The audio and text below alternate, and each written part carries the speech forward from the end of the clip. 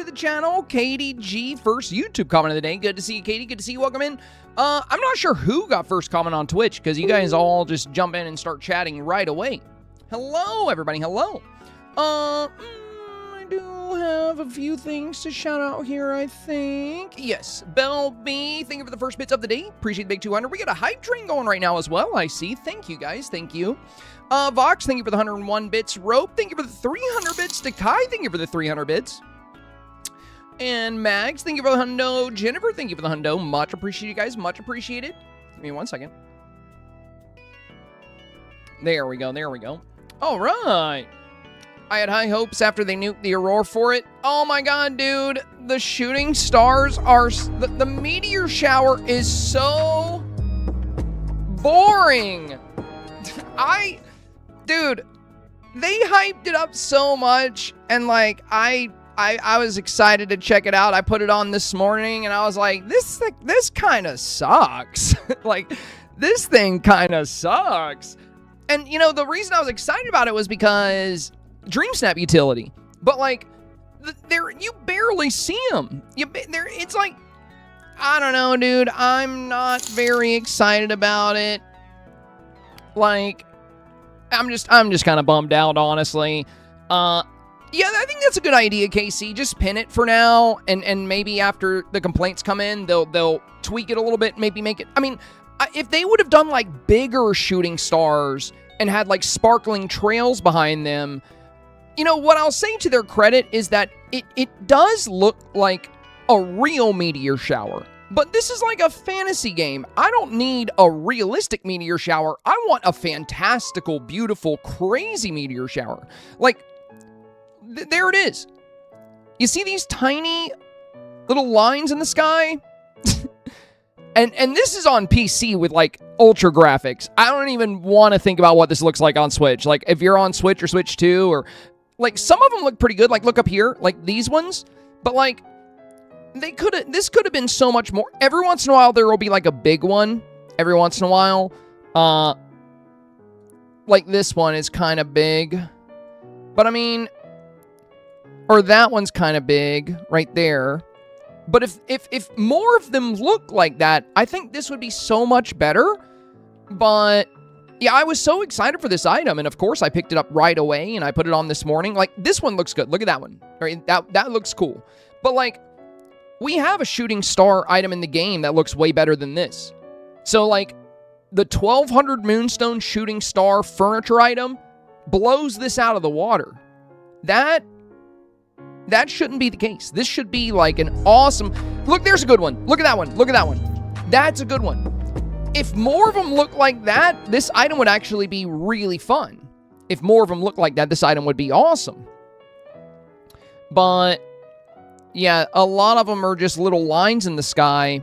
And yeah, like I said, every once in a while you'll get a cool one. But it's going to be annoying to try to use that for dream snaps because you're just going to have to wait for the cool one and then you got to try to snap it. But, you know, dream snaps like the main thing that I play for. So, like, the dream snaps utility of this item is just kind of mild. And, like, I don't think we even needed this environmental thing.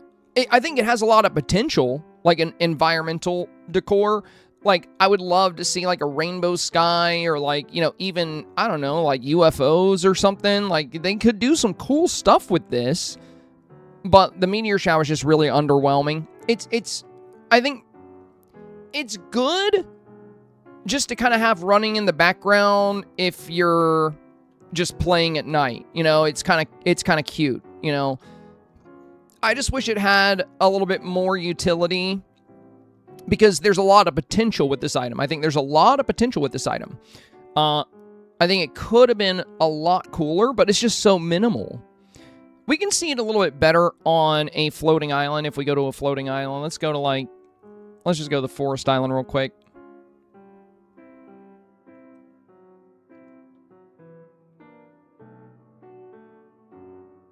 Well, it doesn't add any stars to the sky, but it does add a lot of little twinkling... sparkles with the falling meteors.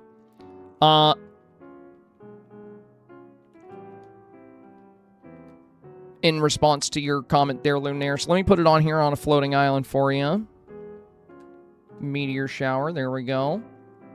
So we have the same night sky. Like, the sky's not sparklier. There's just little lines in it now. And, you know, you can see some of the little meteors. Like, here we see it a lot better than we saw it in my valley. I just wish they were a bit more prominent, is the thing. Matter of fact, I don't even see any of the big ones here on the floating island. I saw some big ones in the valley, but I'm not seeing any big ones here. Maybe it just has to run for a minute? I don't know. So yeah, I actually think it's kind of cool just to have on. I just wish it had some better Dreamsnap utility, you know? Like, when you're running around in your valley and you can see the night sky and you have little meteor showers in the background, I think it's kind of pretty. So, like, I don't hate it.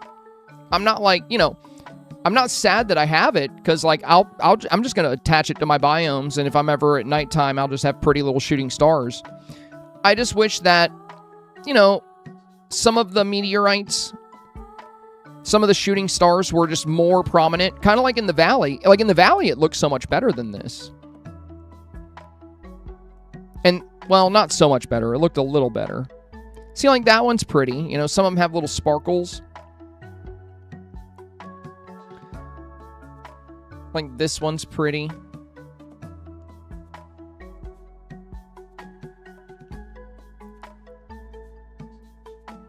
But, I mean, I think the reason you might feel like it makes the sky sparklier is because you're really looking at the sky when you're using the item. You're staring up at the sky a lot. But it doesn't really make it much sparklier. It's just that a few of the meteorites do have a sparkle. Most of them are just these little lines. These little lines that shoot through. But some of them do have, like this one. See the sparkle on that one? Some of them do have a little sparkle to them, but not most of them. Zombie, thank you for the hundo. Thank you, thank you. Can you rotate it like the Aurora? I haven't really tried, and the main reason I haven't bothered is because, like, it just doesn't really seem to have... I just don't see it have much of an impact because it kind of just covers the whole area the same way. So, I mean, I'm hitting the bumper, but I don't even know how I would know that I rotated it. Like, how do I know? You know? Like, it's still, you know, still seeing the same thing, because it just kind of does the same thing everywhere. But yeah, it's pretty cool, you know? Like, it's kind of neat just to have on. But in terms of Dream Snaps, you know, you just... Like, we have it on right now. And yeah, there's like... Okay. Cool, now we have a tiny line right here. I don't even know if you guys can see it. Yeah, there we go. We got a little line right here. A little shooting star here. So maybe, you know... I think if it was a heavier meteor shower, right? Like, just if there were a lot more of the little meteors falling, and especially a lot more of the bigger ones. It also definitely appears to be different in the valley versus all my floating islands. Because on my floating islands, all the meteors are small. But in the valley, we saw some really big ones. So I don't know why it's working different here. But if we go back to the valley...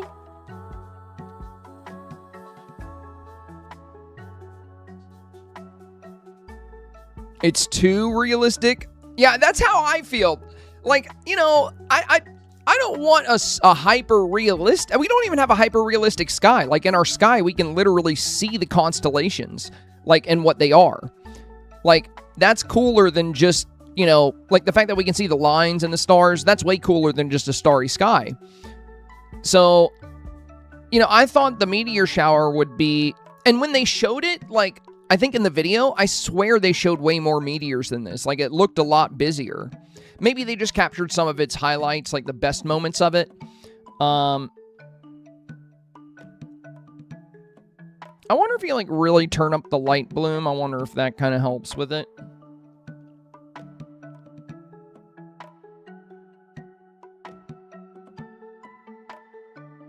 Well, it definitely makes my stars brighter, but it doesn't seem to impact the meteor shower very much.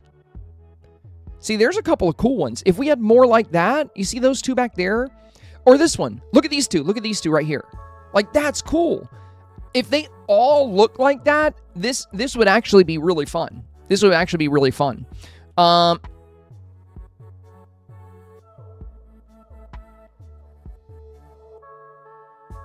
But yeah, you know, I think there's some potential here.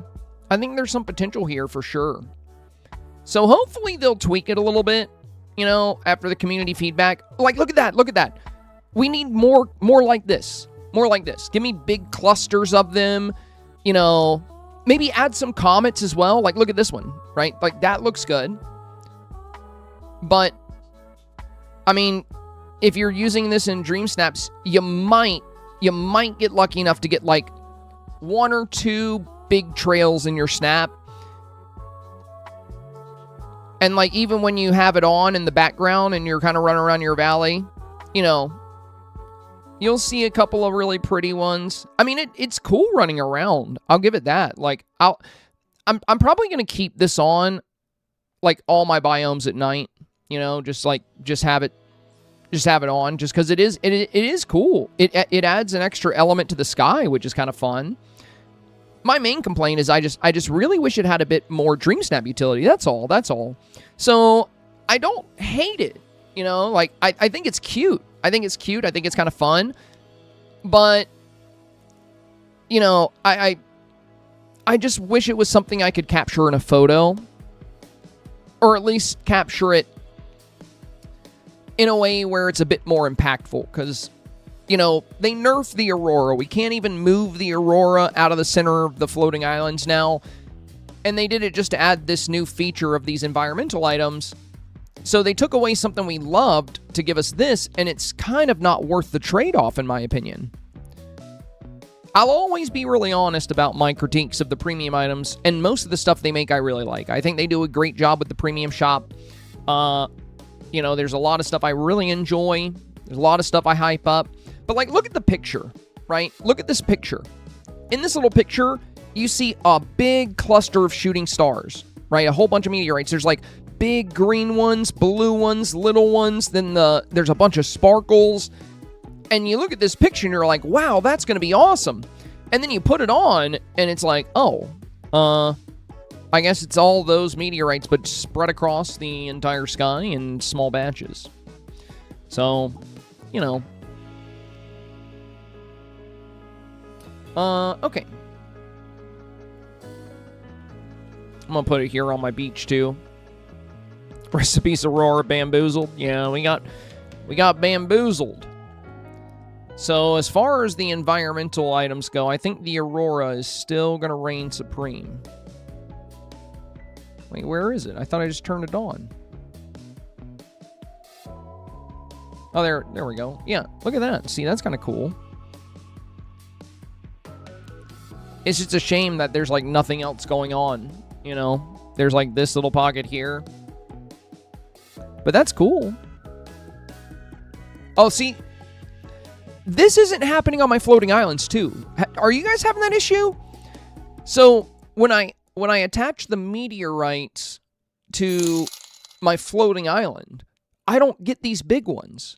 On the floating island, I get some small and medium ones, but I'm not seeing any of these really big ones. Like, we were just on the forest island, and the whole time, we didn't see a single one like this. We saw some similar that were, like, a lot smaller, but the tails weren't as big. And I'm not sure if that's, like, a bug or, like, what's going on. But, like, on my floating islands, I didn't see anything like this. And that's where I make my dream snaps. So, like, what's up with that? Fallen Angel, thank you for the 300. Much appreciated, much appreciated. And also, Pops, hello. Welcome, Dad. Oh, Katie, that's not a glitch. It's a headwear item. So the lights on my head, I'm wearing a particular headwear that does that. It's the glowing headpiece. I think it was part of the moon. Was it the Moonstone bundle? Is that what we got that with? Oh, you said glittering, not glitching. Okay, yeah. Glittering. Yeah, I think it's in the Moonstone bundle. Or was it something else? Was it Premium Shop? Might have been Premium Shop. Do you guys remember? It was premium? Okay, okay, gotcha.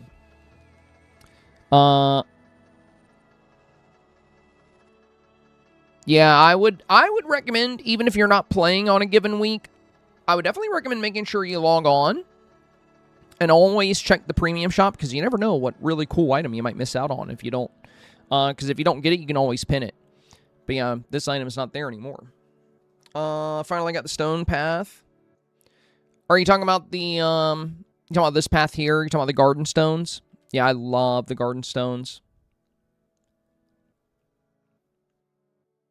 Are you getting the air with the new camera pose? The air? With the new... I'm not too sure. Oh, the hair? The hair with the new camera pose? Hora, hora.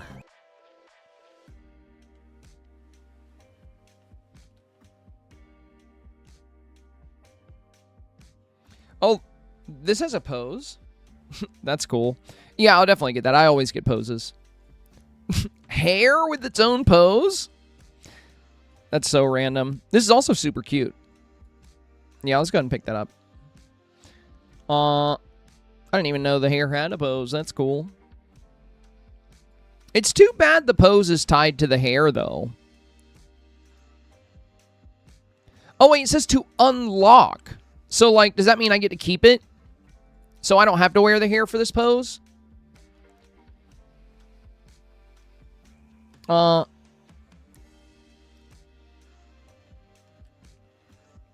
I have to wear the hair to do the pose?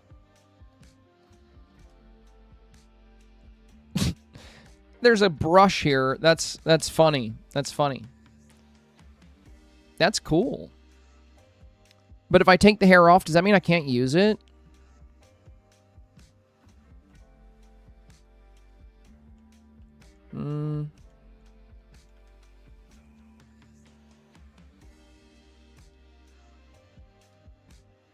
Oh man.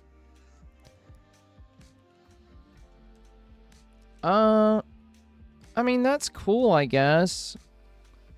But, like, giving us a new pose and then locking it behind, like, having to wear a hairstyle to use it is kind of sad. It's kind of sad. I do like the pose, though. I mean, it's a win because we got a new pose, you know? Like, that's positive. That's positive.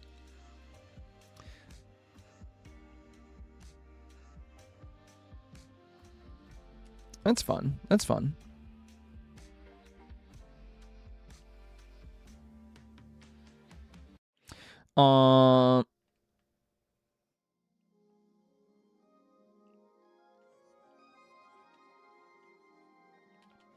Okay. Let's go back here. All right, well, you guys know the drill, what we're going to be doing today. It's refresh day, so we're going to be talking about your Dreamsnap results. We got our results in for eco-friendly fun. Really love this challenge. Really love this challenge. This one was super fun. This was my submission here. I made this pretty late at night. I would have loved to have had like fireflies or butterflies, but it got a great rank, so I'm happy about that. I'm happy about that. This performed well. I figured it would. You know, I knew the bear was going to crush it this week. Of course, there will be several snaps. You know, plenty of snaps in 4K without the bear, but if you manage to feature the bear well, I think voters really, really love this little guy.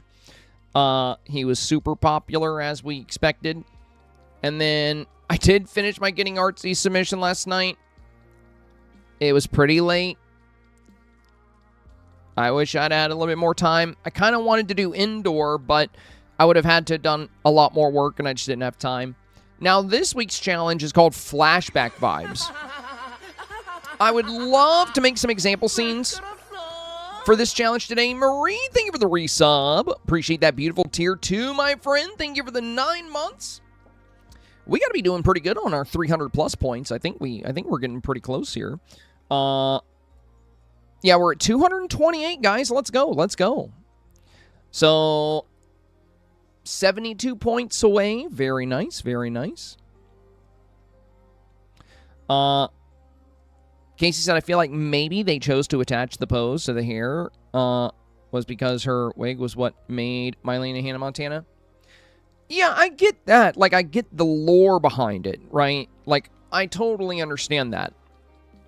But poses have a lot of utility, and they can be used in a lot of different ways. And that's one thing we really need more of in this game. Poses. Poses are something that's just fundamental to Dreamsnaps. And with companion poses like pet poses, it's great because you can hide the pet and you can use the pose. So with the hair pose, it's kind of like, well, you have to use the hair. And sometimes I might not want to use the hair, but maybe I want to use the pose. So, like, I understand the lore behind it, but they could have just made it to where once you equip the hair, or once you buy the hair, you get the pose included.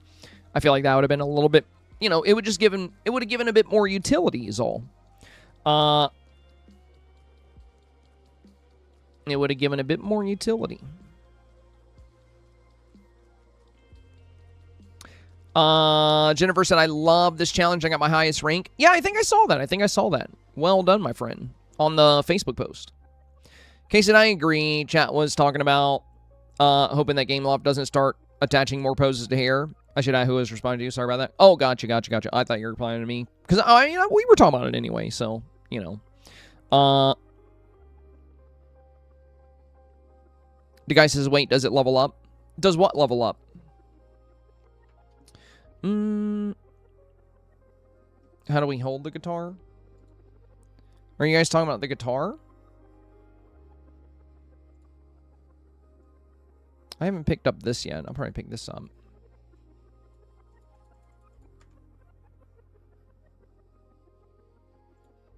Oh, I really need to get this.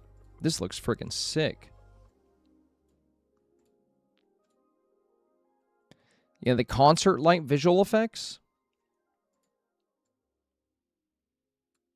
Dude, that's awesome.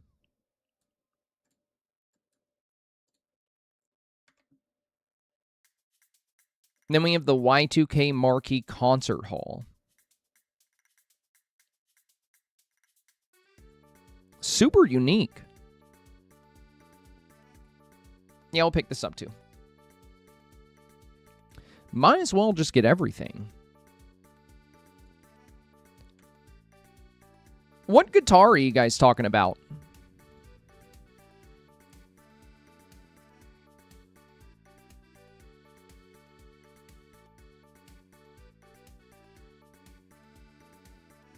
The Y2K apocalypse that never happened. Dude, I know every time people bring up Y2K, I always think about the news going crazy at the end of 1999 when, you know, there were a lot of people speculating that some of the computers wouldn't really switch into the year 2000 properly, and it was going to cause like all these outages. It was a weird thing. Like the whole Y2K apocalypse thing, like, you know, planes falling out of the sky and like electrical grids going down because like the computers we built wouldn't be able to comprehend the year going from 1999 to 2000, which makes no sense because most of the computers and tech we were using was like at most like 20 years old. So like, why wouldn't they prepare, you know, like why would you even code something to where it can't read the year 2000 or like, it was weird, bro. It was weird. I honestly have a theory that it was just like fear mongering by the media just to get views. Like they found a story that they were like, oh dude, people will definitely watch this. We should make a whole thing about it. And I think that's exactly what they did. I think they just like took this really silly, oh, the electric Pro Tool set's back. This is what a lot of you guys are always asking what hourglass skin I'm using whenever I have this one on. People ask me more about this hourglass than any other hourglass. I don't usually buy tool sets. Well, I do have most of them, but there's like, it's one of the only things in the early game that I would pass on. Like I passed on the Monsters Inc. ones. I passed on the Tiana ones. I passed on some of them. But this is probably one of the best tool sets. It's just super cool. Like the hourglass here is freaking awesome, dude. This is really fun. The fishing rod's cool too. I got a potion on though. Got a potion on this, so it's also kind of hard to tell. But all of these tools light up, and they have like little sparkly effects. They're super cool. They're super cool. But if there's one tool set in particular, I think you should consider it's this one. It's definitely a fun tool set. What else we got coming back here? Discount on the moth wings. Discount on the Cocoa stage. I do love the Cocoa stage. This is also a villager summoning item. 1200's not bad.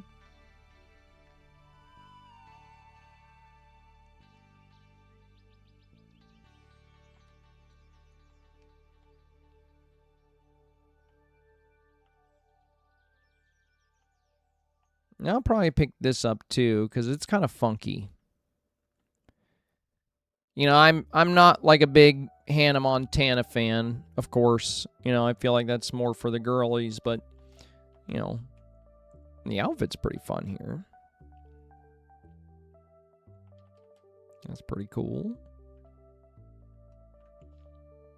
Brady Sellis, my good evening. Good evening, Brady. Welcome, welcome. The Taylor Swift outfit and guitar has a pose that we didn't get this week. Taylor Swift outfit? What? I don't know anything about a Taylor Swift outfit. Outfit and guitar that has a pose. I thought it was like Lizzie McGuire and like Hannah Montana thing. I thought it was a Hannah Montana thing. I don't think it's a Taylor Swift thing. I don't think Gameloft would want to get the licensing to make that happen. And that's probably going to be coming next week. I thought you guys were asking about the guitar this week, and I'm like, how do you guys have the guitar? Yeah, so I know we're getting the guitar. It's probably going to... my guess is it'll be an accessory with accessory poses. Taylor Swift was in Hannah Montana. Taylor Swift outfit was shown in D23 with a guitar. Taylor appeared on the Disney show, so they got it. Oh, really? See, I don't know anything about Hannah Montana, so you guys will have to keep me informed. Yeah, I know absolutely nothing about it. So I guess for that Taylor outfit and guitar, since it was already part of Disney, they didn't even have to really, you know, they already owned the licensing for it. So they didn't have to get the licensing. Disney had it already. Well, that's pretty cool. I want to see how this looks. Oh, that's pretty neat.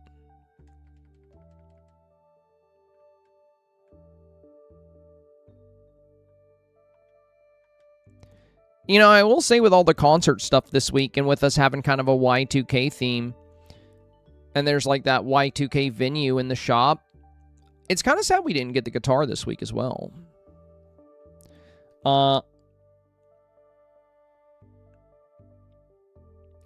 This challenge, I think, is going to be pretty interesting, though. Flashback vibes. This is more... I feel like for this challenge, it's more kind of in line with, like, some of the StarPath stuff, because it talks about the early 2000s pop culture. Like the Y2K glamour. And there's a lot of different ways you can go about this. It says, create a colorful, energetic scene. So, colorful and energetic. Inspired by early 2000s pop culture. Dress to shine and show off your personality. How will you capture the spirit of Y2K? So, the first thing I'm going to do here is Google 2000s pop culture and go to images. Let's see what we see. Let's take a look. Oh man, Nostalgia City over here.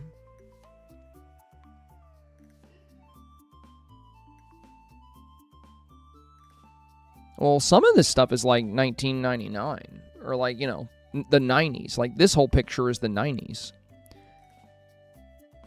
Well, Y2K was like the dawn of the 2000s.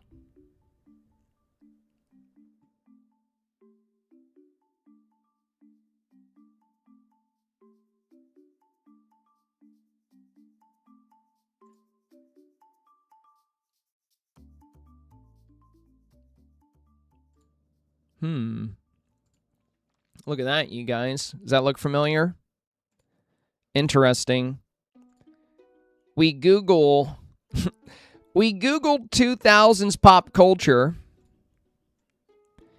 and we get something very similar to what we see here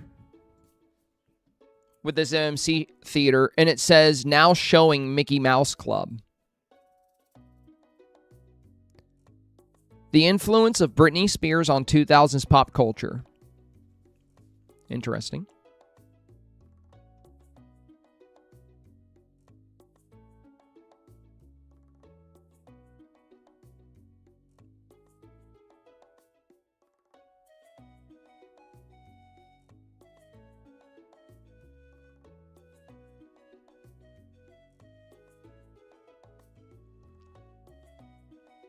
The outfit in the premium shop this week, and then also, I think the STARPATH outfits are going to be good for this. Let's search 2000s pop culture scene.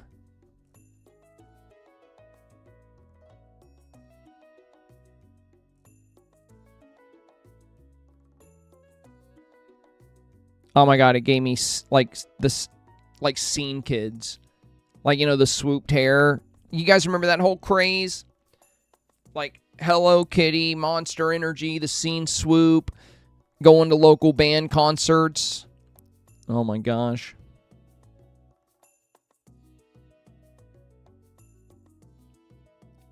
That's a funky style. I like that. That's cool. Then we have like Grr. Neon Cat.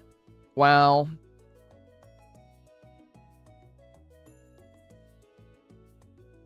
This is kind of fun, and this kind of like, you know, makes me think of the challenge description as well, where it talks about colorful and energetic. I like that. Remember he said I'm an elder emo? LBL says, Mr. Senpai, I received rank 33 this week. This is my highest rank ever. Thanks to your amazing tips and tricks, although I did spiral a bit, I didn't spend as long on this one as I have in the past. Thank you. Elbel, very big congratulations to you, my friend. Wonderful rank. Very happy to hear you set a new record, and I can't take too much of the credit. No, I cannot. All I do is give you some, I let you know what's popular in 4K. I let you know what tends to be performing well with voters. You're the one with the vision. You're the one putting the time in. You're the one that's doing the real critical portion of the challenge, which is the strategy. You know, like, how are you presenting the theme? How is your lighting? What angles are you using? You know, you're the one putting all that together. All I do is give you little updates about, you know, what's consistently doing well in 4K, and you know, I can give you some fun ideas for, like, relevant poses or companions or, like, decor, you know. I can give you little tips and ideas there, but, like, you got to take, you know, you get most, yeah, I'll take 1% of your credit, okay? That's fine. You take 99, I'll just take a little 1% off the top and call it a day, but I'm very happy to hear you did so well. That is awesome, my friend. That is awesome. Great job. And here's to many more. Next stop. Top 20, right? Next stop. It was a fun challenge. I really liked it. So I'd love to hear your thoughts on my snaps since I fell out of 4K. Yeah, we'll take a look at it. Let's go ahead and take a look at your snaps now. Have you shared it on the Facebook post? I can take a look at it. At least I was in high school in the 80s. Still say that was the best music. Dude, yeah, 80s music is... So I was born in the 80s, so like, you know, late 80s. But I... love 80s music, and like 80s culture is also just like awesome. I was a kid in the 90s, and honestly that was a cool time to grow up. Oh no, Senpai's old. Yeah, bro, this is not news. I am indeed old. You know, but old is subjective, you know. If you're a youngin', I'm an unk, you know? Like, if you're in your early 20s, yeah. I'm old, for sure. But if you're, you know, a millennial or like an elder millennial, we're still both young. We still got our whole life ahead of us, you know? I don't like to think about it. I don't like to think about it. Not old, vintage like a fine wine. Exactly. I'm aged, cultured, if you will. If you will. You are all young, says Sabby Wren. Well, thank you, Sabby. That includes you too, right? Crystal Bell said, I'm 61, but I'm not an old lady. Of course you're not. Of course you're not. You're here chilling with us playing video games. You know? That means you're spritefully youthful, you know? Oh, wow, look at that, a veggie stand. Okay. My kids think I'm ancient at 46, says Dreamy Luna. Well, you know, for kids, that's... yeah, that's kind of how their mind works. Like, anybody, like, any adult to a kid is, like, old. Like, if you're like, 25, they think you're old. It's funny. Dude, these look so cool. Like, I really like these. Like I say, I'm disappointed with the meteor shower, but Gameloft has been cooking with the animated items lately. Like, they've been giving us some really cool stuff. Because, you know, we got that, like, animated Encanto item, too. And now we have this. Awesome. Digital Darla said, I'm about to turn 31, I think. What do you mean you think? Did you forget? Or sometimes do you randomly, like, lose a year? I want that problem. I would love to just, like, have my birthday and be like, oh, no! I went down 2 years. Several times I forget. I mean, that's fair. You want to hear a funny story? Like, I'm giving you a hard time, but I've done the same thing. So, this was like probably 15 years ago or something. But like, I was talking to this girl and we started dating, and when we were talking about how old we were, I forgot, and I think I ended up saying like a number that was like 1 or 2 years under what I was. And like, then I think around my birthday, I realized I was wrong. And they were like, I thought you said you were this age. I was like, I thought I was. It's like, I forgot. I mean, at a certain point, you know, like, when you're young, every new year's kind of like really exciting. Because you're like, oh my God, I'm going to be 18. I'm going to be an adult. I can do the stuff. And then you're like, oh, I'm going to be 21. I can do the really neat stuff. And then, you know, I think at like 24, you can rent a car. But after that, it's just like all downhill. You're like, I don't want to get any older. Like, oh, I'm 31. I can run for president. Which I'm never going to do. Actually, I don't remember what the age is to be able to run for president. I think it's in the 30s, though. Past 25, it gets old, literally. Yeah. Yeah, it's not as fun. Not as fun. Fun for a while. Aim for Spaces, my birthday's coming up. Mine's in November. Mine's in November.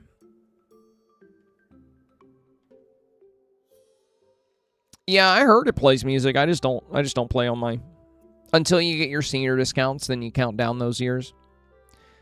Yeah, I'm not going to worry. I'm not going to think about that.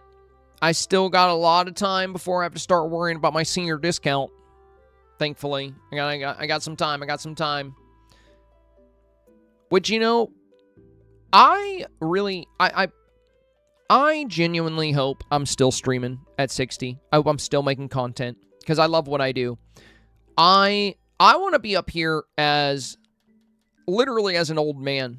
Like, when I'm 70, I hope I'm still streaming. You know, I would like that. I would like that. If you're streaming till 60, you better... I better start getting paid at some point. Well,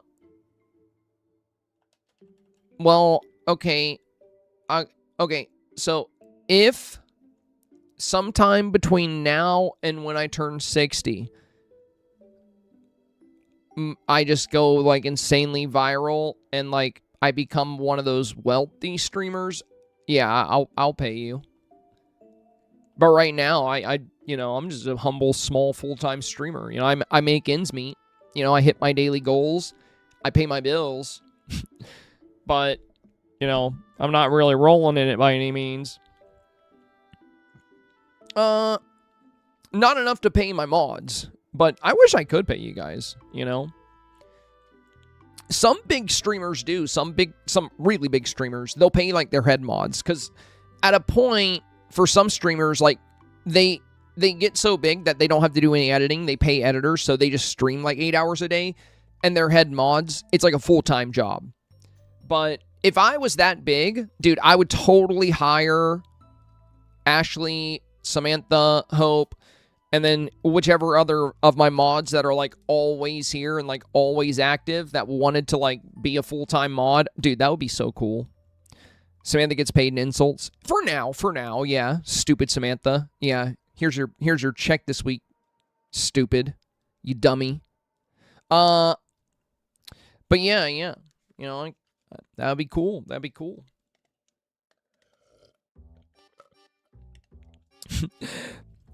Annie Mail says, retirement age is exciting. Not that I can afford to retire, lol. You're like, oh my god, yay! I'm old enough to where I don't have to work anymore. But I still have to work for money.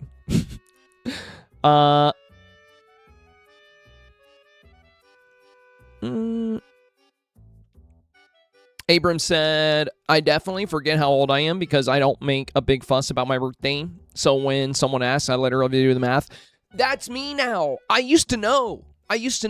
Like, you know, early 20s, you know, even mid and, like, late 20s, I would kind of have an idea. But, like, nowadays, I feel like the only reason I know how old I am now is because, like, I know what's coming with my birthday this year. So, like, with my birthday this year,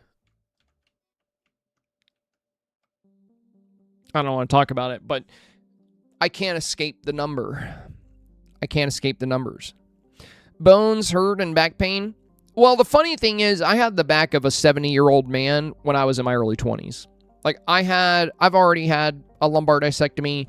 I had 2 herniated discs. In L4 and L5 in my early 20s. So, like, yeah, luckily for me, I'm already, like, good at being old because, like, I've had the body of an old man for a while. So, like, I'm okay.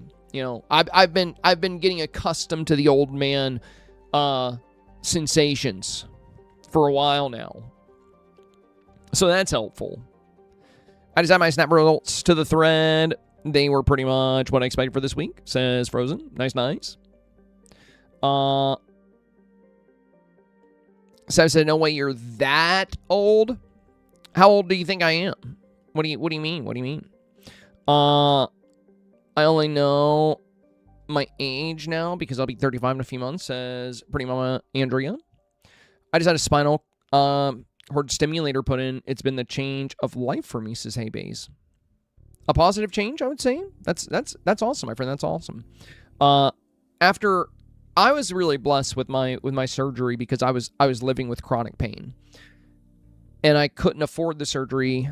Like, my health insurance had like a maximum payout, and after the MRIs, after the spinal injections, the steroids, physical therapy, and all these other things they tried, I couldn't get the surgery. But, you know, thanks to my family and some good doctors, we were able to work something out. And it was a rough road to recovery. Like, you know, for a few weeks, I couldn't really walk or do much. And then I was able to start, you know, getting strength back in my legs. And then over time, you know, now I'm able to move around just like I should be able to. I can't, you know, can't really like jog or jump around because it's too high impact and it would cause pain. And I do still live with like some chronic nerve pain, but it's not what it used to be. The nerve pain I was living with before surgery was like unbearable. Like I had to take hydrocodone like 3 times a day on top of tramadol 4 times a day on top of Neurontin 4 times a day. So they had me completely loaded up on all these meds just to function because I was constantly in pain. And then now I don't have to take any painkillers. Now it's just pins and needles kind of in my foot. And every once in a while, once every couple months, maybe once a month sometimes, I get a really bad flare-up where I get these pulses of pain that shoot down my leg and go into my right foot.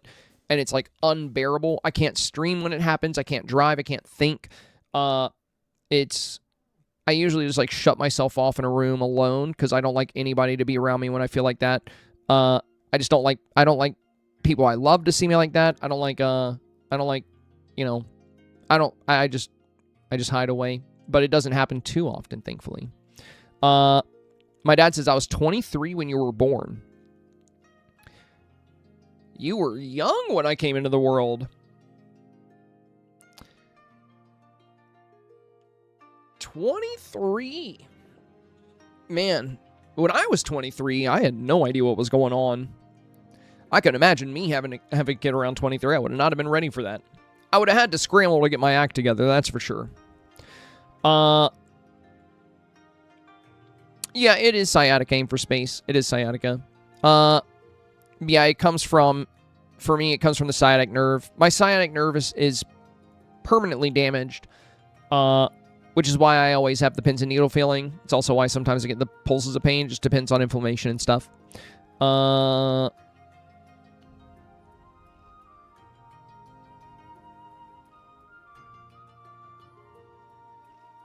My mom was 23 when I was born, too, and I'm here at 41 with my first baby, says FaceMade. No way! That's awesome! Congratulations, FaceMade Gamer. Congratulations. So your mom was also 23 when you were born, and you are 41, and now you got a family of your own. That's awesome, my friend. That's really cool. That's great to hear. Lisa, thank God in Canada the surgery was free. I had no choice for the surgery as the disc had protruded so much. It cut off 6 nerves for the full week before my surgery. If they raised my hospital bed 1 inch, I went numb from the waist down. It was absolute agony. Yeah. I could imagine. I can imagine. Nerve pain in the spine is... It's something you can't really describe, you know. If you've experienced it, you know how it can feel. But yeah, it's rough. It's rough. I'm glad you're able to get your surgery, my friend. I'm glad I was able to get mine.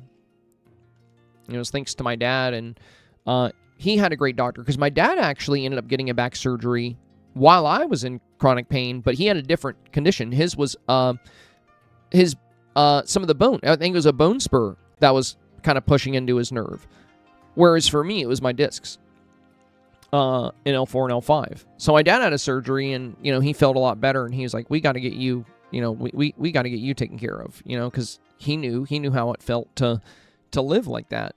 So, you know, he talked to the doctor that did his surgery, and, you know, we were able to work out like a payment plan and get everything situated, and I was finally able to get my surgery.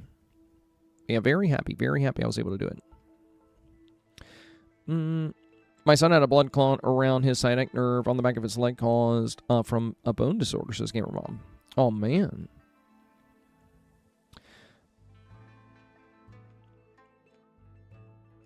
Cheese Man said, I'm almost 28 and I still have no idea what's going on. Fair enough, fair enough. I mean, you know, age has very little to do with knowing what's going on, to be fair. Everybody's time of knowing what's going on is a little bit different. I mean, there's still a lot of things I don't know that are going on, you know? Still a lot of things out there. FaceMate Gamer says, thank you. It took a while to get to this stage of my life, but it was worth it. Well, that's awesome, my friend. I'm super happy for you. That's so cool. That is so cool. Amy says, I want a drug that costs $15,000 a month. Dude, that is insane. That is insane, bro. It's actually crazy. All right, let's take a look at some snaps, you guys. Also, here's what I did for my getting artsy at the end of the day. I really like my painting. And I like Vanellope down here. But I got some villagers in there. I really like Aurora here. She came in really nice. Working the spinning wheel. And we have Tinkerbell and Vanellope. The truth is I actually really, really, really wanted to do my indoor one. But it was just too late. I was really tired because yesterday I got up at 6 a.m. and I went out biking in the morning. And after the stream, I was so tired. I was like, okay, now I got to do my dream snap. And I was having a really hard time staying awake. And I was like, dang, dude, I want to do the indoor, but the indoor, I was gonna rebuild it. But the outdoor one was already pretty much good to go. I just needed to add villagers and like figure out what I was going to do with the painting. I experimented a lot with this painting, but I actually really like this one because it allows me to use 2 small villagers. And like, I don't know, I like the rainbow and like the Tinkerbell kind of on top of the peppermint, you know, or the mint. And then Vanellope's face is really funny. And then we have a good shot of Rapunzel painting here. So it's all right. It's all right. You know, my prediction for this is it'll probably get like rank 4,000 or 5,000 or something, you know. Unless I get unlucky and I just pop up against some really good snaps. But yeah, this will probably get a pretty mediocre rank. And maybe that's just me being too critical of my own work. I don't know. Yeah, I'd be fine with like rank 6,000, 7,000 even, as long as I get 4K for it. I just wish I had put some time into it, a snap over the weekend or something. I've been doing a lot of grinding on Pokemon Go, and then also I want to do more with Hokopia. But yeah, it turned out all right. It turned out all right. Maybe I'm just being too hard on it. I don't know. Woogie said, I'm 38. I have 3 kids. So my back is seriously so shot. LOL. It's a good time. You know, at least you got the kids, you know. See, you're dealing with the annoying back problems and the back pain, but you got that beautiful family. You know, Wookie, you got that beautiful family. I feel like that makes it all worth it. For me, I have my 2 cats, you know. I would love a family, you know. I don't know if it's in the cards for me. I don't know. Like with my, you know, with my age where it is now. Wow, I get 2 good ones right away. No way. But that's a story for another time. This is really pretty. We're supposed to be looking at your snaps, but I like this. This is so beautiful. And this, like, silhouette around Flynn. The lighting here is so magical. It's a good studio. This is fun with some fun colors, but it doesn't look like a workshop. It looks like a gallery. So I think this one kind of missed the mark. It would have been good to change the ceiling, too. The ceiling feels out of place with the white with all the other colors. But since everything's kind of on display and we don't see, like, any tools or anything, it feels a lot like a gallery here. It's pretty, though. But this really feels like a workshop. Oh, and look at what it says right here. Create an artist workshop. That's what it says right at the top. Oh, okay. Well, I'm glad we did the work. I'm glad I told you guys. I'm so glad the whole time we were doing these reviews. Remember what I kept saying? I was like, you don't have to do a workshop. Like, you don't 100% have to do it. As long as you're getting artsy, you'll have a chance at 4K. But I would take the workshop portion seriously. And as it turns out, right here it says create an artist workshop. So I'm glad that was part of the advice. Yeah, we got a pretty good one right after the jump there. All right. Well, I voted for 1 snap. Yippee. Let's take a look at your results. That was cool. That was cool. Yeah, I almost never find a good snap right away. How lucky. How fortunate. Okay. Looks like we got about 140 comments on here. A lot of snaps, lot of snaps. Eco-friendly fun. So there were a couple of you guys that fell short of 4K that wanted me to take a look at your snaps, you know, talk about what we could do differently, talk about what you can do to be more competitive. But I think for those of you that did miss 4K, it was a couple of you I saw. You did get 2,500, so you're right on the cusp of 4K. And you should definitely be proud of that. You shouldn't be like super disappointed, you know, like 2,500 is still really good. And sometimes, you know, sometimes 2,500 is right where a snap should be. Now, other times, not so much, right? Sometimes you'll just pop up against some really good snaps that were very competitive. And if yours had been more competitive or popped up against different snaps, it would have been in 4K. But I just want to mention here that 2,500 is still in the upper ranks. You can be in the top 6%.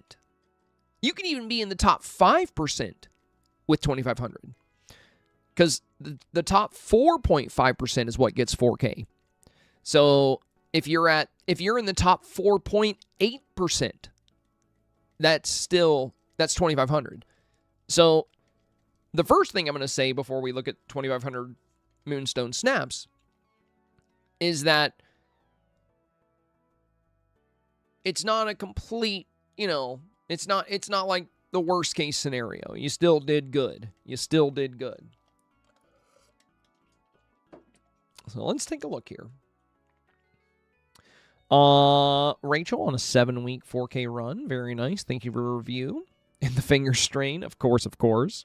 That's right. My power went out on Tuesday when we were doing these reviews. That's right. I forgot about that. Lev Shark, thank you, my friend. Appreciation. Well, thank you, thank you. Greatly appreciate the love and appreciation, my friend. Very, very kind of you. Let me add that to the goal real quick here. Give me 1 second. I gotta do the math.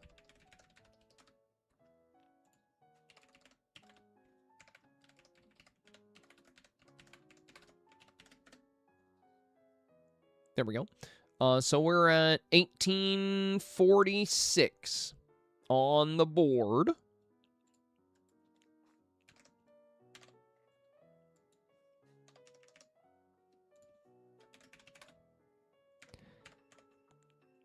Wait, is today goal number 236 or 235? I think it's 236. I think yesterday we hit 235. All right. Sabsy said it's a fine line from 4K to 2.5K. It is, it is. The bear definitely did great this week, as you guessed, said Sabsy. I mean, I feel like, you know, I think there were two really good animals to highlight this week. Miko, which we discussed a lot, and the bear we discussed a lot. So I think the bear was just a very, very safe play because he's adorable. And this is the first challenge we've had where he really, really could shine because he works perfectly with the concept. I actually have Miko in my snap here as well, but, you know, the bear I chose to highlight here. Jamie Wine got their highest rank yet. This one here is rank 11. And yeah, we see a beautiful shot with Miko here. And the bee. And we see the please compost here.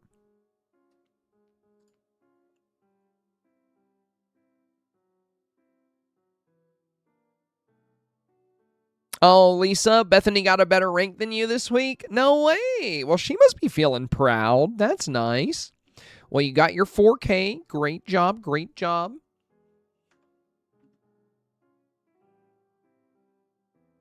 Samantha said I went from rank 137,000 last week to rank 6,000 this week. That's so funny, Samantha.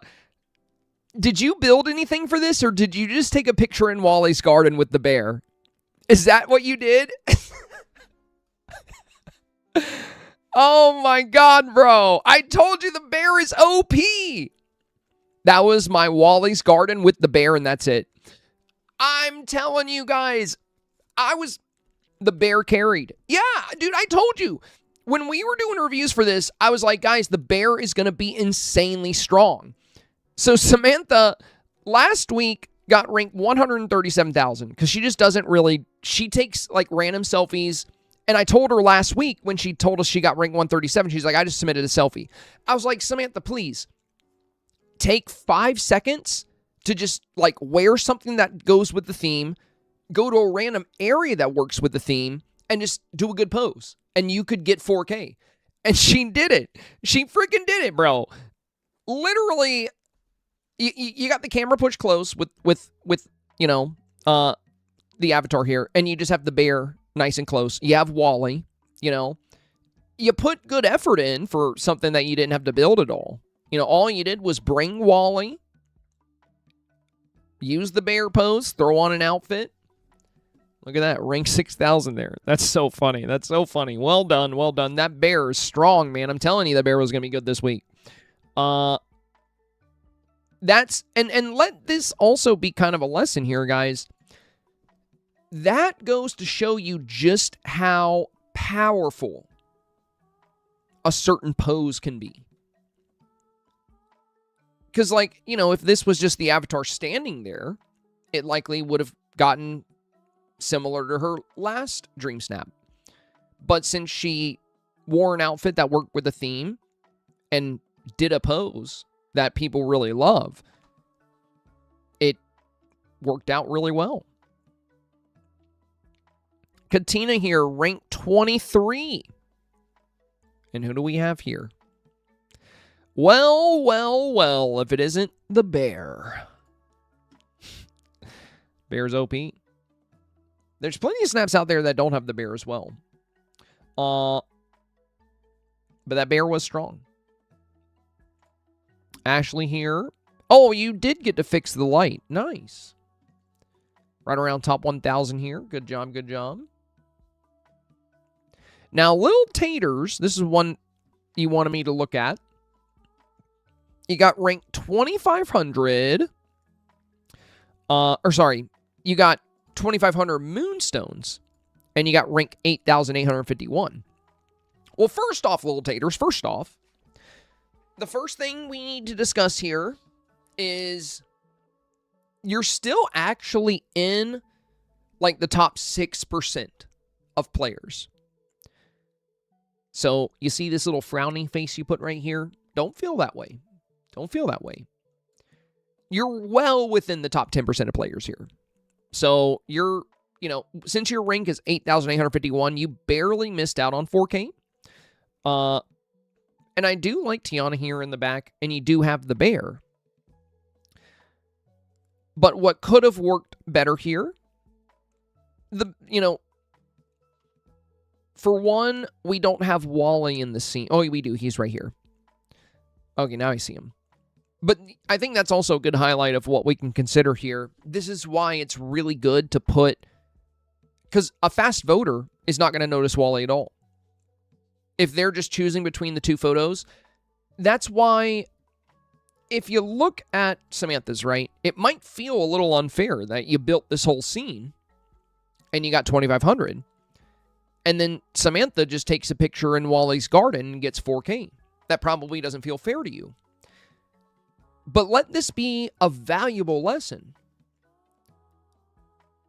As I've been saying time and time and time again every week, when it comes to getting 4K in Dreamsnaps, it's not about how much time you put in. Nobody really looks at both photos and says, okay, now I got to figure out who put more hours in, and then I'll choose who to vote for. Nobody's doing that. Two photos pop up. They choose the better picture from their perspective.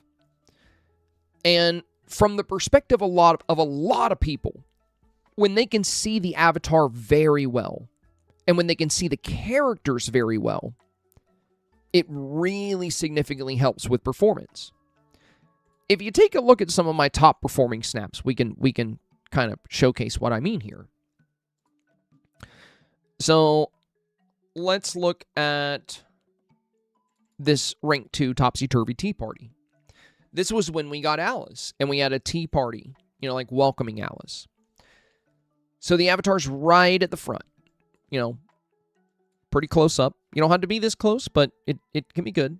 And then we have Alice right at the front, very well featured.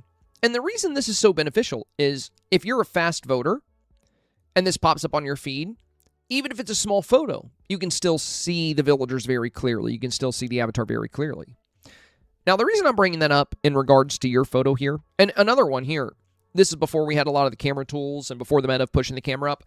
This snap took me all of 20 minutes, and it got rank 15. It was called Your Luxe Look, and it said, dress in a look so luxurious even Scrooge would be impressed. It was about riches and luxury. So we just threw together an indoor build with a money vault for Scrooge, and we got this great shot of Scrooge right at the front flipping the coin. He carried this. Scrooge carried this by being right at the forefront. So when we see these snaps performing well, that feature, certain villagers, like for this one, this Fabled Relic snap was another right around the top 100. One of the best stream styles here is the Safari Donald. It makes a lot of sense for this jungle-esque scene. So, of course, we're going to put this one right at the front. And if you look at a lot of the snaps that perform really well, Taters, you're going to see this bear right at the front. And you're going to see Wally right at the front. So, if you look at my scene here, this is why the two most prominent features here are the bear and Wally. We have Wally right behind me with the boot, and we have the bear right here. I could have just had the bear walking around, but if I hold him, I can have him right there with me to where he's very, very visible. It's just a strong pose. Again, not something you absolutely had to do for 4K, but it was a good competitive play because people will like it. I mean, this one got ranked 23. Right? Look at how close the hedgehog is. Look at how close Wally is. Look at how close the bear is. So all of these elements are right at the front. Voters really, really appreciate that. They appreciate that a lot more than they appreciate a big scene with like a bunch of characters in the background and like a bunch of houses. And those big scenes take so much longer to make. But if instead of making a big scene, you put a house pretty close behind you here, you put a house pretty close behind you here, you add in some thoughtful decor, and then you highlight cute companions, cute villagers, or beautiful, whatever you want, right at the front of the scene, and you have strong lighting, voters will eat it up. They'll eat it up. So your photo was definitely good. It could have gotten 4K, Taters. This could have gotten 4K against the right thing. But your decision to have Wally more in the mid-ground and to have the bear a little further away were one of the things I think that kept you just out of 4K. You're very close. You're very close. The other thing that has kept you out of 4K here is your lighting. Lighting is the second most important thing when it comes to getting votes. There are two primary things you need to consider. Theme and lighting. Now, the issue with the lighting here is something we discussed when we reviewed your snap. The sun is not quite behind the camera. It's off to the left. You see your shadow? You see your shadow here? See how your shadow's going this way? Since the sun is off to the left, you're getting a lot of shadows in your snap. Shadow here from the tree, shadow here from Eric, shadows here from the tables. And you're getting lighting on the left half of your avatar here, right? You see how you're really well lit on the left? And then when we look at the right side of you, and you're dark. That's because the sun is not behind the camera. It's to the left. It's back into the left. So what do we always say? We want the sun behind the camera. Unless you're capturing a sunset or something, I would make sure, and this is something you want to do before you even start building your scene. Your scene should have been facing that way. You should have been you should have been standing over here. And that sun would have been right in front of you. That way you would have gotten really strong lighting. So you see how all the trees here are very well lit? That's because the sun is off to the left. So your trees on the left, they're not getting light. These aren't getting sunlight. So, two big takeaways for you, taters.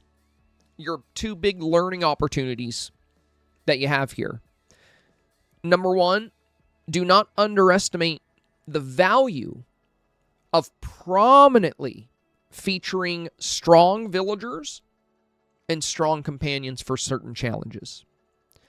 Number two, hopefully after seeing this and falling just short of 4K, you will really, really, really be careful with your lighting, and you'll understand the importance of having that sun behind the camera. So here's my eco-friendly fun. Look at Timon's shadow. You see how it's going straight back? Look at Aurora's shadow. See how it's going straight back? Now, since the sun is right behind the camera, one side of my avatar is not shaded with the other side bright. The sun is right behind the camera, so the bear and the avatar and everything is all completely bathed in sunlight. And that also applies to all of the trees and all of the backdrop. There is no dark shaded patch in this entire scene. That's why the colors are so lush and vivid. And this doesn't mean lush and vivid colors are just automatically better than anything else. But voters do gravitate towards this. If, you know, as we look at all these snaps in 4K, you're going to see a lot of this. You're going to see a lot of this. So overall, you know, you did the theme.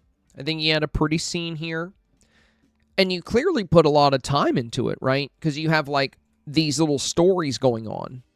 Like, you have Flynn with the horse back here.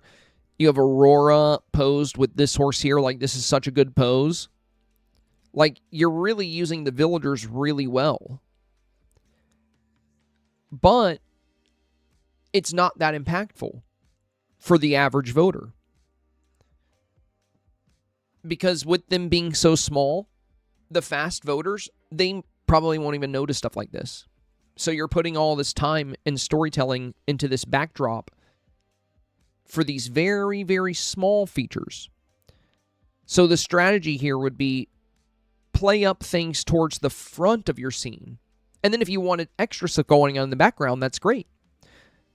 But, like, what if we had this garden scene right at the front? What if Wally and Eve were in the garden and the garden was right here and then the path was right here? And then instead of Aurora with the horse back here, what if she was right behind you on the left right here? So these storytelling things, play them up close to the camera so your fast voters and your voters on small screens can appreciate them. They can see them. Because what most people will see is going to be just the avatar and the green in the garden, and then they're going to say, okay, which one? And they're going to go with one or the other. Since you do have such great storytelling, you know, with Aurora, with Flynn, with Tiana, and you do have Wally and Eve, and you do have the bear, and you do have a good outfit, that's why you got 2,500. That's why you're in the top 7% of all snaps, top 6% of all snaps. These things you're doing are very good. If you were to take these things and make them a bit more prominent, you would be even more likely to stay in 4K. So again, don't look at it as a failure. Shelly Ann got rank 3. Very nice. Oh, that's beautiful. Yeah, beautiful scene. Love the silhouette here. Gorgeous, gorgeous. Yeah, the new building set worked so well with this challenge. You know, it's very eco-friendly. She's got the bear featured right here. Wally and Eve right at the front of the scene. And just a stunningly beautiful scene, too. Well done, Shelly. Well done. Beautiful.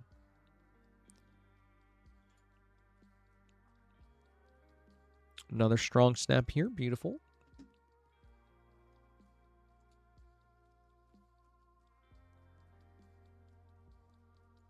Oh, Jedi did get 4K with her snap here. That's good. That's good. Jedi Lauren. Rank 3,346. Yeah, this could have gone either way. This could have gone either way.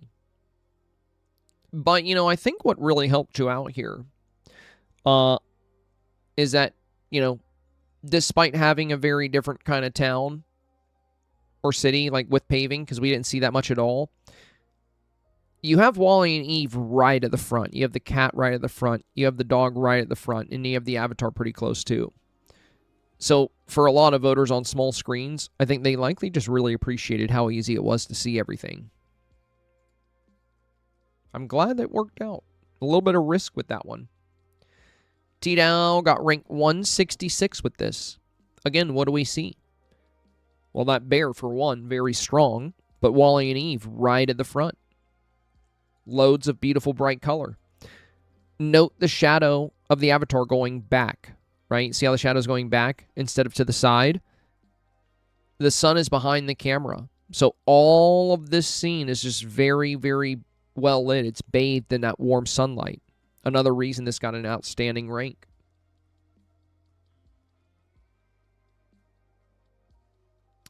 Aaron McHenry here on a 2-week 4K streak. Keep up the good work, my friend. Keep up the good work. Look at that shadow going straight back. And we got Wally right in the front. We got the bear. Very nice. Very nice.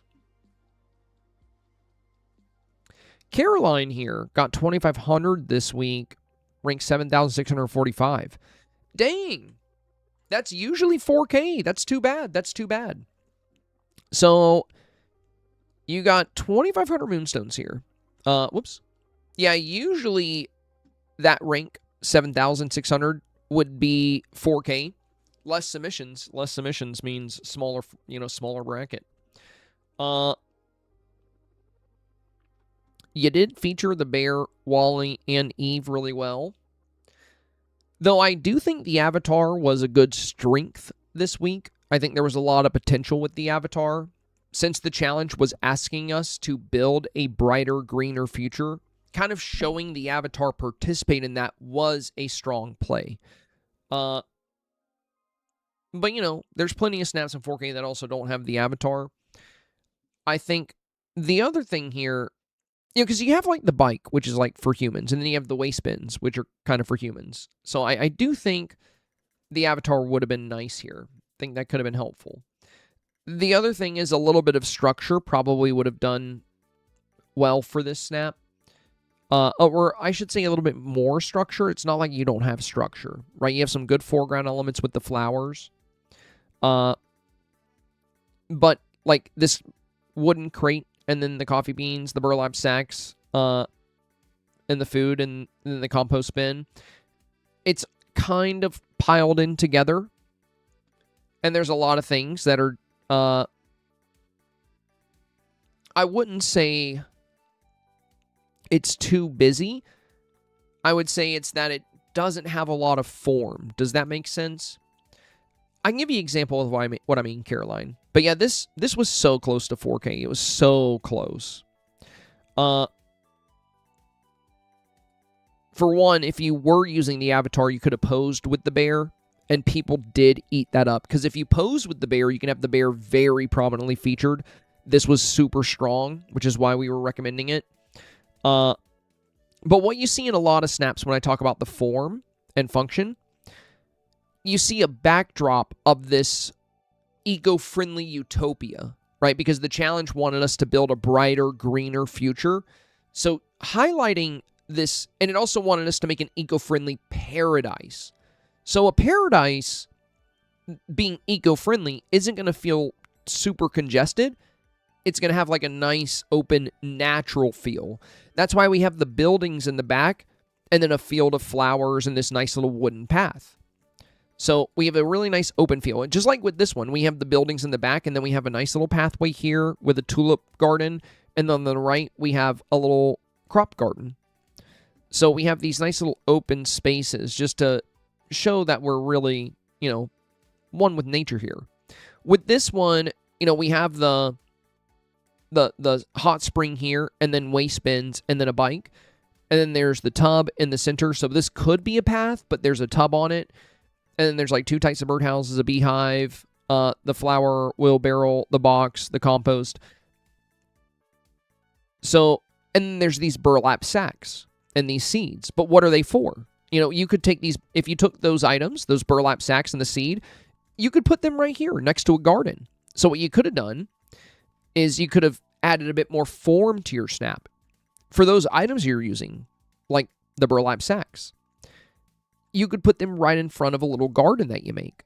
That tells a bit of a story. You know, like this is fertilizer for the garden.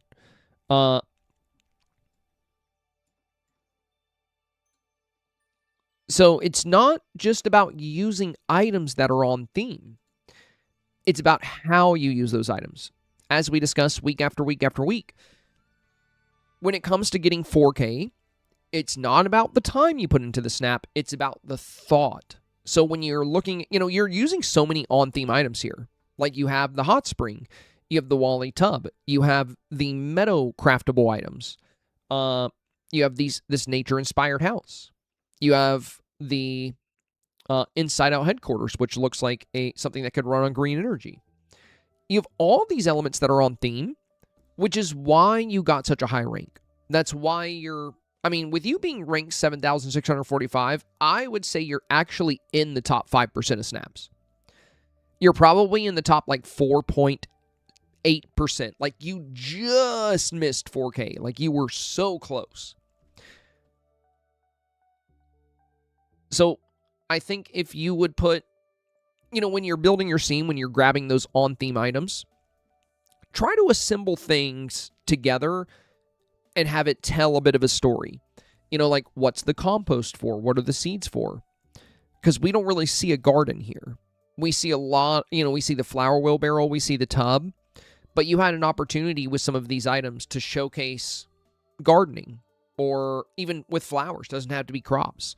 But the route you took was just to kind of layer a lot of these items in the backdrop.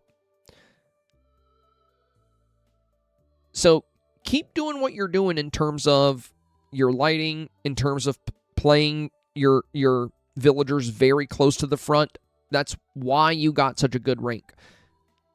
Keep making sure you're using items that are all on theme. All of these things are contributing to the fact of why you're in the top 5%. But what would help you stay in the 4K range would be to approach how you utilize these items and how you build your scene with a little bit more strategy. You already have some strategy, like you have the trees and the tall buildings in the back, and then you have like the smallest stuff in the front and medium stuff in the mid-ground. But you also have an opportunity here.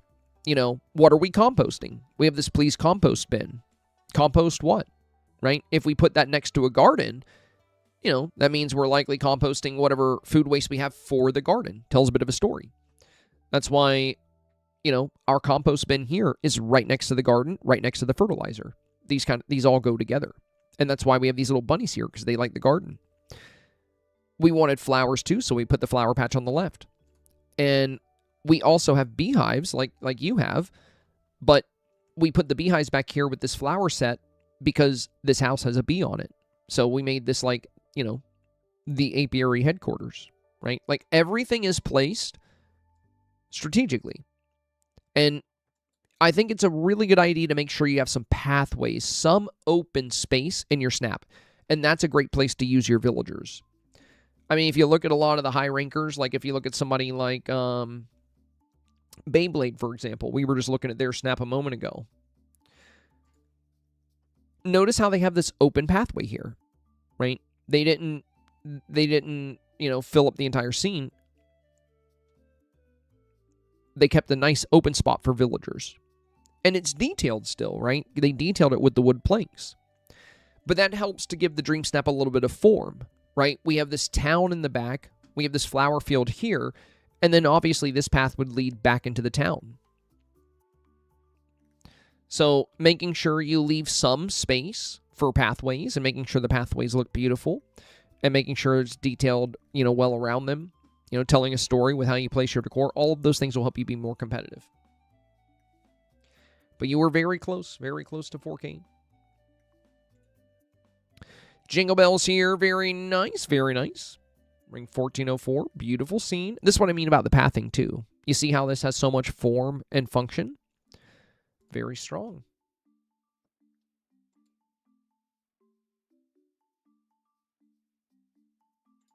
Ring 535 here for Jesse.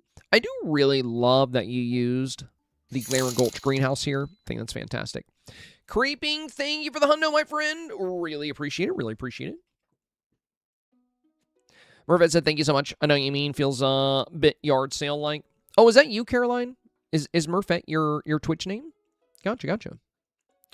Melissa J said, I got 4K by watching your lives and applying the advice you gave to others to my snap. Nice, Melissa. Let's go. Let's go. Here's to many more. Hopefully, it's the beginning of a long, beautiful streak.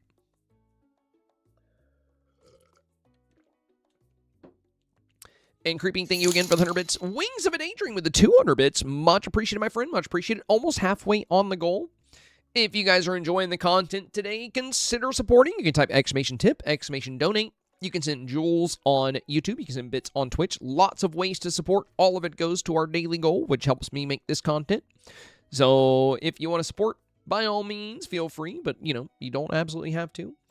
One of those valuable things you give any creator is your time. So thank you for being here. Tazzy, rank 2167. 4 weeks of 4K now. Very nice. Best of all, I'm having fun making my snaps now and can tell they are better than what I used to do. Thanks for all your tips, suggestions, and pushing me to do better. Well done, my friend. Well done. Jenna keeping the 4K streak. Let's see. Let's see. Amanda here. 2,500 moonstones. Rank 7,947. I knew that I was probably wasn't getting... Senpai. Notice me. Yo, Scylla thank you, my friend. Thank you. Scylla with the very generous 500 bits. Let's go, my friend. Thank you, thank you.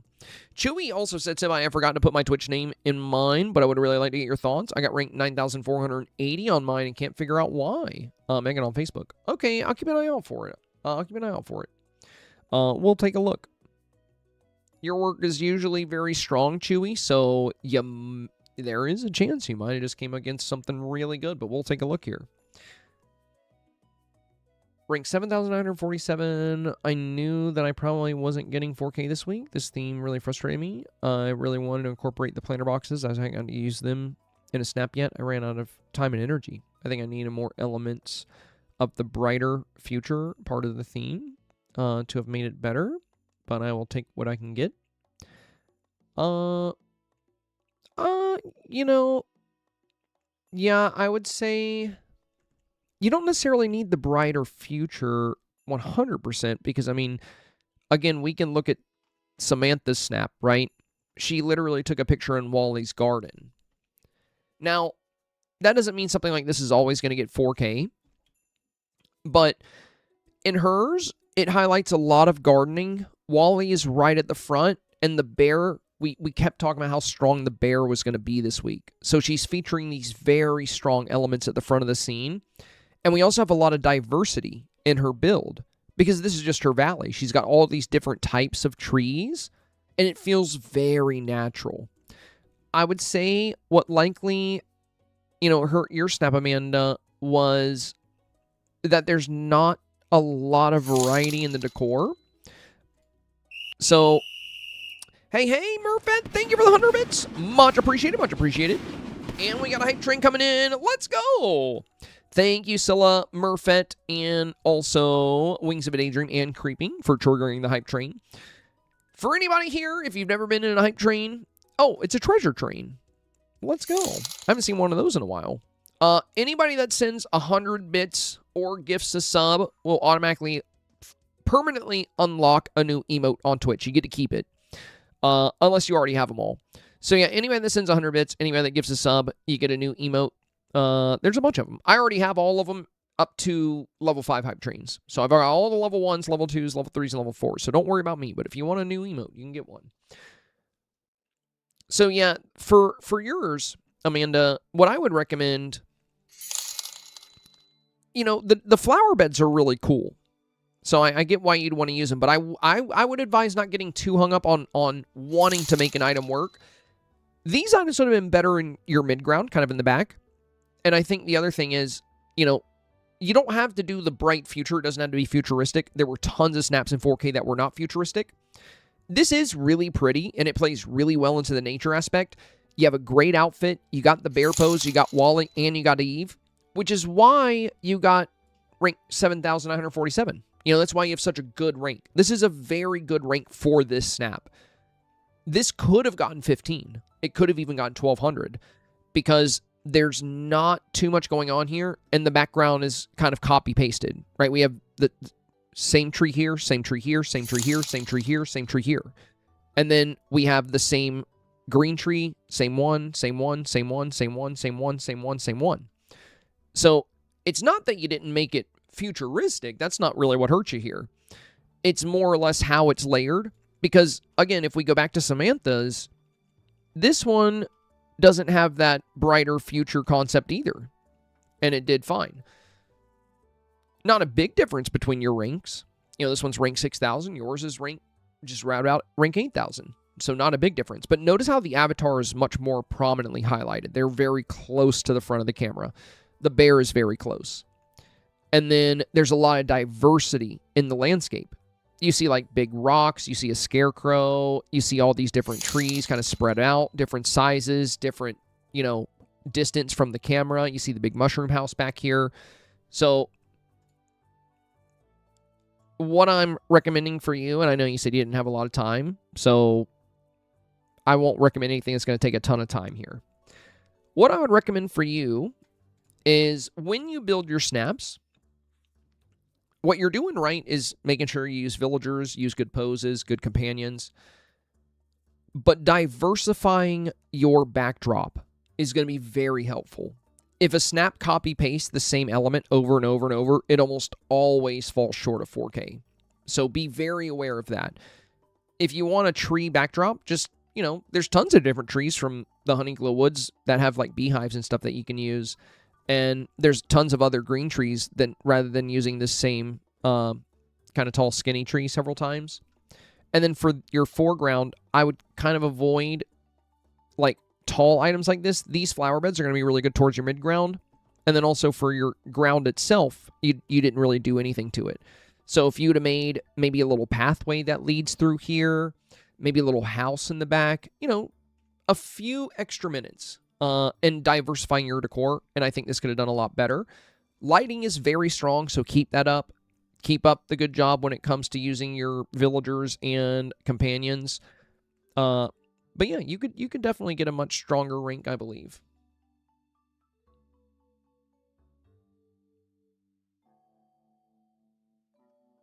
All right, we're going to try to find those of you that were also saying you fell short of 4K here. Kimberly, thank you for the hundo. Invisible Me, thank you for the hundo. Tazzy, thank you for the hundo. Jingle Bells, thank you for the 223. Digital Darling, thank you for the hundo. Aim for Space, thank you for the hundo. We got 24 seconds left on the hype train. Let's see. Dreamer, I know. We're doing everybody in order. We're going through the comments. You got to be patient, Dreamer. You got to be patient. We're going to get to yours as long as it's on the post. You've already told me that like 17 times. You already told me that. We're going to do it. Well, dang. So, yeah, for those of you that sent 100 bits, you would have unlocked a new emote if we had hit the hype train, but we were just ever so slightly short. Yeah, if you hit level 1, you automatically get, everybody that sends 100 bits or more or gifted sub automatically gets an emote, and you get to keep it forever. We were very close. I should have kept a closer eye on it. Now I feel bad, because I told you guys you get emotes. But we almost always hit the level 1. I didn't think we'd miss it. Let's see. Rank 27. Very nice here. Mama Dukes. Beautiful scene.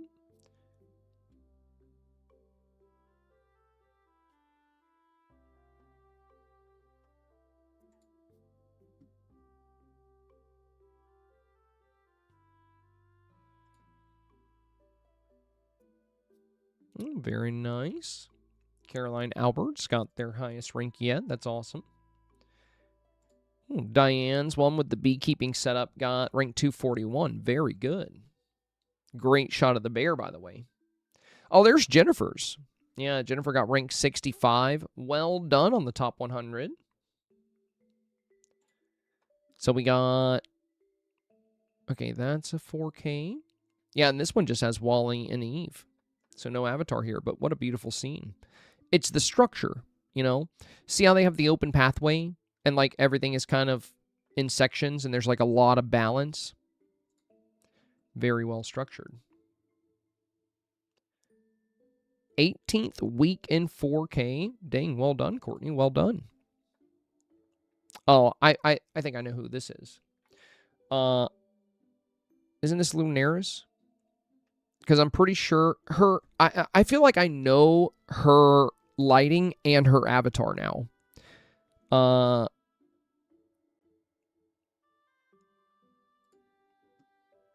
Actually, it's in your name. Yeah, Lunaris is actually on there. Is that your middle name? That's a pretty name. I thought it was just like your Twitch name. But yeah, I feel like I can always recognize your avatar and your lighting.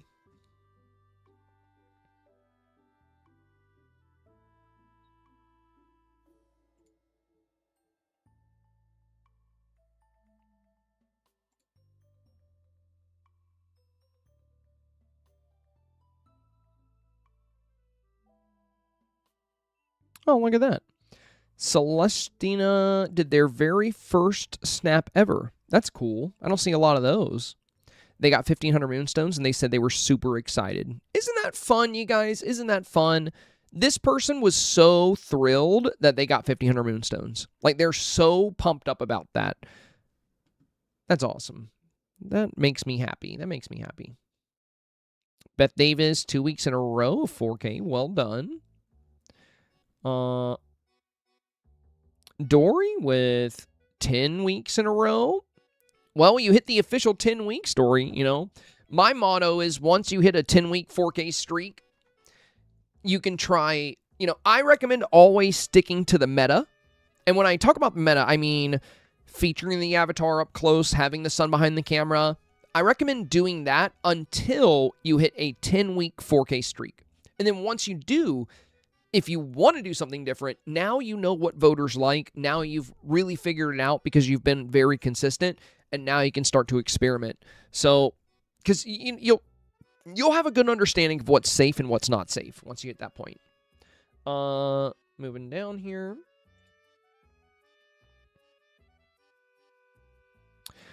Joe got their 4K. Okay, Casey got their 4K. Emma got their 4K. Dang. Yeah, it's funny, dude. Like, pretty much every week, like 95% of the comments on this post are 4K.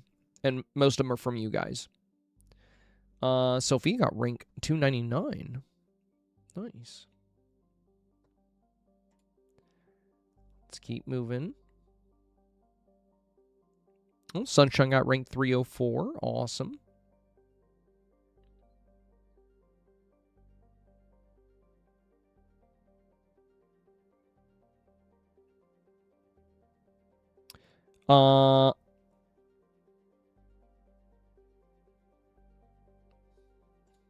Wow, that's surprising. That's surprising. So, Claudia's snap here got 1,500 moonstones. Dreamer, I want you to think about that for a minute. Because I've seen you say, Dreamer, I've seen you say like 5 times today at the beginning of the stream how sad and how disappointed you were that you got 2,500. Look at the time and the effort that went into this snap. Look at the lighting, look at all the storytelling, look at all the villagers, and it gets 1,500. Very unfortunate. Very unfortunate. But this is what I mean, guys. This is why I tell you, you should be thankful for the 25. It could be worse. It could be worse. It could be tough. You never know. Because you never know what you're going to pop up against. I think in this particular challenge, in some ways, less was more in terms of villagers. We talked about that a little bit. It's great to have a good villager presence, but for the most part, what I've seen is, oh, nice, Wishing Stardust got their highest rank yet, rank 66. And this is a good example of what I mean. Notice how in this example, there's one human. There's just the avatar, and then you have wildlife, and you have the 2 villagers that the challenge mentioned. I'm so glad this worked out, Wishing Stardust, because we gave you some pretty big critiques. Like, you had the rusted out Wally billboard in yours, I think, and then you had these big foreground elements, and I recommended getting rid of the foreground elements and getting rid of the rusty Wally billboard. And you made those changes, and you made really strong changes to your snap, and you're in the top 100. That's very, very cool to see. So I'm really glad it worked out for you. But yeah, it is really unfortunate for Claudia here, because I do think this is a strong snap. But this is also why I tell you guys to be very careful with very intense lighting. I think if you look at how bright the flowers are here, and then having just the very strong lighting throughout the snap, and also with how busy it is with the characters, that's going to be really good for some themes. If you're doing a birthday party theme, or a concert theme, or an expo theme, or a festival theme, you want a lot of villagers. But for a nature utopia, what I would recommend would be to minimize the crowd size and maximize the nature. And if you want to feature villagers, just take a couple and put them right near the front, right? That way they can take up a lot of space, but you don't have a huge crowd, and it's more about the nature. And I think I'm still surprised this got 1,500, though, I'll be honest, because it's such a pretty scene. It's such a beautiful shot. So I definitely think it deserved better. I think you probably popped up against some really good snaps. And I think another thing that likely impacted this was it was a lot busier in terms of villager presence than we've seen in most of these snaps. Most of what we see doing really, really well this week are these very minimalistic style builds. Well, minimalistic in terms of villager presence. And I talked about that a good bit. Most of what we see doing very well here, it's the avatar, Wally, and Eve. That and wildlife. And we see that over and over and over and over. And this is also why a lot of the times, I think in this challenge in particular wasn't, do you guys remember, wasn't it during this challenge where I was telling you, wasn't I saying less is more? Didn't I bring that up? Or was that another snap review? I can't remember.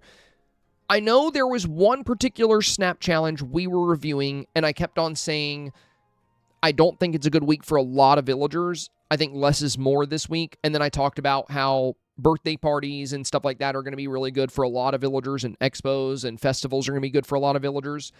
I think it was this one. Yes, you said we didn't want to overpopulate in this snap. You said it for this one.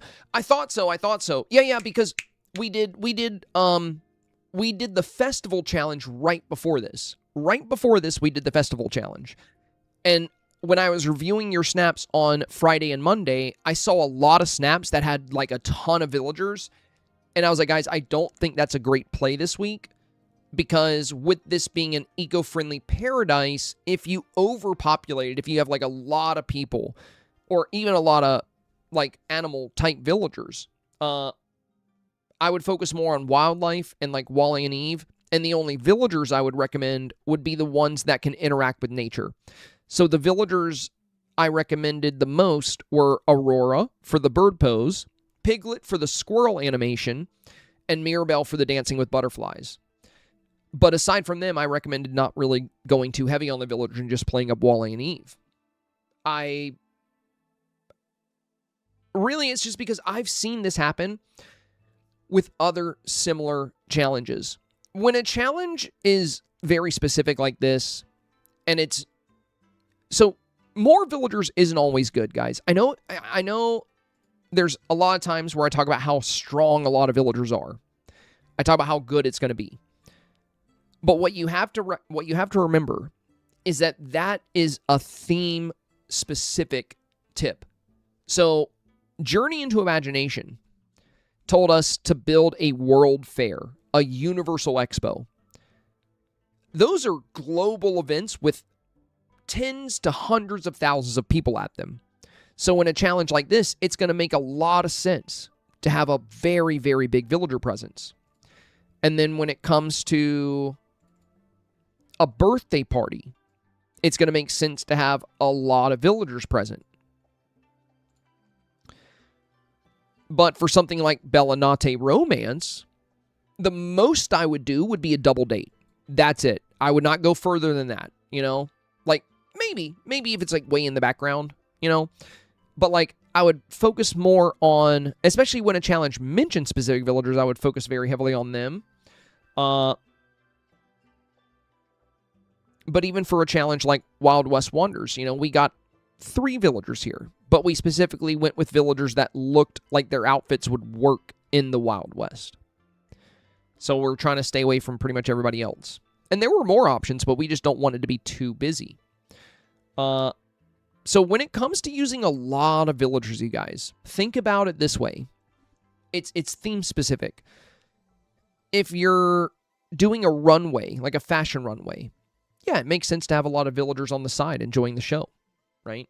If you're doing a festival, you know, like Summer Street Festival, it makes sense to have a festival crowd. But yeah, it was this challenge because since we had just done Summer Street Festival, and I had just been preaching, this snap needs more villagers, this snap needs more villagers, I saw a lot of people in eco-friendly fun also using a lot of villagers. And I was like, it might work, but I don't think it's the best idea for this particular challenge.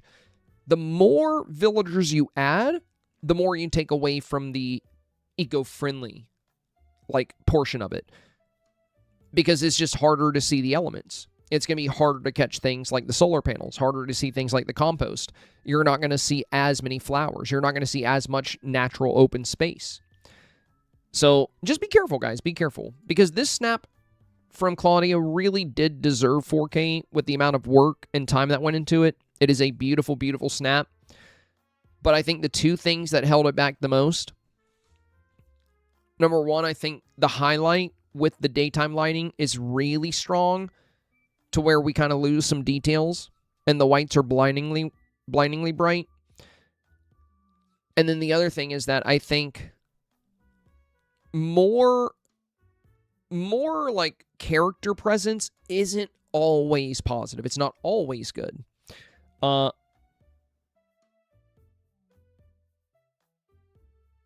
the bees are super cute.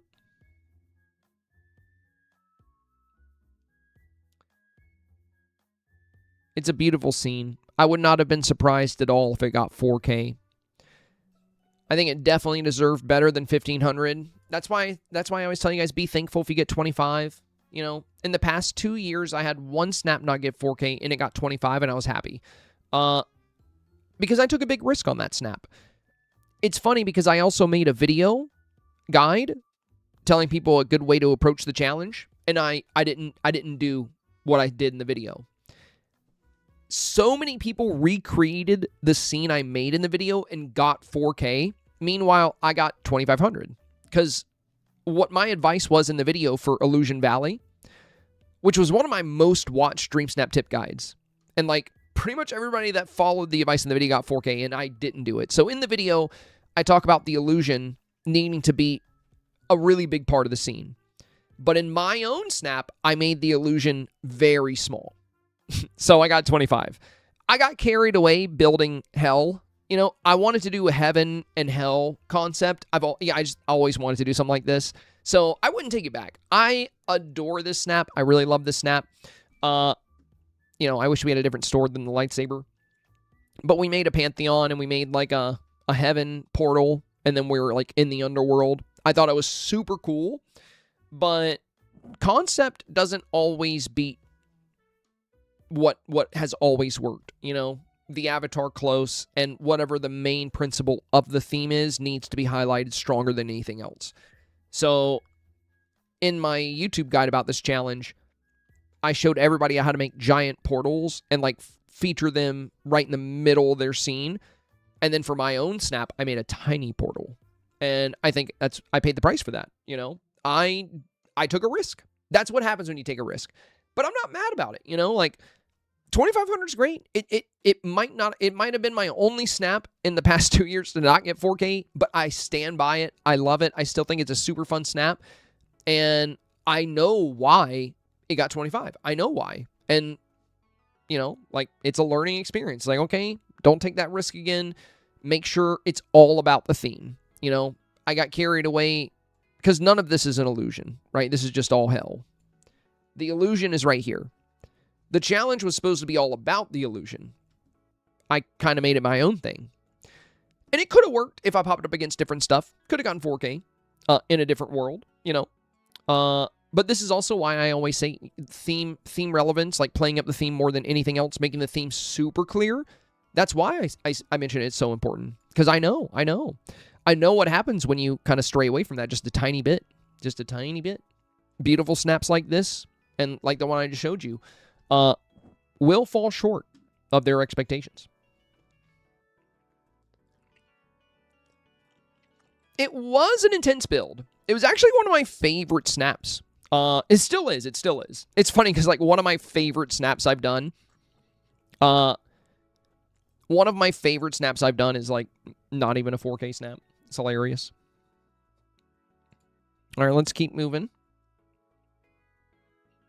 Oh, very nice. Honestly, I kind of expected Breezy's really cool, like, off-the-grid snap to be, like, top 500. I really like this one. I could have seen this one being even stronger. But yeah, this is such a good snap. Breezy did really good with that one.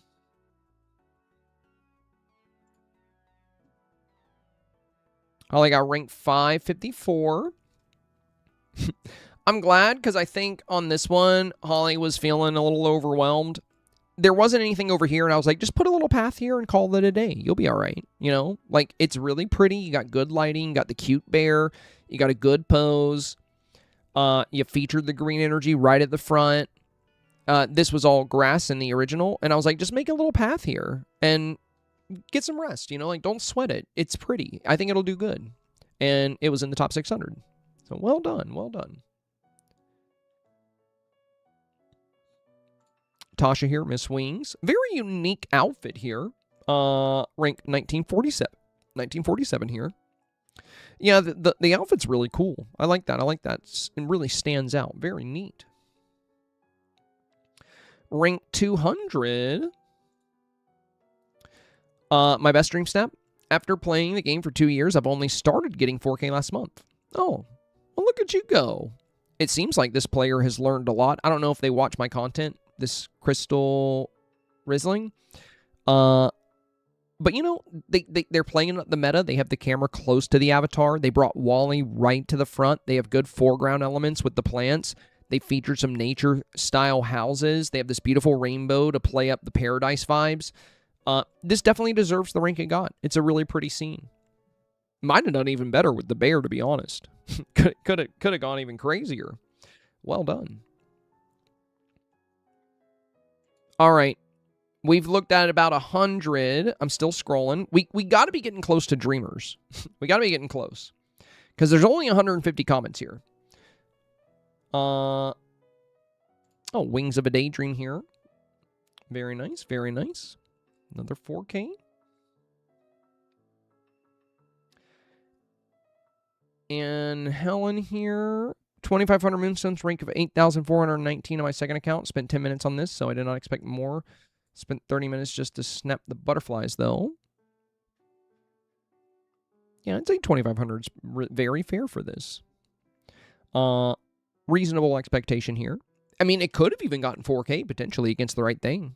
It's got great lighting. You featured the avatar very well. And you did capture the butterflies very well. So, you know, 2,500 is about what I would expect, but I wouldn't be shocked if it got 4K. Now, Tara, we talked about this one in the Dreamsnap Hub today.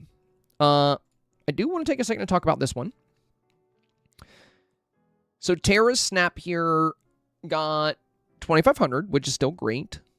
On this particular snap, Tara mentioned, you know, that she was hoping for 4K, but she got 2,500. There was a comment on there that I replied to. I think I made the person angry. I wasn't trying to. Basically, their comment on this snap stated that there were... They basically said over half the snaps look just like this, and that they stopped voting for them. That's what they said. So they were basically saying the reason this fell short of 4K is because it was too much like the others. And that's just not true. I'll tell you why this fell short of 4K, and it's not because you're using these buildings like a lot of other people. Because if that was the case, why are they all in 4K and you're not? Right? Like, why are all of these snaps with these buildings featured? Like, this is rank 107, and it's, like, all about the buildings, right? The outfit may be different, but there's plenty of snaps out there. Like, I mean, mine, you know, I'm featuring the buildings. I've got the outfit. So it's not that. It's not that. So when I saw that comment, I basically just pointed out that that was not the case, and that I felt like they were likely confused, because when they say half the snaps look this way, I was like, you're likely confused. I didn't say they were confused. I said they were likely, but they took it a different way. I said they were likely confused about what half the snaps look like, because they're just looking at snaps most likely on Facebook, on Discord. If you want to know what half the snaps look like, go vote. Over half the snaps are random selfies. Over half the snaps are random selfies, quest photos, and just overall just like random, you know, quickly thrown together snaps. That's most of the player base. That's what most people do. The people that put a lot of time and effort in are the minority, actually, when it comes to Dream Snaps. We are the minority. But again, they you know, they said I was being rude, but, you know, I just responded and was like, I'm not trying to be rude. They were like, I'm not confused. I was like, well, you know, I said you were likely confused because you said half the snaps were just like this one, and they're not. So, wasn't trying to make you angry. But the reason I felt inclined to respond to that post in the first place is because I already see something of a pandemic happening here. It spreads like a sickness. People see comments like that, and then they think, oh, my snap has to be different from what other people are doing. Or I'm going to get voters like this person that just will not vote for it. But what you have to keep in mind is that is not the average voter. That is one person on the internet that did something different and wanted to do something different. Now, in their follow-up reply, they specified that they actually did not stop voting for those photos. They just completely rephrased what they said. They were like, well, I didn't stop voting for them. I voted for them if they were better than their opponent, but if their opponent did something different that I liked, I voted for that instead. I'm like, well, yeah, that's what you should do. Like, nobody's saying you have to vote for the ones with the new stuff. But, you know, to say like, oh, I'm just not going to vote for snaps that have the new stuff because a bunch of people have the new stuff, I mean, you know, vote how you want. You know, I'm never going to tell you how to vote, but like, most people aren't going to do that. For most voters, the average voter, they're going to choose based on this criteria as follows. And I know this because I use this and I stay in 4K. So I know this works. And those of you like Bell B here that stay in 4K also know this works. The number one most important thing when it comes to getting 4K is theme relevance. How relevant is the theme with the items you are using? The second most important thing is lighting. And when it comes to theme relevance and lighting, a lot of strategy is involved. It's a lot of strategy. But that's really what motivates most people. Theme relevance dictates whether or not they will choose it all, and then lighting ties into the beauty factor. So how appealing is your snap? If it's not well lit, if it doesn't have good lighting, it's not going to be very appealing. But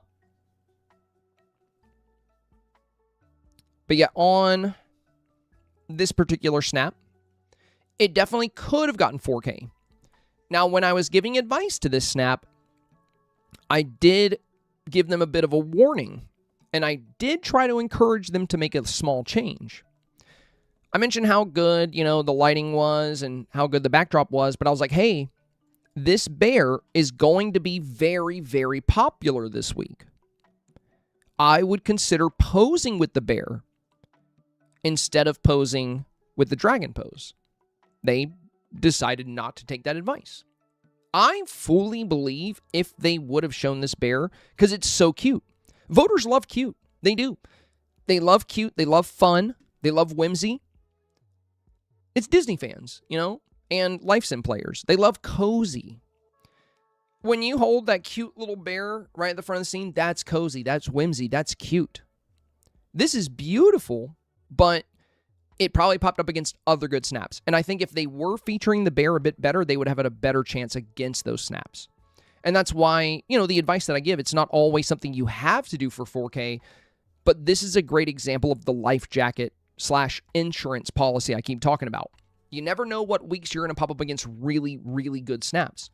So the more competitive you can be, the more likely you are to win the vote over them. In this case, I think there were better poses to use. And we already know how powerful the pose is. Look at Samantha's snap. Samantha literally went to her Wally's garden, posed with the bear, with Wally next to her, and that's it. She didn't build anything. She already had a pretty valley, right? She had a nice, pretty backdrop. But she didn't do anything special. She posed with the bear. She was wearing the same outfit, and she had Wally next to her. And she got 4K. Easy as that.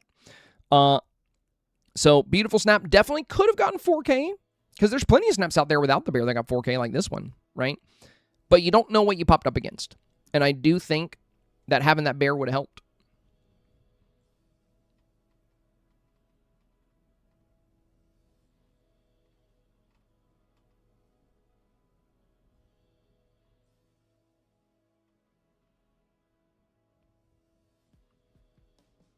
Where the frick is Dreamers? Oh, good. Bob's here. Bob's did end up getting in the top 1,000, as expected. Beautiful work.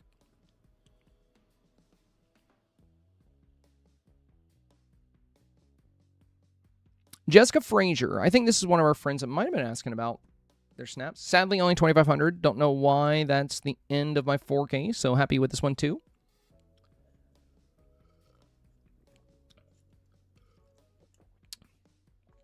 It's a beautiful snap. It could have been 4K. Now, I want to point out here that you said, I want to point out here that you said, I don't know why this is the end of my 4K. Well, that's the thing. You never know which weeks you're going to pop up against really good snaps. None of us make the best snaps in the world, I wouldn't think. There's always a better snap. There's always multiple better snaps than mine. If you pop up against a lot of really, really good snaps, then it can cost you your 4K streak. Unless you take measures to be very, very competitive. You'll still lose out on some of those votes against really good snaps, but you'll be able to contend with some of them as well. And then instead of ending up with 2,500, you might end up still in 4K, but just on the lower end. You'll be at rank 5,000, rank 6,000, right? Versus rank 7,000 or 8,000. In this particular snap, I think the biggest thing that held you back is your lighting. You have really, really heavy shadows on the right-hand side here. And then also some heavy shadows on the left. And it's due to the way you've layered your trees. Great colors, though. And against the right snaps, this could have been 4K. My guess is you popped up against snaps that had perfect lighting. They didn't have a lot of dark, shady spots. And also, you probably popped up against snaps that had really cute poses. Really good, adorable, cozy style poses. I love the idea of posing with a shovel and doing the gardening. But I also think, playing up the meta where you're a lot closer to the avatar would have also made you more competitive here. Definitely worthy of 4K. Could have gotten 4K. But, I'm just saying, when you say, I don't know why this is the end of my streak, You shouldn't go into any challenge believing there's nothing out there that can beat you. So when your streak comes to an end, you have to just wrestle with the fact that you popped up against snaps people like more, because it's all about the votes.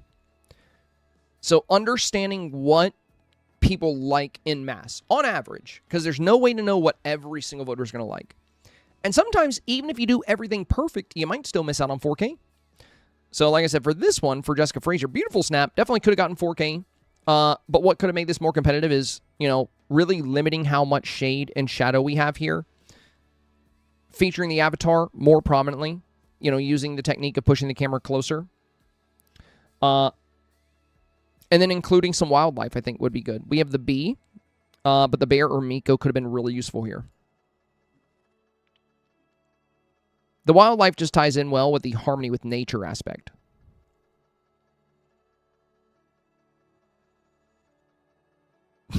Oh, is this yours, streamer? Gotcha, gotcha. Okay, well, I did find yours. Well, now you know, now you know. Like I said, this could have gotten 4K. It's very pretty. But you already know, Dreamer, you've been doing these reviews for a long time. You've been a part of these reviews, I think, since we started doing them. So you should know better than anybody how impactful the meta is. We talk about it a lot. You know, having the camera close to the avatar. So you didn't use the meta here, and you also had a lot of dark spots in your scene. So against the right things, this could have gotten 4K. 2500 is still great. You're still in the top 10% of snaps, still doing very well. Just keep in mind what we discussed, you know, what we just mentioned. If you want, on the weeks where you pop up against really good snaps, on the weeks where you pop up against really great stuff, you're going to need to be more competitive than this. It's not about how many pretty elements you use. It's not about all these pretty colors. It's about the whole picture. And it's also about making the picture very easy for the voter to see and appreciate. That's why most of what you're seeing in the 4K, the avatar's right at the front. Like here's Uncle Rod, a.k.a. Ronald Duck. Yours got 2500, Dreamer. Ronald here has rank 105. So they are right around the top 100. Look at what they're doing. They're pushing the camera up right to the avatar. They are featuring the avatar very well. I try to get you to do this every week. Some weeks you do it, some weeks you don't. But I would definitely recommend, you know, you don't have to be as close as Ronald was, right? Like, you don't have to be this close. You could be. This is good. But you can also be a little bit further away, like Donna is here. You know, this still got a great rank. But you see how well featured the avatar is? Another thing I recommend, Dreamer, is, you know, portrait mode is a lot safer than free mode. Now, you could be in portrait mode. Maybe you're just tilting the camera down like this. But yeah, keep in mind lighting. Look for shadows in your snaps. Try to eliminate them. And then also be mindful of the meta. Be mindful of what works very well. Most of these snaps in the top ranks, like this is another top 500. Look at how close the camera is to the avatar, Wally, and Eve.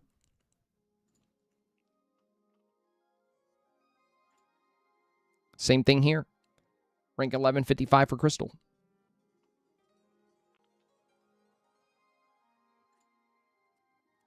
Same thing here. Oh, I love the lean here. Wow, that really works well in the garden tools.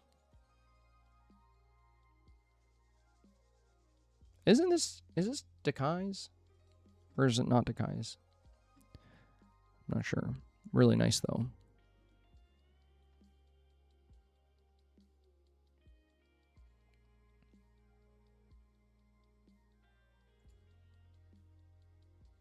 Scuttle here.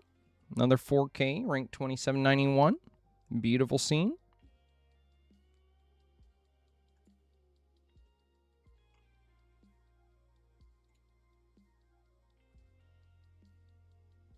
Nikki here got ranked 123. Look how prominently featured the avatar is, you know?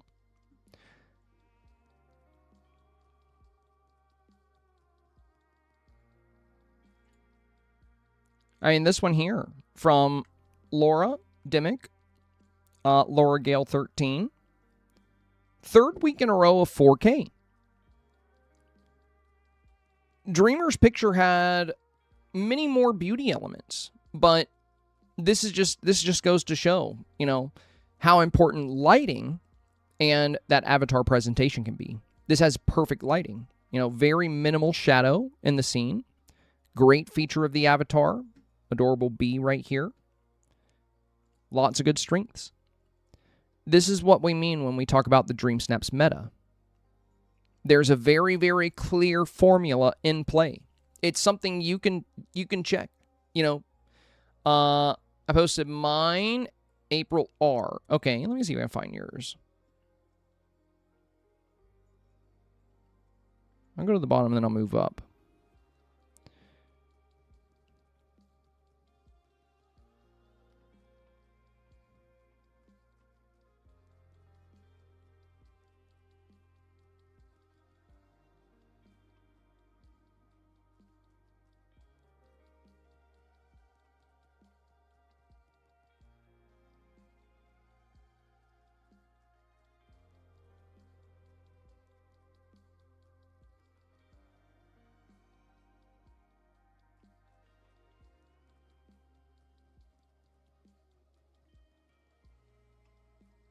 So many snaps.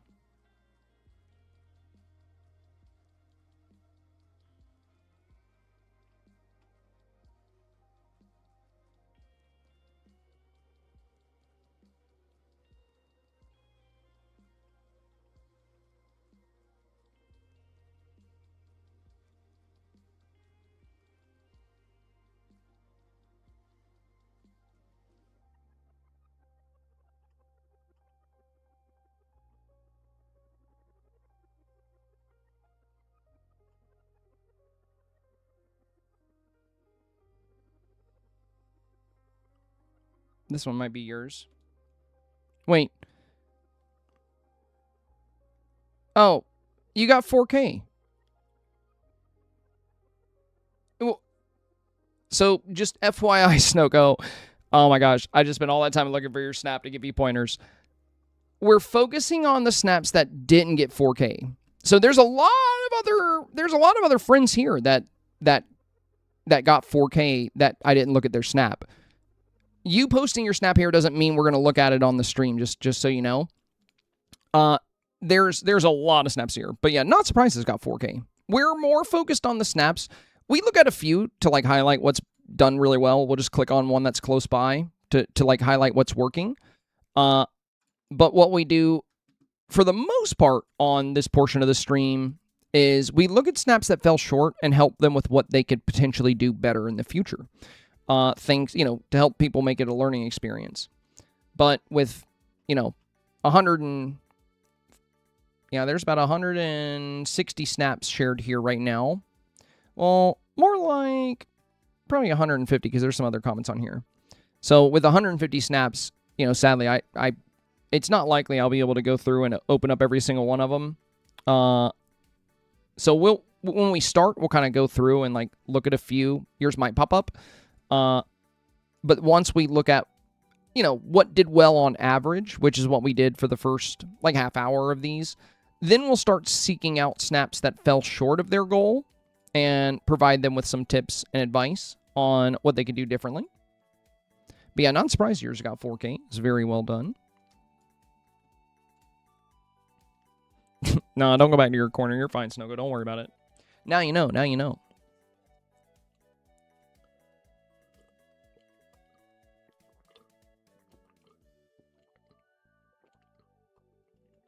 But yeah, if we had more time, I would try to show every snap.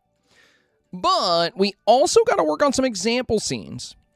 Chewy said, I have 2,500. I love your thoughts on why. Did you put it on the Facebook post? Did I come across it? You passed it. What's your name on there?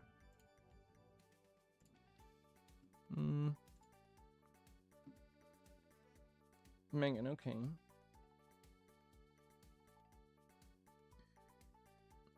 When did you post it, by the way? I can probably find you faster if I just search by oldest or newest. Oh, is it this one? Nope, that's Megan Penny. She got ranked 437.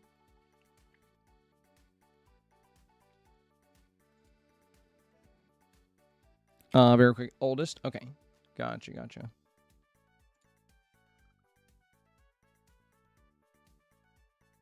Well, let's be organized by newest. Okay, well, that's fine. What I can do is newest and then go straight to the bottom.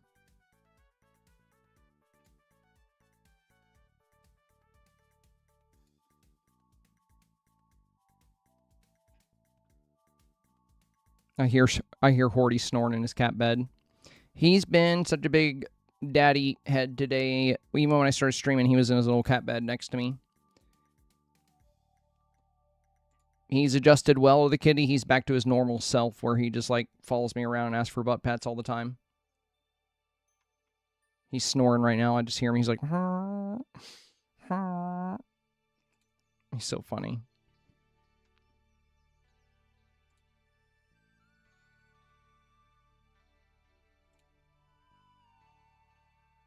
All right, we got to be getting close here.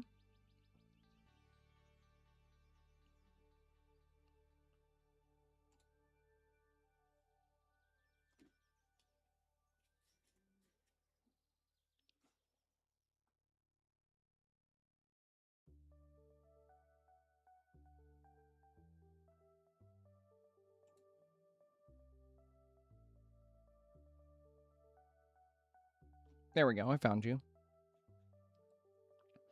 2,500, rank 7, or 9480. Let me feedback on what could have gone wrong with this one, as I really wasn't expecting this low of a rank. Well, if you think about it, that's not really that low of a rank. You know, you're still in around the top 10% of snaps, so 2,500 is still very good. I mean, look at Claudia, you know, she had like a really beautiful widescreen shot that got 1,500.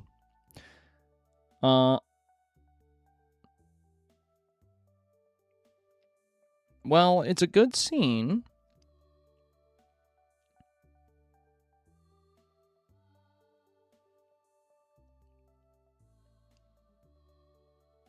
You know, as we always discuss, it's very likely, you know, with the quality of your snap, you probably popped up against some really, really good scenes. There were a lot of outfits out there that were a lot stronger than this. Like the Meadow outfit, you know, I recommended that one a lot. It worked out very, very well this week. And if there's plenty of snaps in 4K that aren't wearing the Meta outfit, or the Meadow outfit. But the other thing is with the Hanfu, you know, it does bring in a lot of white. And then with you having the bear, you know, you do feature the bear well here, but compared to how other snaps feature it by holding it, it's a lot more impactful. And as I mentioned, you know, that bear was going to be really competitive this week. Another thing we talked about quite a bit was that for villagers this week, less was more. You know, I like the storytelling you have going on with like Merida and Kristoff, and then Snow White back here and Aurora, and we have Joy. But I think if you had focused more on just Wally, Eve, yourself, and wildlife, and that's it, I think this could have potentially done better. There's not really anything wrong with the snap. So it's not that you did anything incorrectly. As far as making it more competitive, the best thing to do with that is to kind of take a look at, you know, what worked very well in a lot of these scenes. I avoid white a lot. Like, even for these Eve planters, I'm not featuring them as prominently as you. Bold colors and warm colors perform very well in mass. Like if we look at this one, it's a top 300. The Eve planters are a lot further back, and we see a lot of warm yellows and a lot less of the white. We also see a bit more green. The green is a bit heavier here. And this one, You have great green elements in the back, and the buildings are really nice. This, for sure, could have gotten 4K. I think the raccoon pose is really cute, but the two companions I think that were strongest to pose with in this particular challenge, which we mentioned during the reviews, were Miko and the bear. Again, they're more of a life jacket, right? Like, you don't 100% have to pose with them. You don't 100% have to use them. But if you do come up against really good snaps, they can give you a little bit of an advantage if they're not using them. Whereas if they are using them and you're not using them, now you're at a bit of a disadvantage. Because voters love cute, voters love cozy, and this is fun, like the raccoon pose, but we've seen it a million times. Like, it's been in snaps now since the dawn of time, since the beginning of snaps. The bear was brand new. Brand new pose, first challenge we've ever had where you can use them. That's why I'm posing with them. That's why I was telling people, rather than worrying about getting your bear in the perfect spot and having him walking around, pose with him. Because you're going to be able to feature him very prominently, and the fact that this little cuddly bear cub is so comfortable that he's going to let you pick him up, that ties into the storytelling very, very well here. With villagers, one thing I discussed for this challenge, and we saw it too with another snap that had a few more villagers, with Claudia's snap, unfortunately. There's a lot of challenges where a lot of villagers are going to be very good. But in this challenge, my main recommendation was Wally and Eve, of course. But then maybe just Aurora. Or maybe just Piglet. Or maybe just Mirabelle with the butterflies. Really just focusing on the villagers that have a connection with nature. Or Pocahontas. But I don't think there's anything wrong with using a few more. But do we need Rapunzel painting? You know, do we need Merida and Flynn?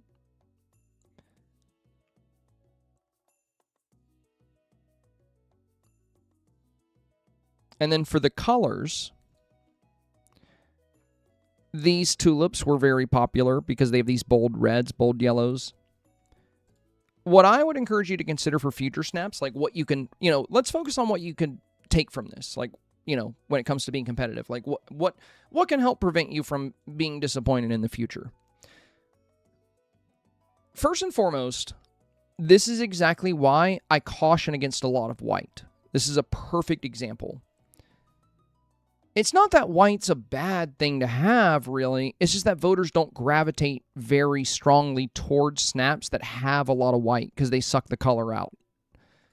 When we look at this scene here, the scene that I put together, Eve is a lot further back because of the white. Eve's shelves are a lot further back. And what we do play up are these bold pinks from the blossom trees, the bold purples, yellows, and reds from the tulips. We even put Aurora in her bold, hot pink dress for this. We have a tiny bit of white here with the bunnies. But we've added a lot of color with the rainbow, with the blossom trees. So whereas I have a lot of green and bright pink, you have a lot of green and white. This is a textbook example of why I caution against white. It's not that I don't like it. I love this snap. I would have voted for this in a heartbeat. Just depends on what it's up against, I'm going to vote for whichever snap I think looks better in my eyes and does the theme the best. I would have certainly voted for this over many snaps. But depending on what you pop it up against, they might have had stronger color. Eve, I would say Wally's a bit more important here, and he's got better color than Eve. So I would have featured Wally closer and Eve further. I think posing with the bear would have been nice.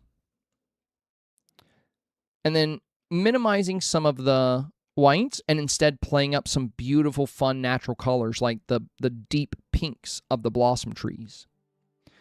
You did a great job building towards a brighter, greener future, but a lot of people did, And if you popped up against other people that did, oftentimes just, you know, even with a beautiful scene like this, even with a beautiful scene, even being on theme, you can fall short of 4K. This is why I always talk about my advice as more of an insurance policy, not something you have to do for 4K. Because there's 100 different simulations you can run with this same snap and this same challenge where this does get 4K. It all just comes down to what you pop up against. But seeing the heavy presence of white definitely makes me wonder if a lot of the snaps you might have popped up against were like this,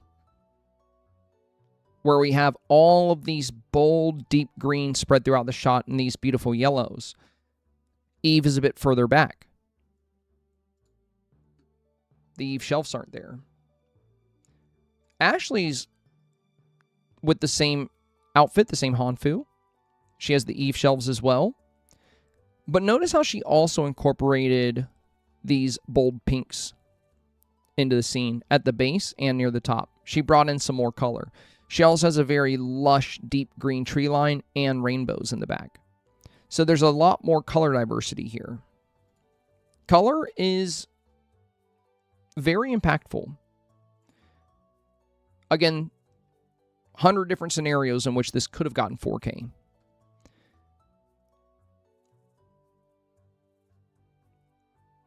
But I think minimizing the white and playing up a few more fun natural colors could have definitely helped here.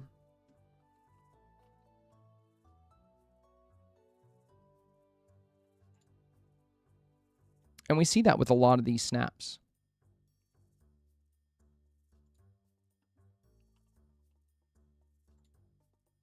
Many of the snaps within the top 1K, like this one is rank 869. Very minimal white aside from Eve here. There's a lot of flowers. There's loads of deep green.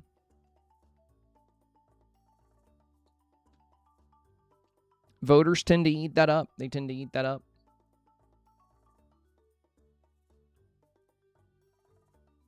But yeah, it's unfortunate, Chewy, because you definitely could have gotten 4K with that snap. It's not bad by any stretch of the imagination. But, you know, valuable lesson here, valuable lesson.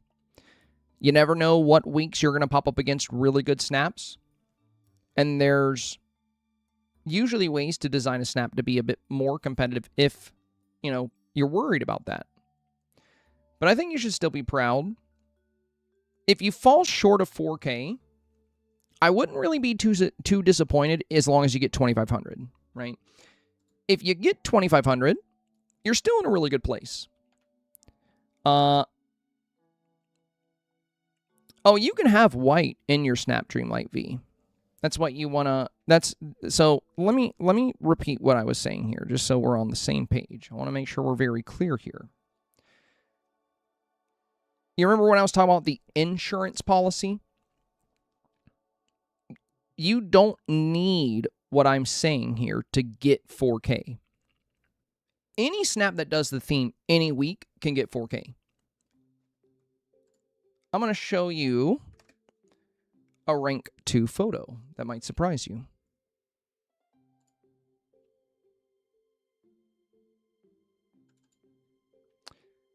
What we have here is a rank 2 Dream Snap. This is from the challenge Coziness Beyond the Stars, where we were making a cozy kind of Star Wars scene, right? When it comes down to snaps, any snap can perform well that does the theme. It all comes down to what you pop up against. It all comes down to your 1v1s. So you can totally get 4K using white, using plenty of white.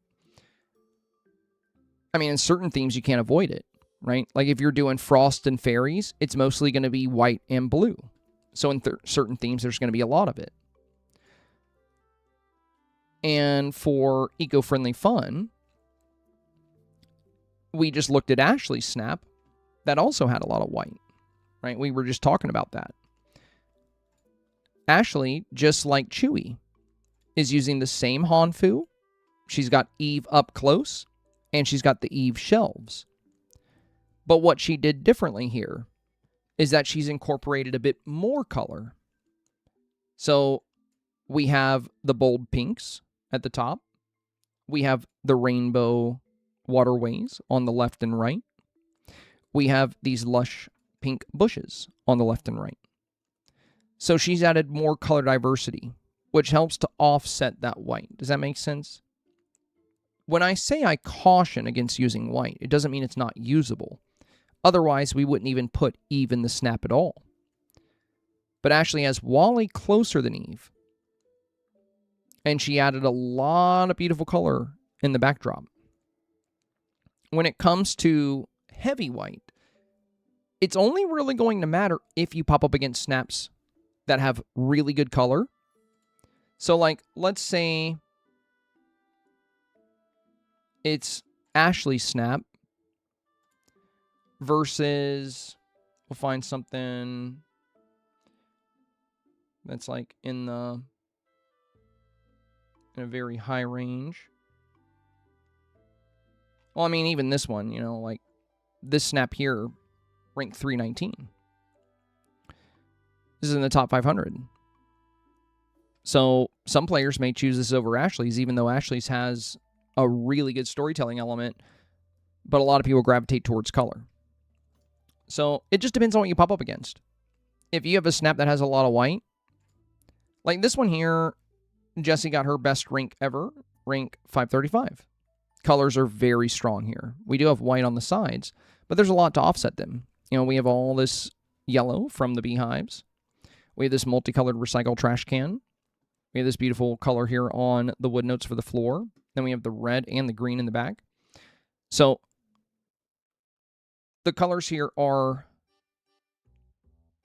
very well balanced. The whites aren't pulling too much away. If Chewy snap popped up against a snap like this, it'll be a little tougher to win the vote. Because color and lighting do play a big role in that beauty factor. So whether or not using white is going to hurt you, nobody knows. Nobody knows. It just comes down, because nobody knows what you're going to pop up against. You don't know that. I don't know that. So, you know, that's why when I reviewed Chewy Snap, I didn't say, hey, you got to get rid of all that white. I mentioned that it was a lot of white and it could be a risk. Doesn't mean for sure it's going to be. It just depends on what you pop up against. But with so many snaps out there that have like very vibrant colors kind of spread out, and the whites are a little bit more tame, you know, could be a tough matchup. And again, you know, that bear was very popular as well. Hope, thank you for the prime sub. Much appreciated, much appreciated.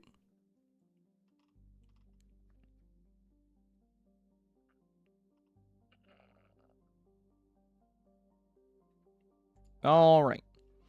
I think now we've covered all the snaps that wanted an extra look. That fell short of the 4K goal.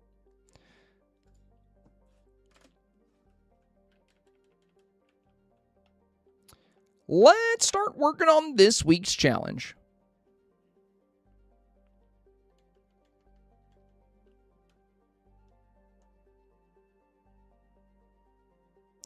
Nels Bells, I'm not sure what that... I don't think it's luck. You can have white at the front of your scene, at the middle of your scene.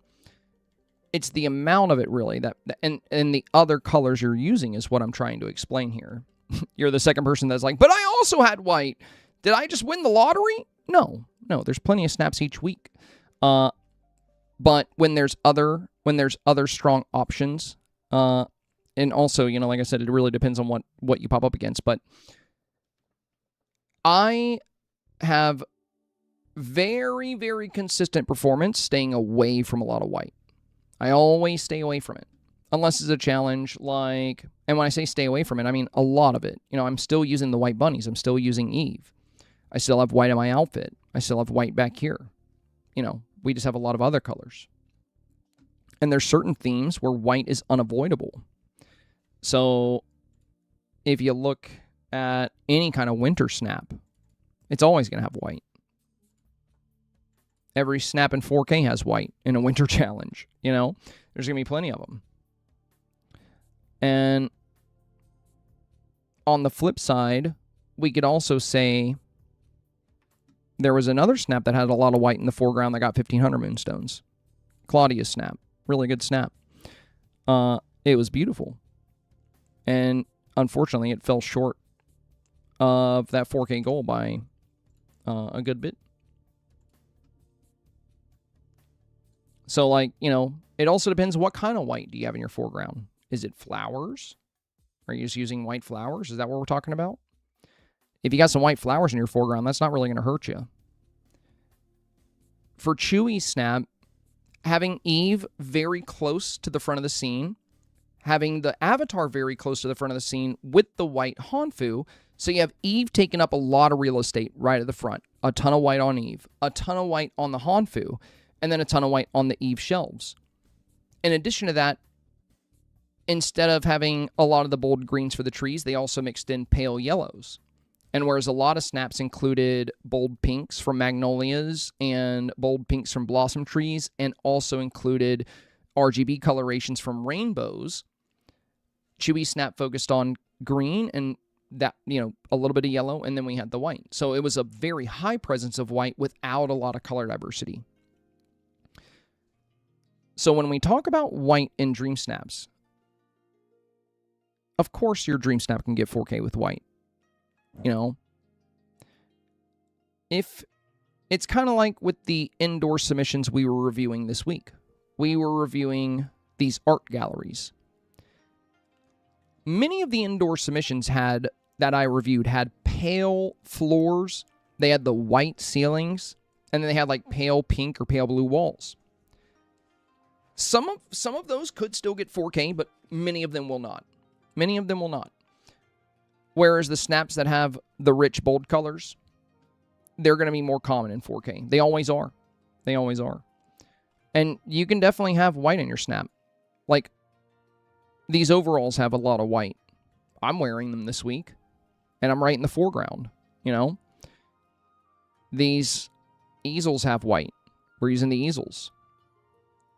The fabric crafting table I recommended is mostly white.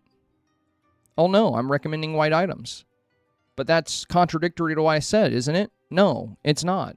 Because you can use white in your snap. Nobody's saying you shouldn't use white. I'm cautioning against using a lot of white without strong color variety to balance it out.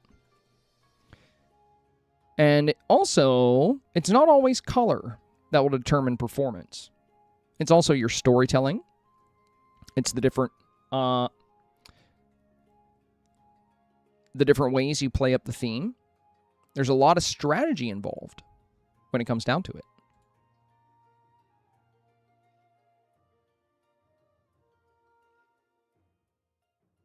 Well, exactly there, yeah. The flowers are actually pretty popular.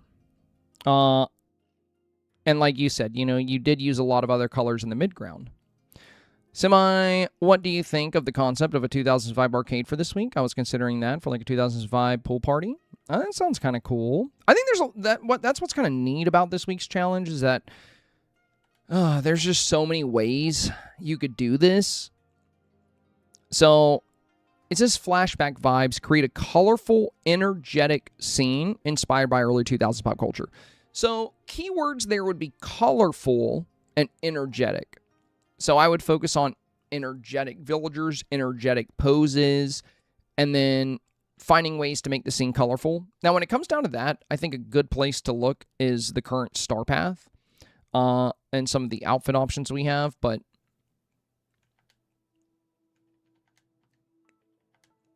this challenge is kind of tailor-made for the current StarPath. There's certain things in there that are going to work really well. Like this item.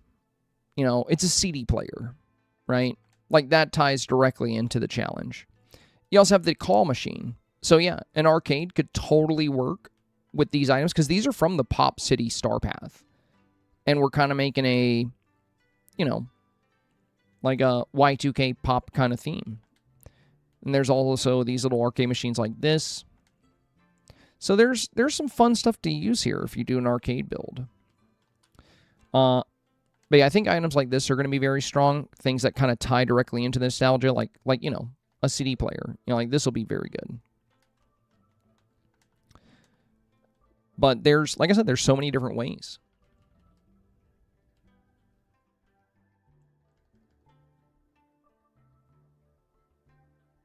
How do you read the part that says inspired by pop culture? Well, it says inspired by early 2000s pop culture. What exactly do you mean by how do I read it? What I usually do is I look at the letters, like each letter, and then I sound them out. So it's like I-N would be in, and then inspired, so inspired. And then I know, Dreamy, I'm being facetious. I know what she means. I like how Dreamy thinks I'm serious. So yeah, it's a funky theme for sure, because there's so many different ways you can do it. And when it comes to early 2000s pop culture, we don't really have a lot for that aside from the new StarPath. So I mean, we can Google like early 2000s pop culture. Google, stop. I wasn't talking to you. Always listening.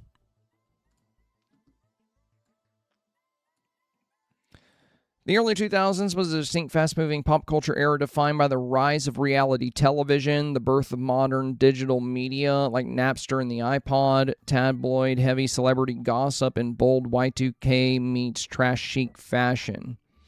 Low-rise everything, extremely low-cut hip-hugger jeans paired with crop top or cropped baby tees or whale tees. Bling and accessories, trucker hats, chunky highlights, oversized sunglasses. So I think for the early 2000s pop culture vibes, I think a lot of that is going to tie into how you present your avatar. The scene building will also be important here. But it is a tricky theme, mostly because we really don't... I mean, when I look at these, like this middle snap in particular, what in the world is going on in this middle snap that is supposed to indicate Y2K glamour? I don't see it.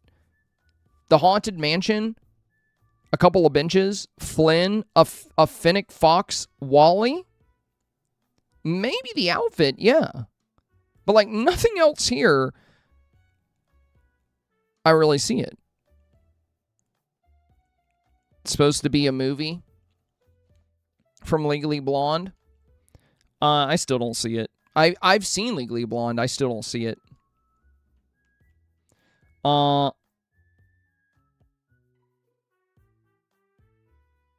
Does she have a fox? They tried. Yeah, they tried. Is Flynn hanging out with her in the movie? She has a chihuahua. So not a Finnick Fox with giant ears then. And Flynn's not in the movie? I've seen it. I know he's not. What about the robot, guys? How does that tie into it? In Legally Blonde, does she have her own little robot following her around? Is that the idea?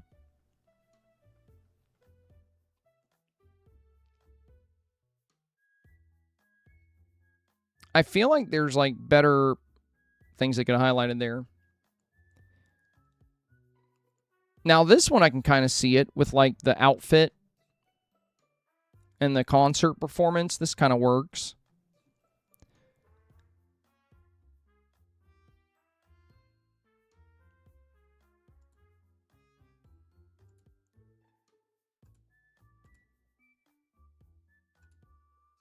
For my primary review, I'm doing rough drafts of the two ideas I have and making Senpai tell me which one to do. Okay.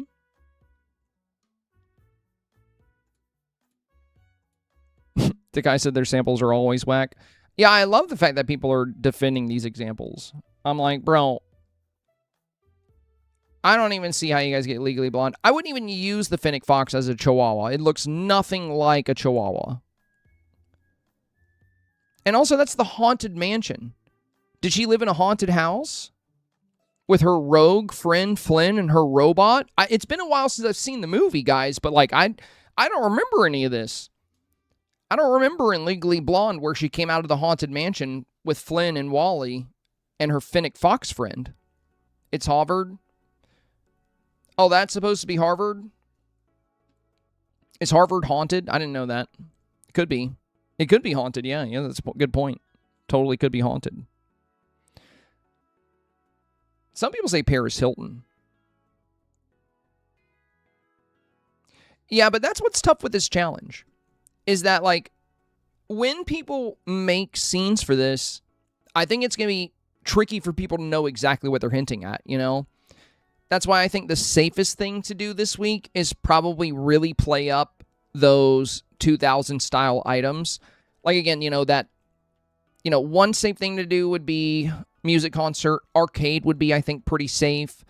Playing up things that were very popular in the 2000s era. And then if we look at the StarPath, let's look at the StarPath real quick. I think there's a lot of good things to use there. The fashion, I think, is going to be a big one. I don't think I would take the route of cosplaying like a particular pop culture icon per se, because it runs the risk of people maybe not knowing who you're cosplaying, unless they have a very, very, very 2000s sense of style.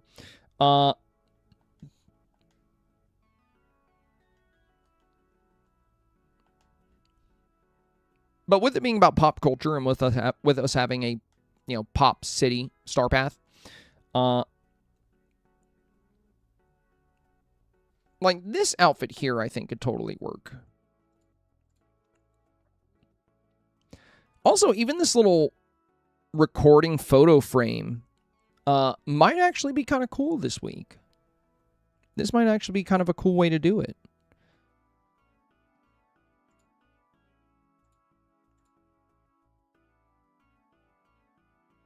Because I'm pretty sure in the early 2000s, we were all using, like, digital camcorders and stuff. This backpack, I think, could be really strong. But yeah, the Neon CD demo player, I think, very, very good item. But it won't work for all different types of scenes. I wish we had, like, a big CD rack. I would love to make a CD store. Do you guys remember CDs? CDs nuts? Do you guys remember CD stores?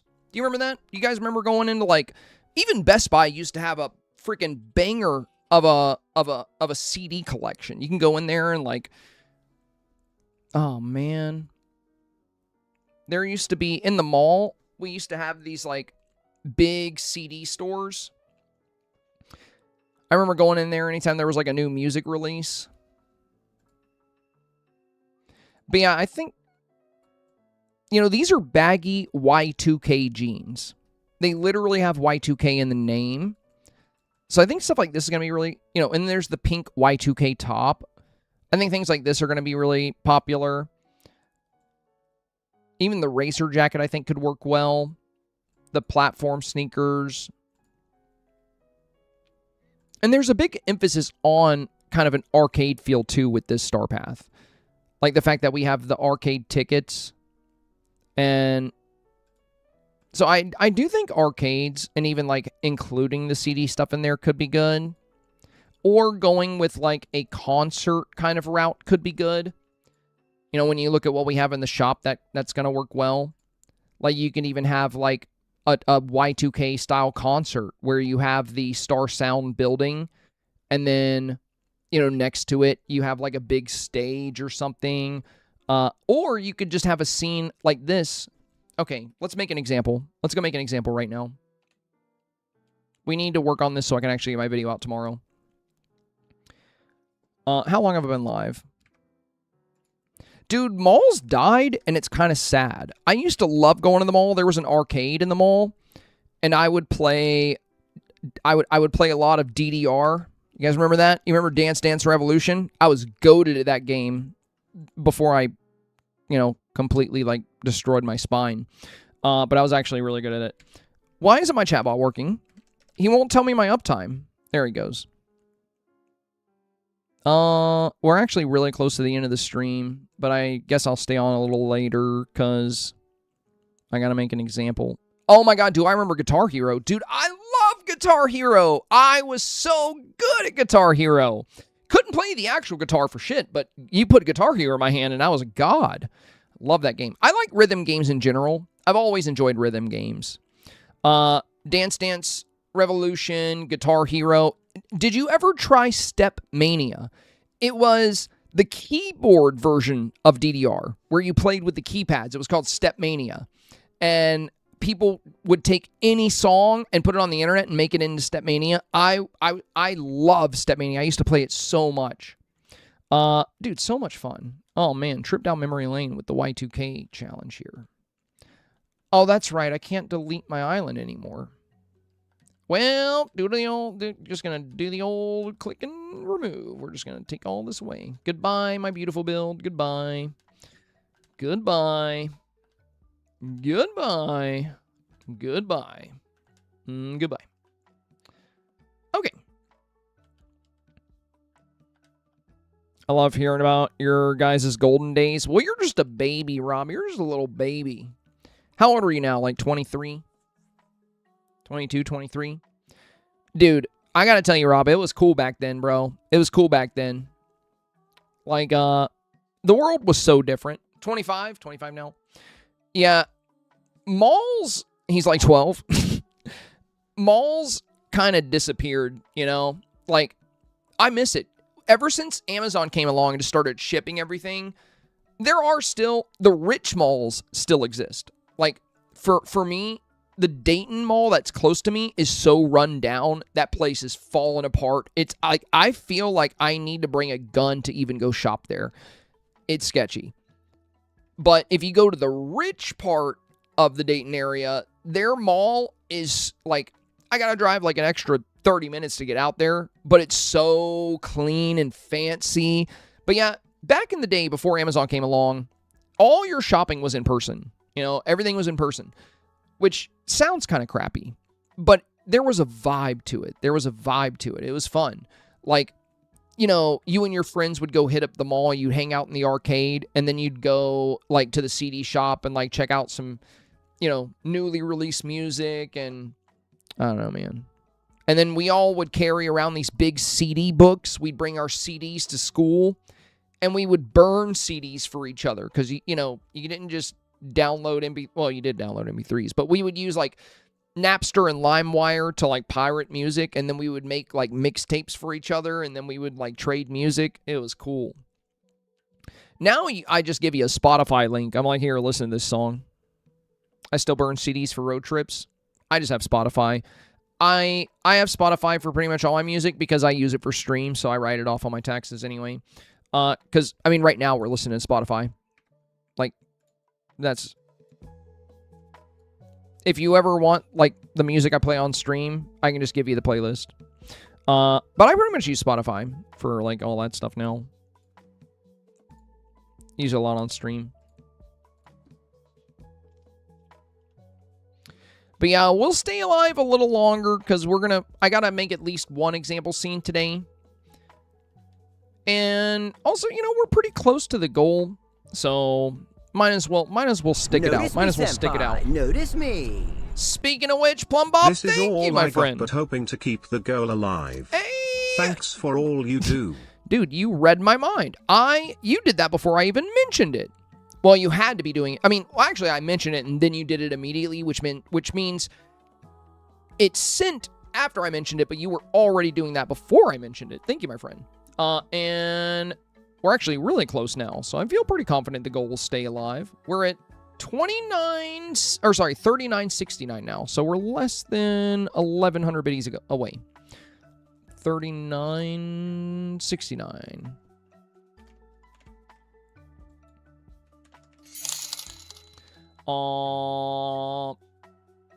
Tazzy, thank you. Very generous Tazzy with a big 400. You got to make me do more math here. All right, now we're at 43. Thank you, thank you.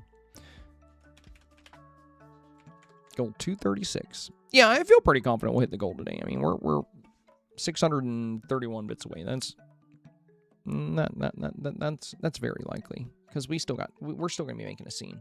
I think what we're gonna do first is a scene playing up the Star Sound building here. This is just a very easy direction, I believe. Wow, that building does look really nice. The lights look great over top.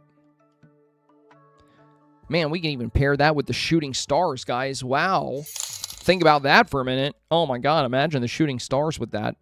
We'd get one little line behind it. That'd really make the scene. Ghost Girl, thank you for the big 131. Remember when we had MySpace and you had to pick your top friends? Now I don't even have 5 friends. I remember MySpace would cause like unnecessary drama with friends groups because like the moment somebody lost their top rank, like, you know, MySpace, you would have featured friends. You would choose like 8 friends and they would be featured on your profile and they would be in order. And then people would be like, why am I not the #1 friend now? Why is so-and-so up at the front, you know? It's always funny. Sunshine, thank you, my friend. Thank you. Also to Kai with 100 bits as well. Thank you to Kai. Happy Refresh Day. Much appreciated, much appreciated. Another day, another goal, another new record. You know, guys, it's okay if we miss the goal one day, by the way. You know, like, you guys have hit the goal for 236 consecutive streams in a row now. So, just so you're aware, if you guys took a day off and we didn't hit the goal, like, I probably won't starve and die or anything. Thank you. Much appreciated, much appreciated. Oh. Yeah, there we go. That's right. Yeah, we got it. Sure, Senpai, just pop it in and say hi since my Spectrum is out and I can barely run Twitch on cell data. I posted my 4K pic on Facebook. Thank you so much for the help. Of course. I saw it. Congrats. Well done, my friend. Leo says, but you do have cats to take care of. I do spoil my cats. That is true. We are taking Horty for a vet visit. They're booked up for like it's just a wellness checkup. We're just gonna have his teethers looked at. But yeah, I do spoil the kitties, so you know.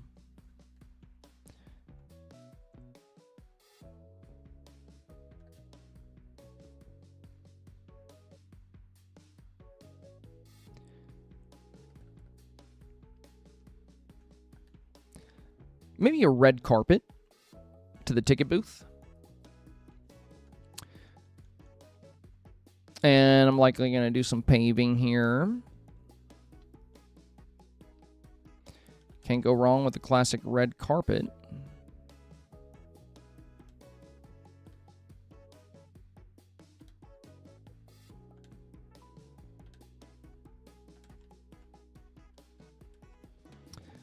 And for the paving, we're going to go with our worn brick road here. I like this one. You know what I would love to have seen them tease? Don't get me wrong, very excited for Captain Jack Sparrow. I'm really glad they teased that. But can we tease a paint can filler option, please? Like, if they would just kindly add an option to just fill in my path, like, the amount of time I would save making these example scenes would be astronomically high, and I would just really like that. I'm not a big fan of having to do it this way every time.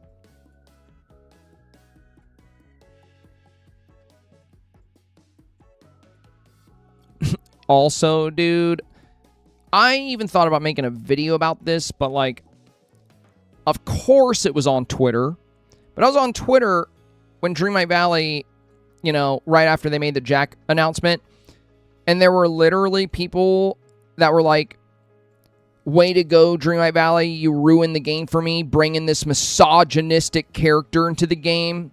I'm like, bro, please touch grass. Ruined the game for you? For one, you don't even have to buy the expansion. Number 2, correct me if I'm wrong, but wasn't he proven innocent in a court of law? And number 3, Jack Sparrow is not actually Johnny Depp. Jack Sparrow is not a real person. Yeah, we literally have Gaston. That's a good point. Yeah. We have Gaston. Crickets from them. They were like, Captain Hook was right there, Dreamlight Valley. How could you do this to me? I'm like, bro, you gotta get off the internet. You've been on Twitter far too long.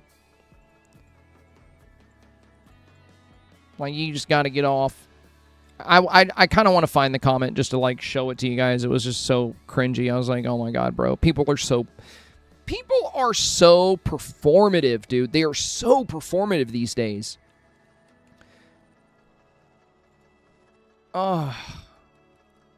Thankfully, like, pretty much everyone I've talked to about Jack is super excited.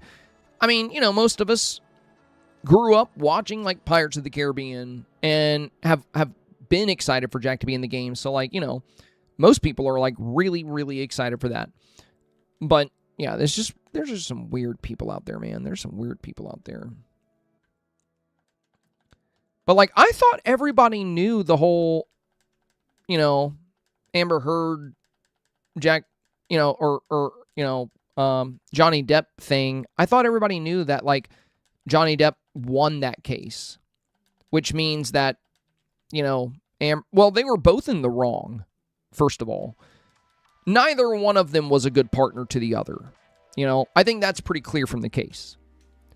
But to just act like Johnny Depp was the bad guy and that Amber Heard was perfect and she was a victim, that you have to be completely disconnected from reality for that. Or just not watch the court case at all because you just hate men that much that you're like, I hate men, therefore Johnny Depp must be the evil one. Amber's a victim, regardless of what kind of evidence is presented. I don't care.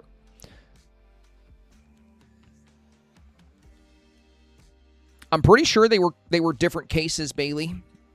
The case in the US versus UK. If you watch it, you know some things for sure. Yeah, and the funny thing is, too, like I said, is that, you know, it's super obvious from the trial that neither one of them was a good partner. Like, they were both in the wrong. She threw a bottle. Yeah, she was, like, abusive towards him. And then she tried to paint it like he was abusive towards her. They were very likely abusive towards each other. And she's a horrible actress. Yeah, that's just the cherry on top, to be honest.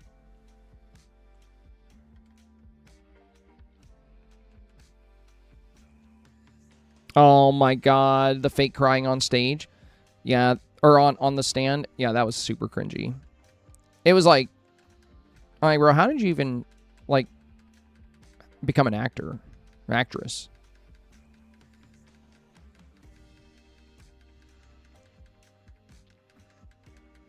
But yeah, I'm so excited for Jack Sparrow.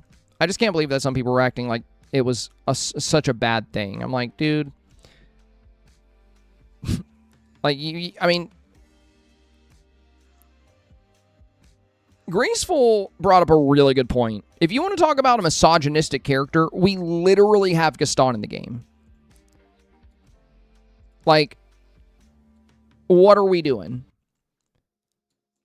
If anything, Captain Jack Sparrow is not a misogynist. I mean, he kind of just treats men and women like crap. Everyone can get it from Jack Sparrow. You know, he's just out for himself. He does care about people. But, you know, he looks out for himself first. Oh my god, dude, the Black Pearl. Oh, dude, that would be cool. We need a good pirate ship. For sure.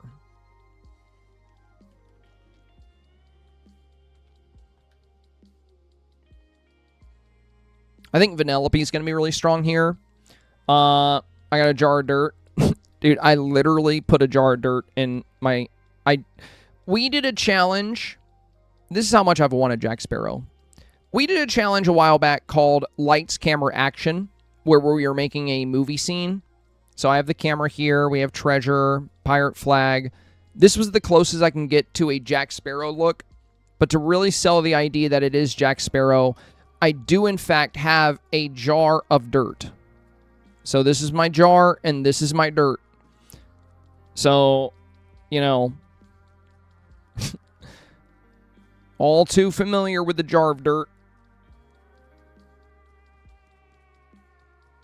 Ow.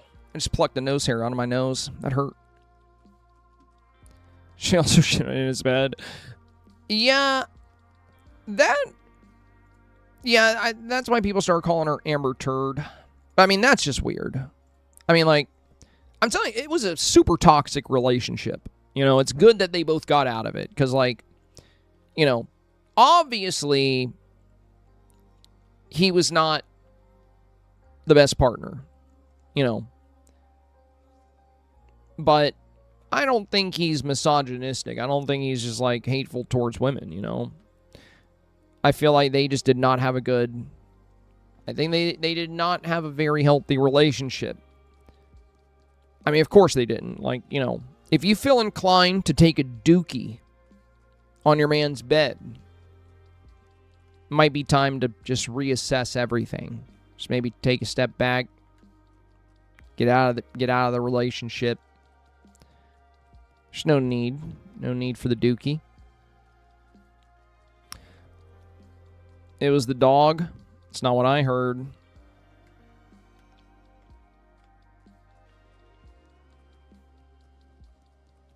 This house could be kind of fun. I do want to use...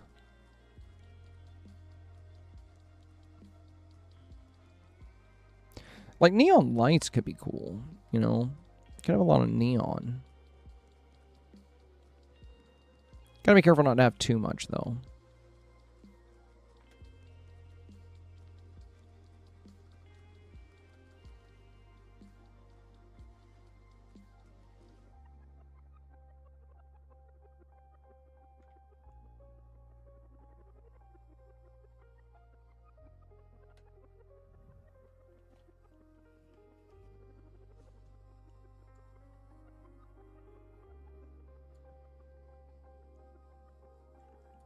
Yeah, I think for this first example scene, we're just gonna do a concert kind of style, but we're gonna be heading to the ticket booth and we're gonna have an outdoor concert set up right here, like with a building backdrop. We'll go to night show. We'll drop the stage here. Oh yeah, this could be really good.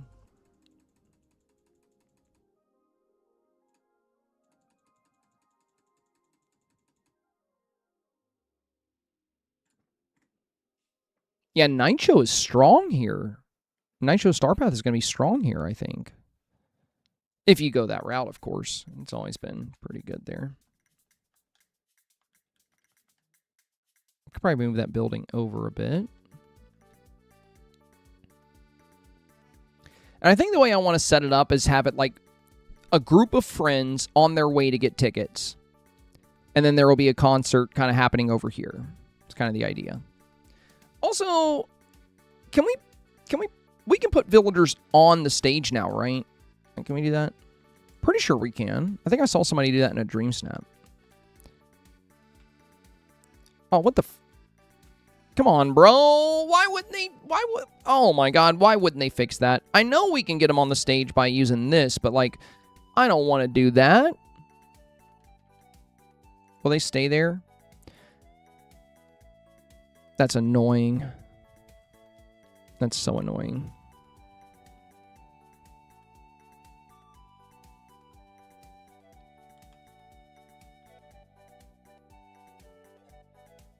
Oh, my Mother Gothel is bugged, by the way, you guys. She's stuck. She's stuck in the selection where I can't pick her up. Her and Scar started a conversation, and it glitched out, and now I can never use either one of them. I can't use either one of them with my toggle. I need to email Gameloft about it. But yeah, she's been stuck like that for like 2 weeks. I can't do anything about it. If I summon Scar, it's the same thing. So I'm really, really hoping I don't get any... I've tried to fix it. I've done restarts. I've hung out with both of them. I've done a lot of things to try to get... I can't even hang out with her, by the way. Look at this. Watch. There's no option to hang out. I wonder... You know what I haven't tried? Scramblecoin. If I play Scramblecoin with you, will it reset you? Maybe I can beat her into submission. I'm going to do this real quick. But yeah, her and Scar are bugged. Oh, that stage, Bailey, has been in the game. The stage has been in the game since the night show STARPATH. And the way it works is it's kind of like a villager summoning item. You activate it. You can put drums and a microphone and guitars up there, but it's like a villager summoning item. You activate it and you do a pose on it, and then villagers get on it. But it's really, really, it's a very poor design, to be honest. So yeah, hopefully it'll get fixed. I don't know. We'll see.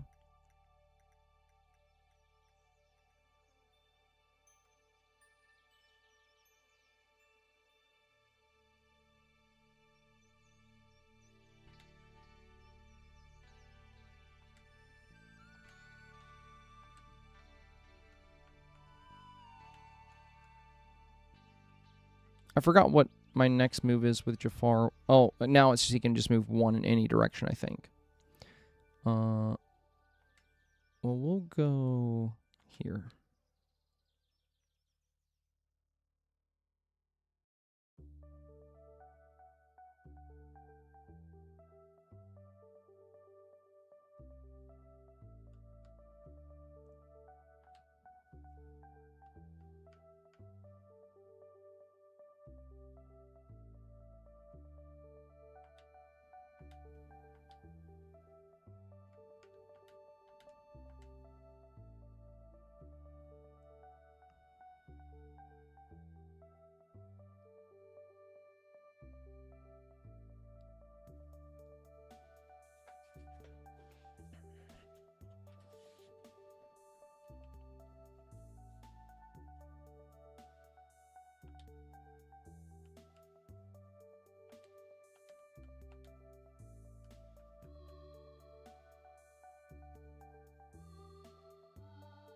Dang it.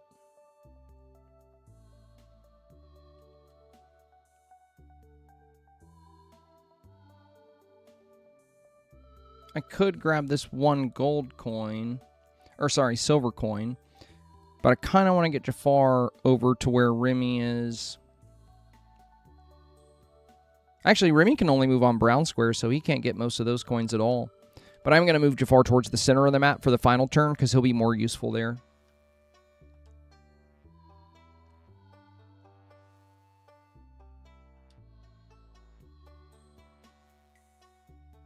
Oh my god, and then 2 gold coins appear where Jafar was. Are we being super duper serious right now? Holy crap.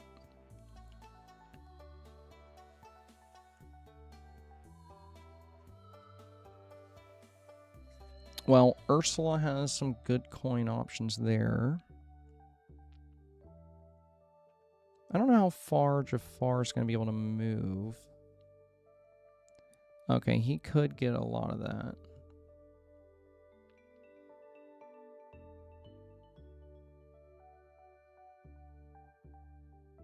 Or Rapunzel could claim all those 3. Dang, I should have left Jafar over there. But she's kind of screwed on this side with Remy and them.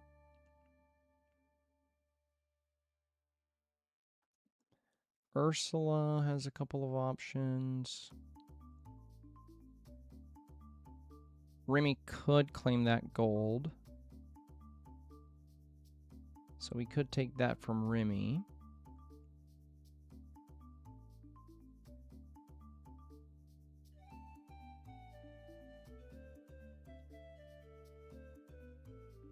Okay, I got a strategy here. Wait a minute. Yeah, we're going to cut off... We're going to cut off Ursula. You're going nowhere. Now she can only go this way or this way. Well, she could go this way, but there's nothing that way for her. We'll steal this one from Remy. Oh, she can face through. That's right. Dang it. Oh, well. I forgot about that. I still think I win, though. Yeah. All right, let's see if that fixed her. Let's see if that fixed her. Oh, yeah, you lost. You won? How nice for you. Yeah, that's right. Shut your mouth. Are you going to work now or what? Dang it. Even that didn't do it. Yeah, her and Scar are totally bugged, and I can't fix them.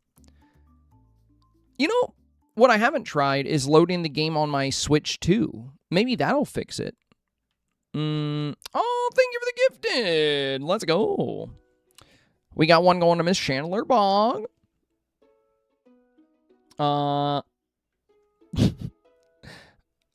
So, wait. Let me get this right. Is Chandler... Who is slandering Rob? Were you slandering Rob? And then you got a gifted sub for it? Because that's cool. If that's what happened. I don't know if that's what happened, but if that is what happened, that's pretty cool. They were? Yeah, that's subworthy. That's gifted subworthy for sure. Now we could... I do like the secret pop star jeans. I do like these. But... I don't know. I think I might go like super Y2K with this.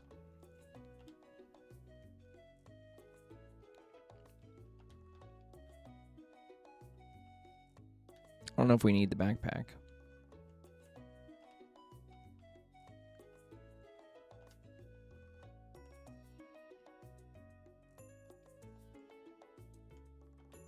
Also, dude, this Frosted Heights outfit is so cute. Can we just take a minute to appreciate that? Okay. I'm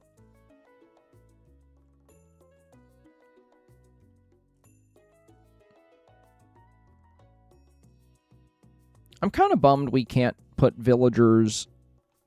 Like, what are they... Like, I don't understand what they're thinking here. Bringing the stage back when it kind of sucks. Like, why can't I just put him on the stage? Like, what is the deal here? The problem is the stage works like a giant table, but we can get on it. You know, like when I do this, now they're on the stage. But I don't want to take my picture here. Like, I don't want to do this. It doesn't do well. It never has. I mean, I guess we could set it up like, you can kind of set up a cool scene. I don't know. But I'm just going to set up the stage. I'm going to stick to the meta because the meta likes to work. You know, the meta likes to work. I do think the new pose, it would be super cute for this week, too. She's looking kind of... She's looking kind of good. Okay. Let's see. We're going to go to houses.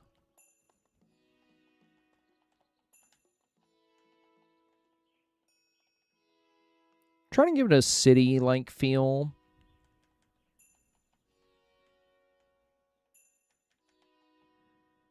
Wait, you couldn't put instruments on stage?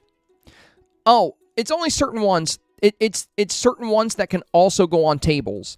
So the night show STARPATH had a bunch of them, but essentially what you have to know about this is that it's a table. That's what this is. It's a big table. So there's some instruments that are coded to go on tables so that they work with this. But there's some instruments that are not coded to go on tables, so they don't work with it. If we go down here, and we go to Night Show STARPATH, a lot of the instruments for this, that came out with this, were coded to go on here. Now, I think these drums might be back. Also, the stage lights can go on here. But they can also go on tables, because, again, this is a big table. So anything I put on here, I can also put on a table. But, you know, this acoustic guitar works. The electric guitar case or stand works. The DJ table works. Or not even the DJ table, just the DJ thing. You have to lay it on the ground.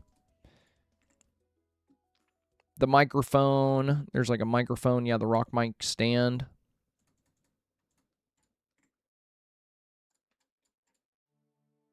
But almost everything from the night show StarPath will actually go on here, which is pretty neat. It was a solid StarPath. Even the fireworks. You can even put the fireworks back here. Now, what I want to know is, do the new stage lights go on here? Will they work too? Or are they not coded to go on tables? Let me check. Yep. So they give us a brand new stage light, and it will not work with the stage. What a great... Oh, man. Thank you, Gameloft. You guys are always so thoughtful with the way you roll things out. I appreciate that. All right. So one works and one doesn't. No, that's just fantastic. Cool. Just Gameloft things. Just the logic of the game. Classic. Very fun. Very fun. We gotta have the big balloon in here. There we go. Play up those rock show vibes. So, like, you know, this guitar set, it'll go on here too.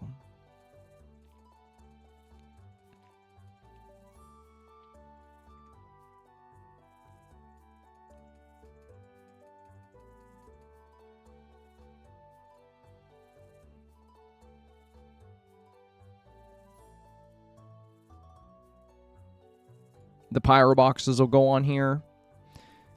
Pretty much everything from the... Well, what's stupid is the DJ mixing table will go on here, but you can't put a table on here to put the DJ mixing thing on, which is just kind of dumb. But, you know, that's the way it is.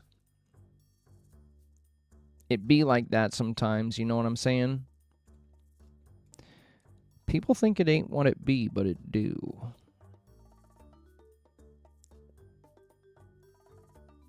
All right, there we go. I'll just put this back here.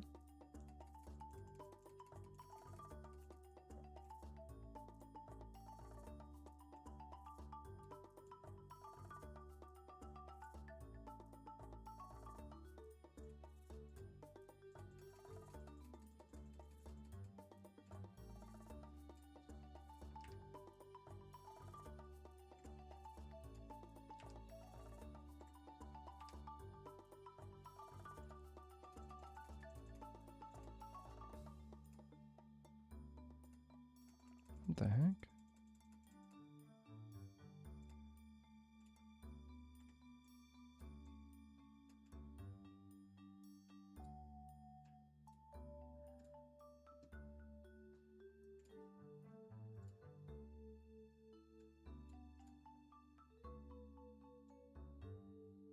All right, now let's get some city vibes.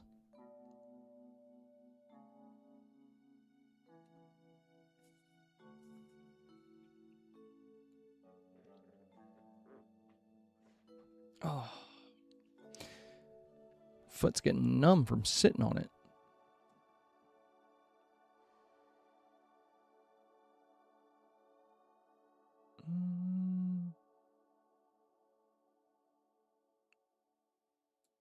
Honestly, like a camper van could be kind of cool here. I don't know if we'll see that, but like, could be the band. We don't really have a tour bus, so I guess that'll have to work.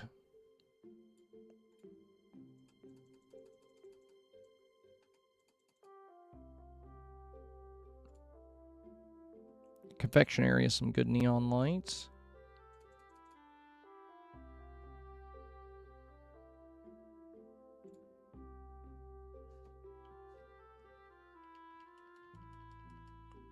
How do you get items on stage?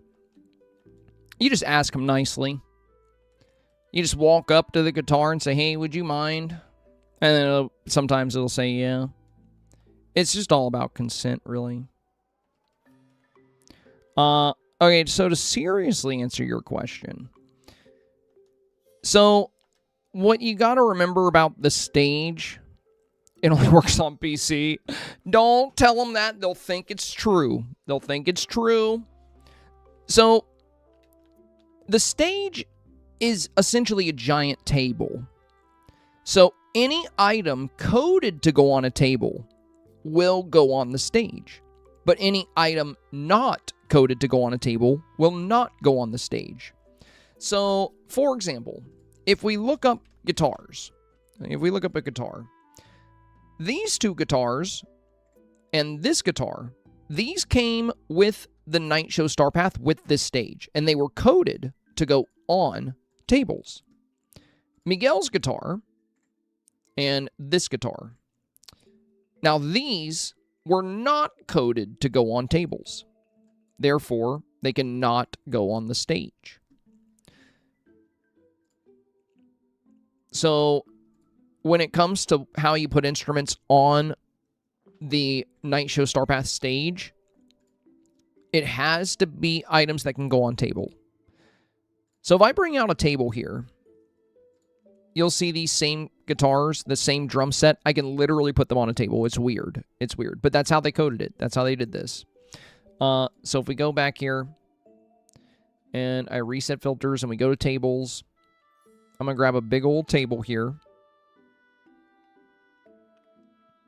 Where's my big seaside table? Let me search seaside.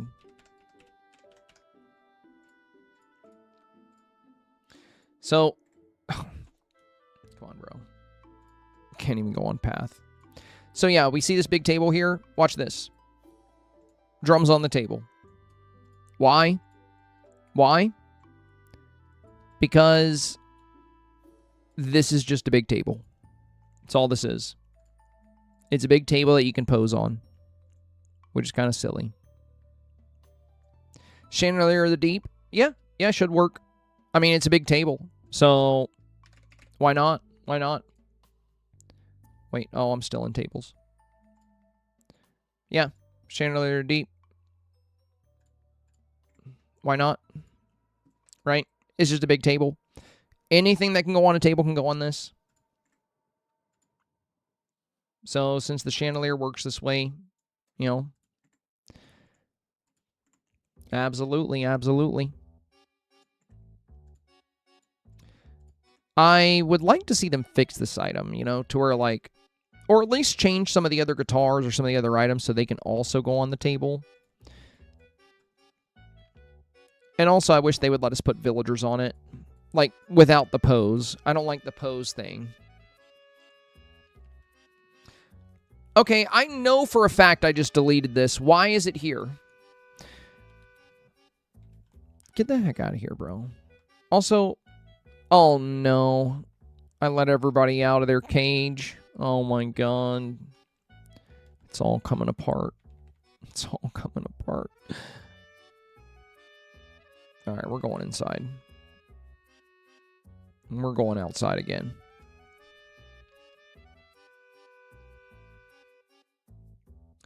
I like the stage, Catterday, when you can set it up. It looks good. It looks good. I've also seen some people do some really good dream snaps with it. Like, I've seen some people do some pretty awesome snaps with this thing. It's just not easy to do. You know, it's just kind of annoying. Like, you have to move things around, and it's random who you get with you. But what's cool is I've seen some people go into free mode. Now, I have a building here, so I can't do it. But what a lot of people do is they kind of set it up like this. You know, they go into free mode, and then they pose with the microphone in front of them, and they kind of show the crowd. Like, so this is a really good way to use the stage. I say this is one of the best ways to use it. Or you can use it as just a decorated stage in the background. So, you know, we can be up here rocking out, you know. So there's some pretty fun stuff. There's some pretty fun stuff you can do with it. It's a good decor piece if you can decorate it with items. And if you get really creative, with the free mode angle, you can actually make a pretty dope concert.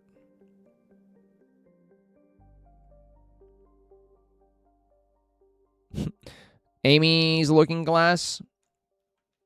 You a fan of Gorillaz? Good band. Were they big in the 2000s, or was it more like the 2010s? I can't remember. I wonder if this thing would work. I don't know. This feels very futuristic for the 2000s, to be honest.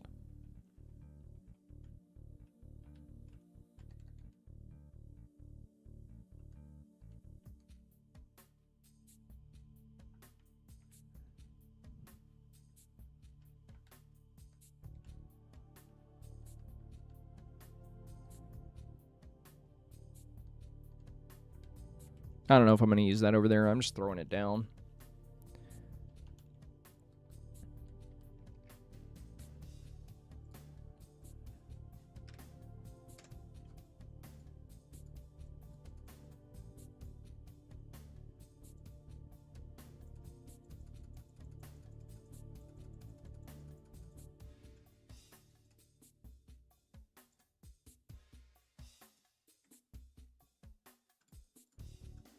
What the... Bro, what are you doing? What is going on? Oh my god. My controllers are getting wonky right now. I wonder if we can put the blimp here.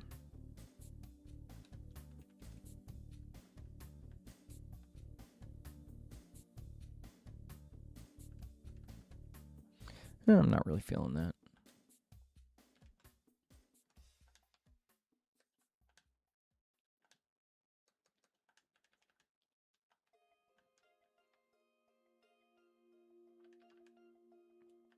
We need another big building to tie off that right-hand side. Let's go with Remy's house.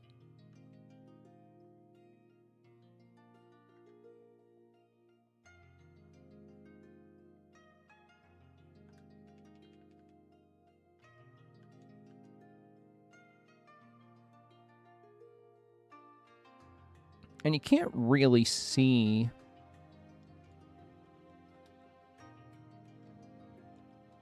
like what I wanted to be like the tour bus kind of vibe. Maybe if we turn it around.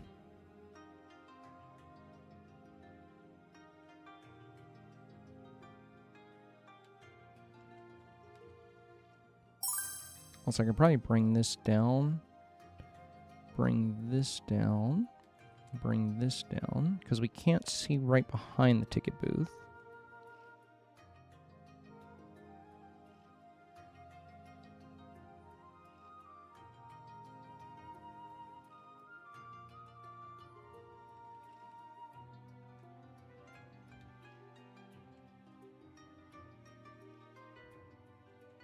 Sophie Plays says, hey, hope you're well. I'm excited to play this game. Oh, did you just get it? Yeah, it's a great game. Welcome in, Sophie. Welcome in. I wonder if I should put the billboard back there. You can't really see because of the stage lights, actually.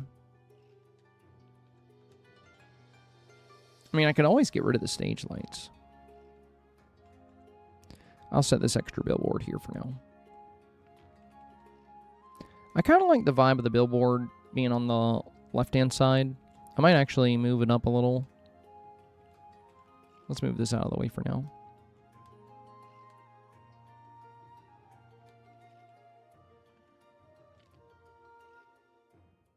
Yeah, that's kind of a vibe, having that a little closer up.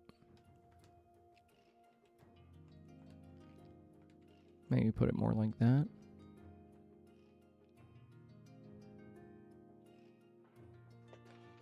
Now it's too much. Now it's a little too much.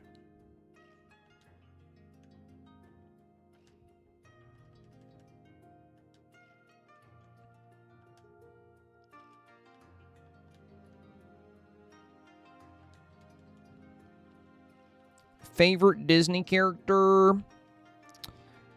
Kind of tough to say. I really like Emperor Cusco. Cuscotopia. And I like Aladdin. I don't know what the heck Olaf's doing back there.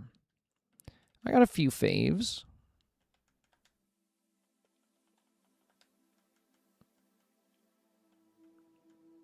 Though, believe it or not, I'm actually not like the biggest Disney buff. I like this game because I like being creative. So, I'm not really playing Disney Dreamlight Valley just for the Disney portion.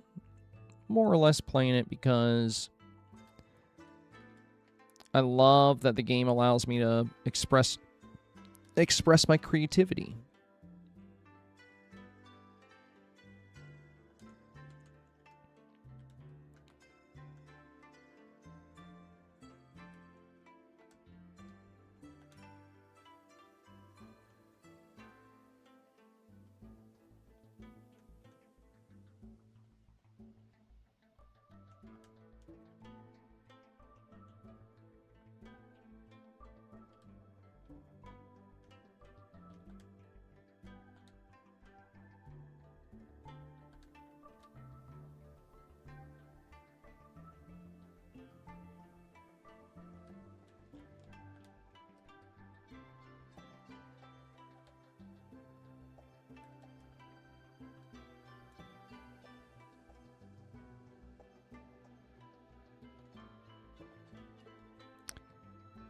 This is feeling pretty good.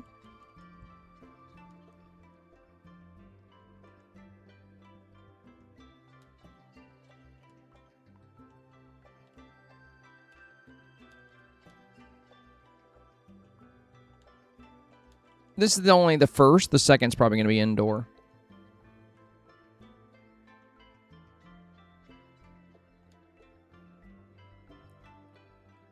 Guys, don't be lying to our new friend telling him I love Eric. What are you doing?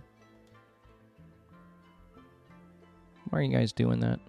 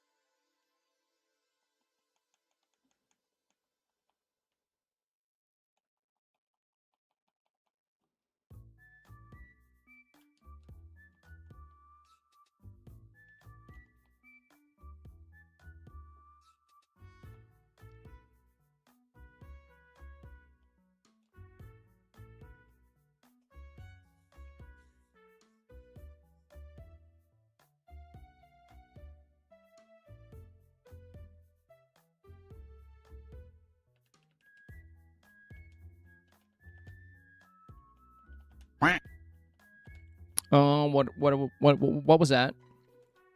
What was that, you guys? You better not say it was a duck, okay? You guys know the rules. Ducks are not allowed. They're not allowed in here. Guys, let the duck go. Set him free. You guys know the rules, okay? There's no ducks.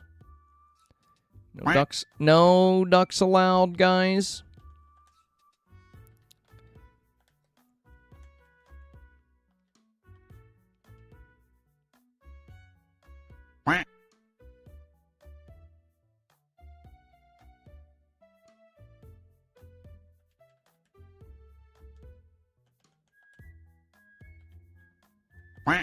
What's wrong with ducks? There's nothing wrong with them, but they're wild animals. You shouldn't bring them in here. I'm not saying there's a problem with ducks in general, but they should be free. Okay, guys. Now you're bringing blobfish in here. Look, I feel like you're just trading one thing for another. Oh, the back of this is actually kind of nice. The horse is here. Oh, not the horse. Anything but the horse.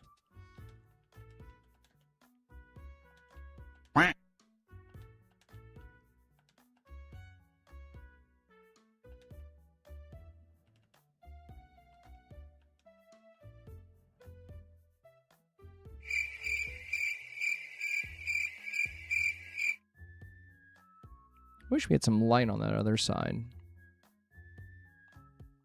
I should have built this angled directly towards the sun.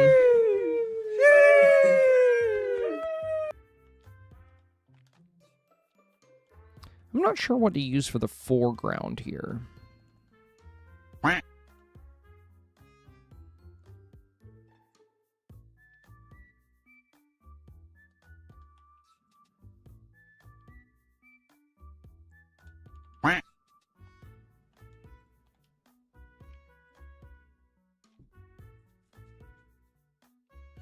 Well, probably a lot of villagers over here. Do it! Just do it! I'm trying! Dang it! You guys are stressing me out!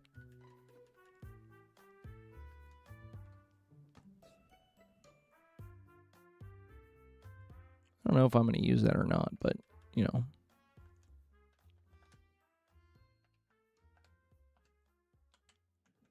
It is pretty cool. Oh, speaking of which, with how cool that is, for sure it can go on the night show Star.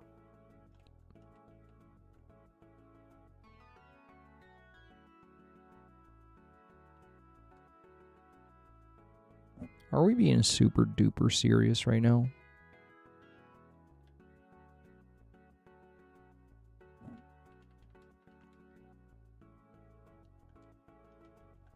Okay.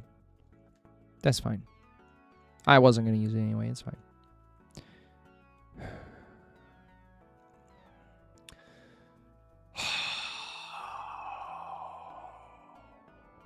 My God, bro.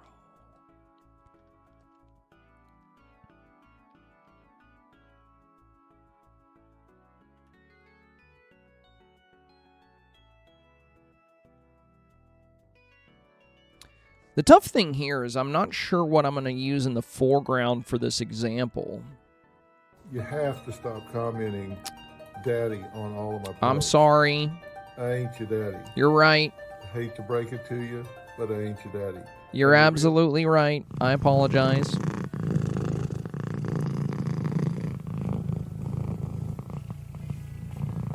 We got to get some smoke bombs up in here. Dang, Tokyo Drift over here. Oh, now you're walking? Now you want to walk? Yeah, I saw you.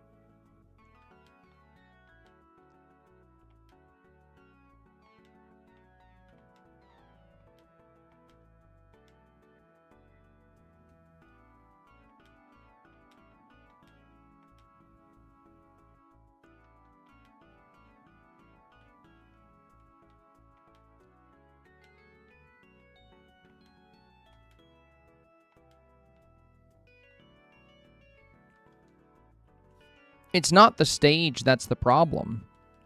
The stage is far from worthless. The issue is that the devs don't code enough stuff to go on tables.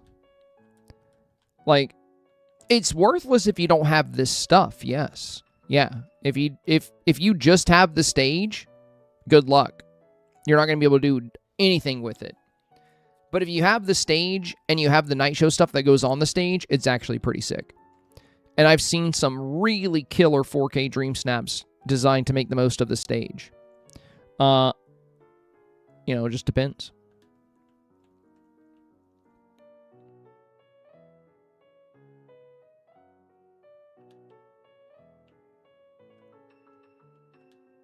And it's not the stage's fault the devs aren't coding items to go on the stage. You know? Don't blame it's just a poor little stage. Don't blame him. He didn't choose to be born.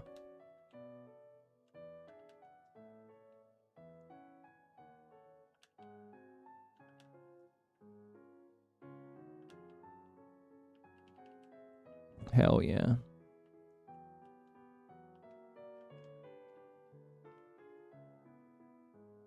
Now we're talking. Why are we still here? Just to suffer? Probably. It's probably why you're still here. I mean, I do have to get off soon, so if you're suffering a lot, I can leave now if you want. Like, if you're really suffering, just let me know. I'll head out. Okay, well, now we can see the van, but now it's way too bright.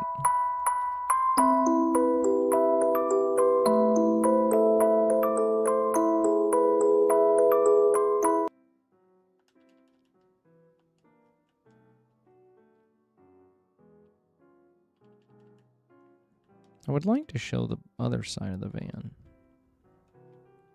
I said yes, please. Fine, I'll leave. I'll leave. I'll leave right now. You think I won't?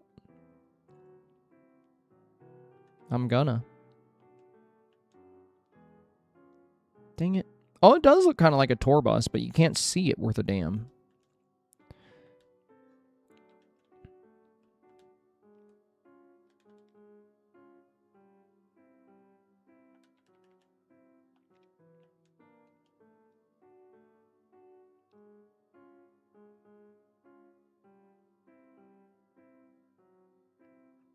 This is feeling like 2000s concert kind of vibe. Why are we... Why are we yelling, you guys? Why are we yelling? I'm gonna need everybody to relax, okay? Let's all calm down, take a step back. You too, buddy? You're yelling at me too? Hi, buddy. Come here.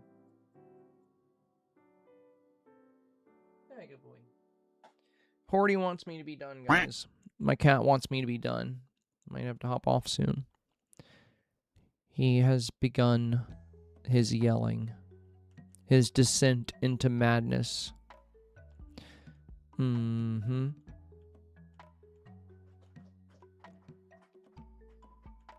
Mm-hmm. Mm-hmm.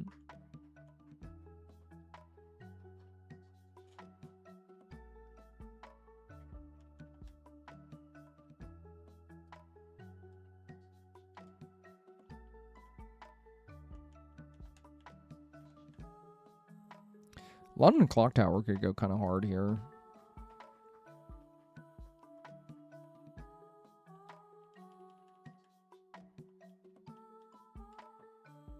Alright, looks silly there.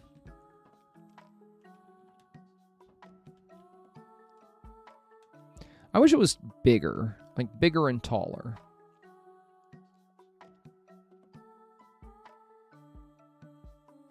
I won't even see it if I put it there.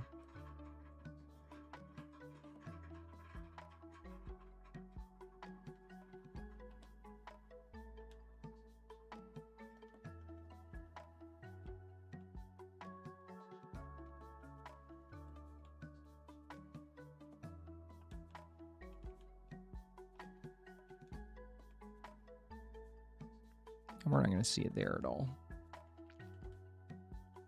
I probably won't worry about the blimp.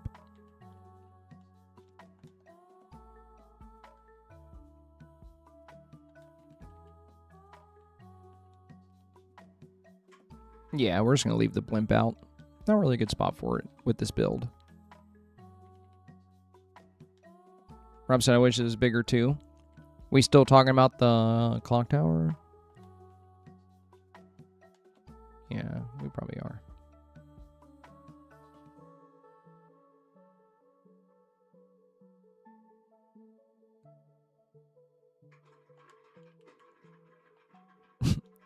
Well, the cats are playing with their toys now.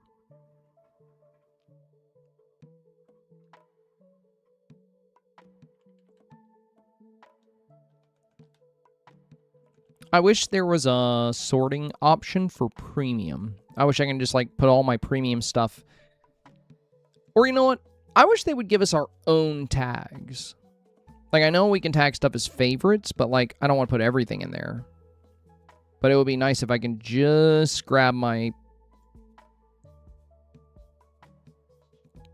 premium stuff sometimes. Yeah, I was looking for these.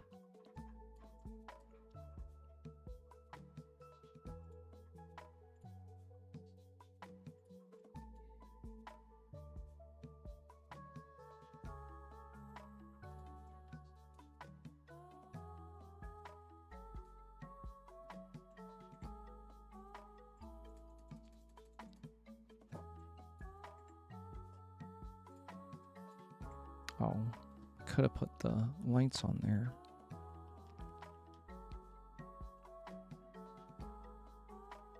Might move those closer so we can see over them a little.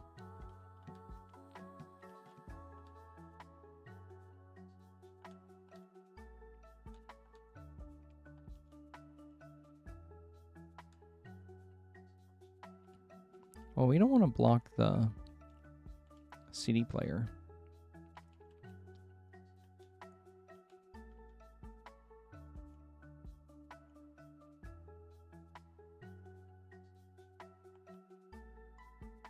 What are you trying to do, Johnny?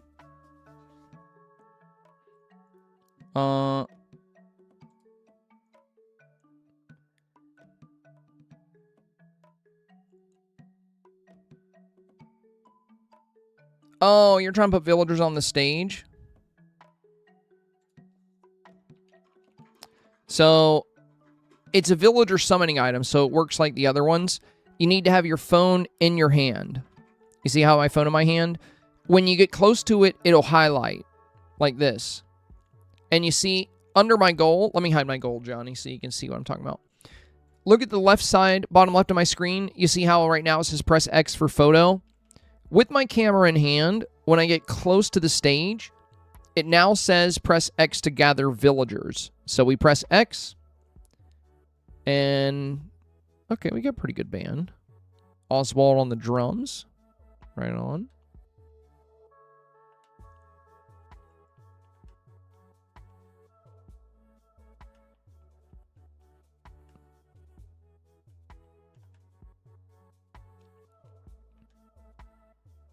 And if I didn't have the buildings here, I could get, you know, I can still get kind of close to her here. But yeah, you can do some pretty cool scenes this way. So essentially, it's just a glorified villager summoning item. That's all it is.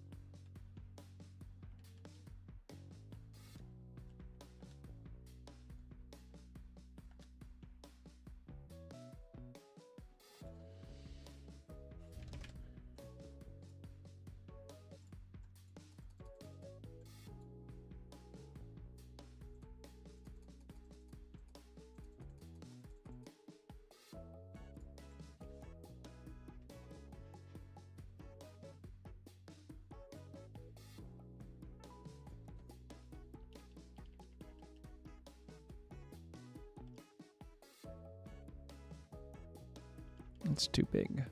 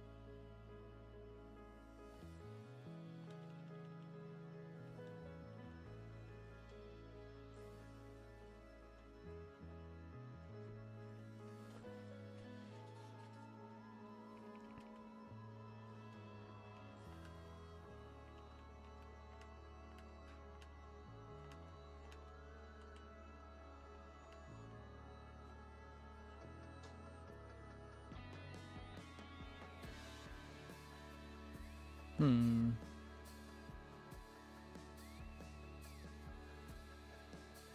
know what's really tough with this challenge is that we don't have filters for like Y2K stuff, for like what's going to work good. You kind of just have to go digging through the thousands and thousands of items. We have so much stuff for like nature and fantasy, but for Y2K, that's a little tricky.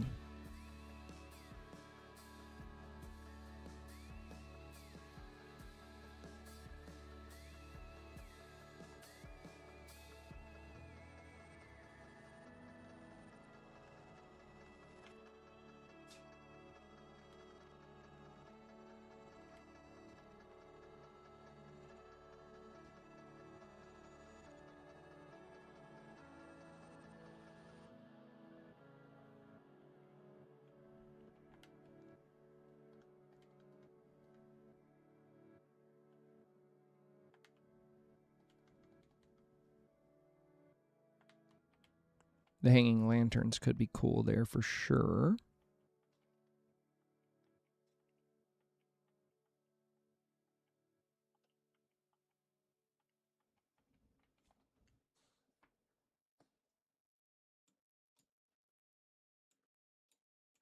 Rob, it was just a typo. Type to nag you. Okay, don't judge me. Don't judge me, Rob.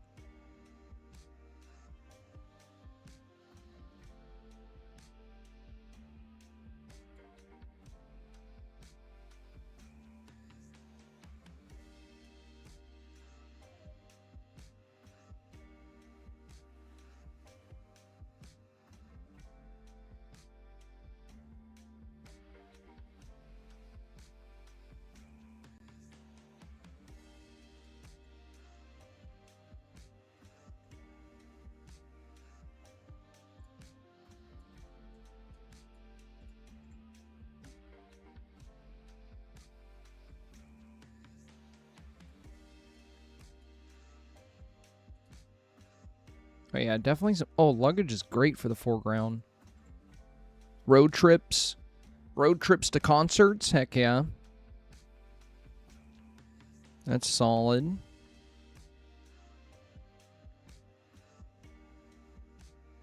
That's what I mean. Just scroll through. You can find some cool stuff.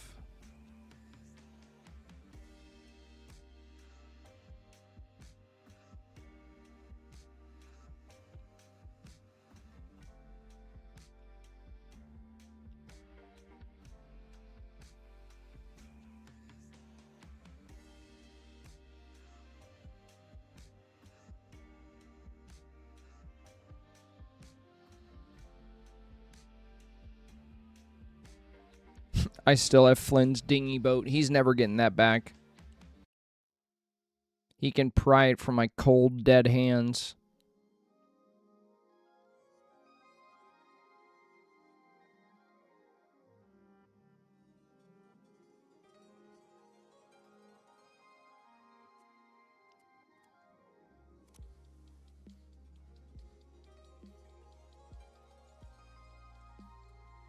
I forgot about the rock show synths.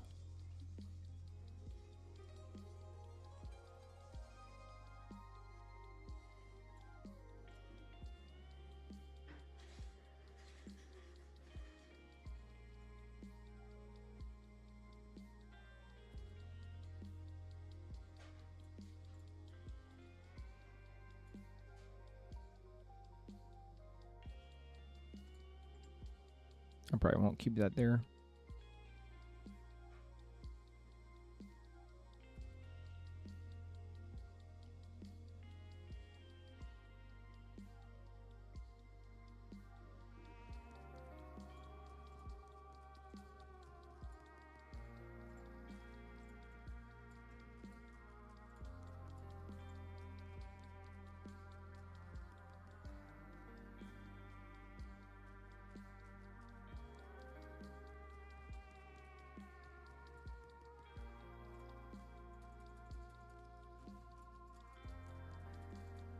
The sun's starting to set.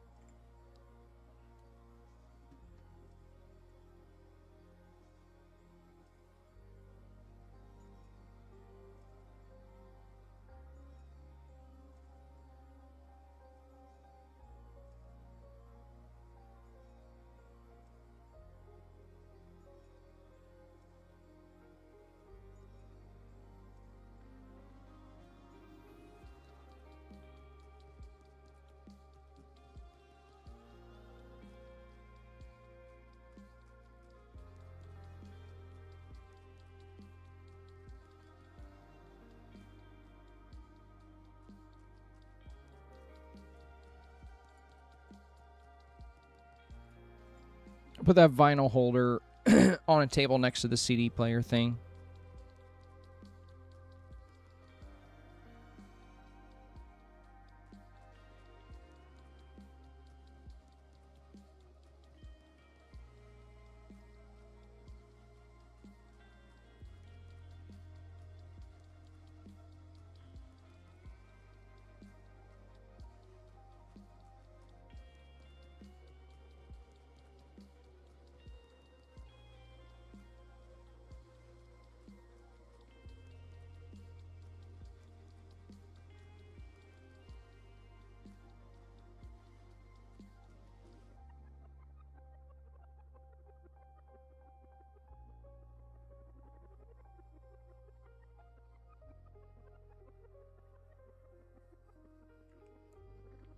Yeah, for the indoor build, I'm just going to make a sweet arcade. It's going to be super easy.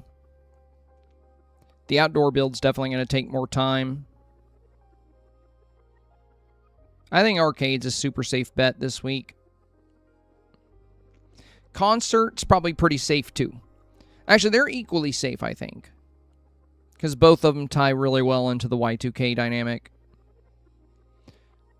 We get great arcade stuff from Ralph, and we've had great arcade stuff in the game for ages. And then we get, you know, we just got like some good concert stuff in recently.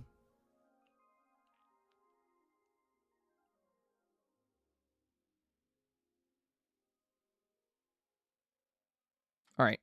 I'm done scrolling through here aimlessly. Let me see how we're looking with, let me roll the time back by 1 hour.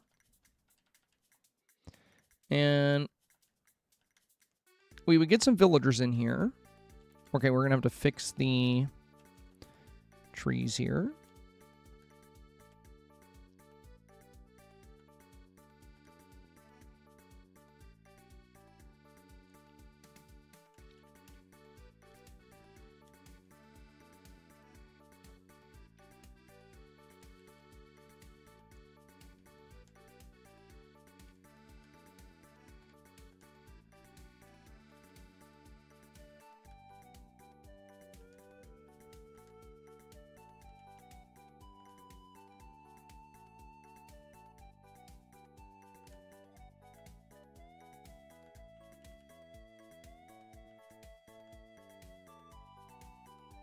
Let's see a little bit more of the...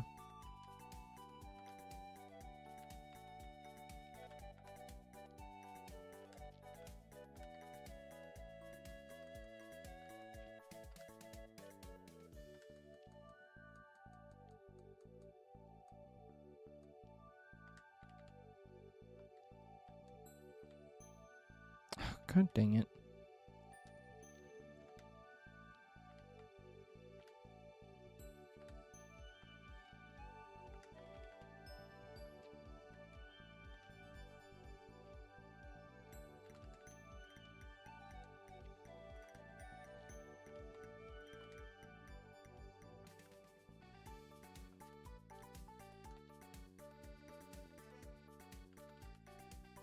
Yeah, but I don't want to see this ugly, dark tree, though. You know, I'm just going to put it on the very outer edge.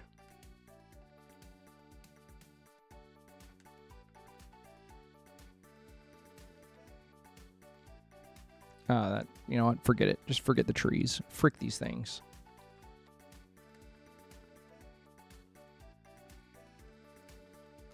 You know what? Give it one more try. Okay, there we go. We got a couple little hanging lanterns there. And if anything, I could probably pull those back one space.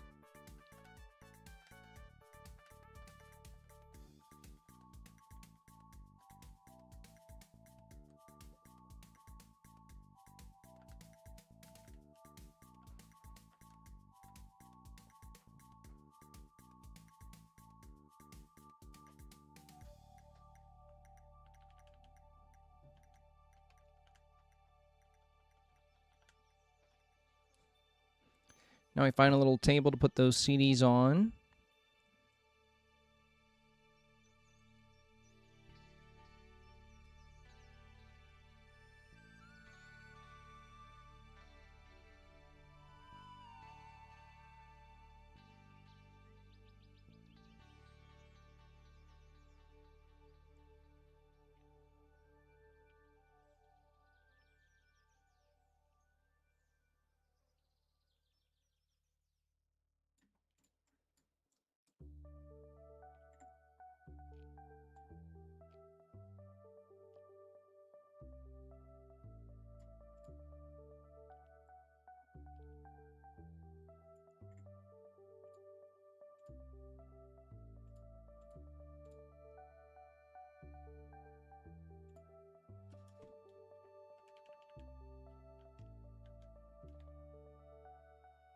Mickey, get the frick out of here.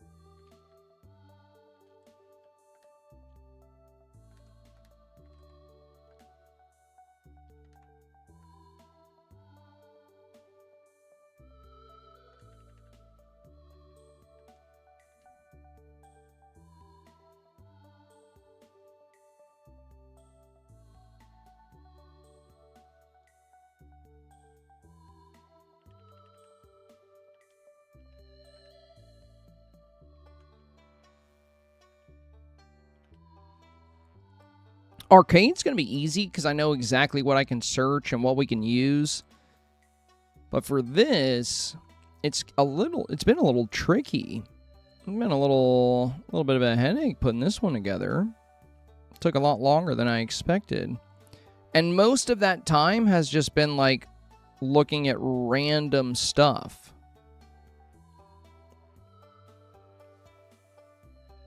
But hopefully you guys are starting to get kind of a feel for like what you can do with this theme, you know? Hopefully you guys are getting some little ideas. Some ideas.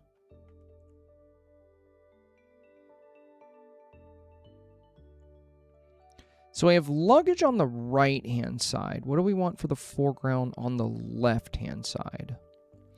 Like, I know I can do villagers as well. I might just do shrubbery, honestly. I might just do, like, some kind of plant. Easier. Anything in the night show that stands out? I could do a guitar.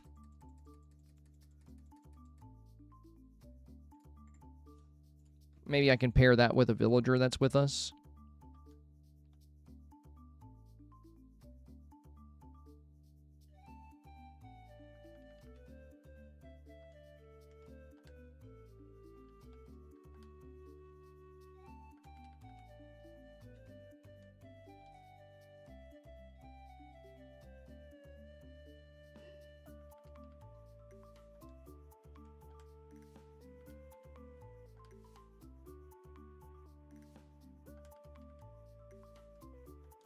I could make them do a pose like they're holding it or something.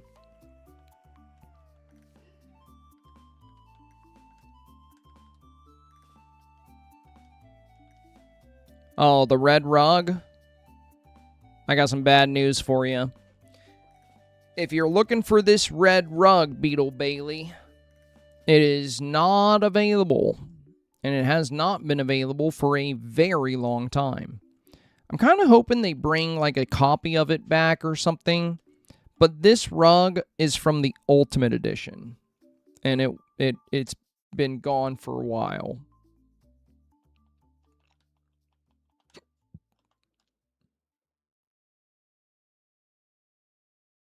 Oh yeah, I'm feeling this. I'm feeling this. I got my broom homie with me. He don't play.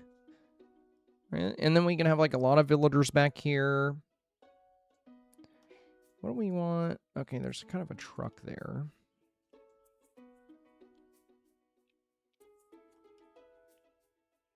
Yeah, this is a vibe.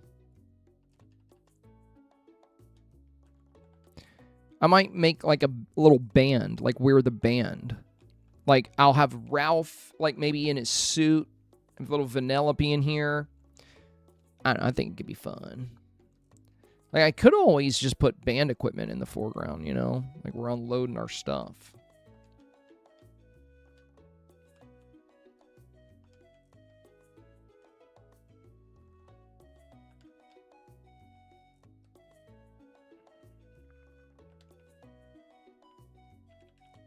Could do 2 of those.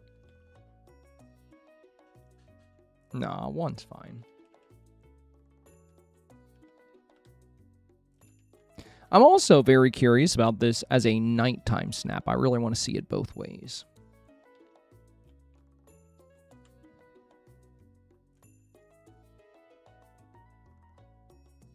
Like if we did go nighttime, the luminous fence would be pretty cool.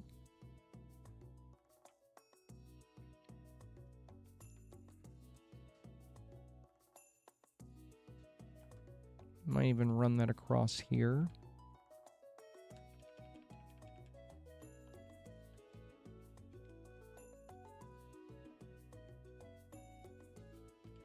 Nah.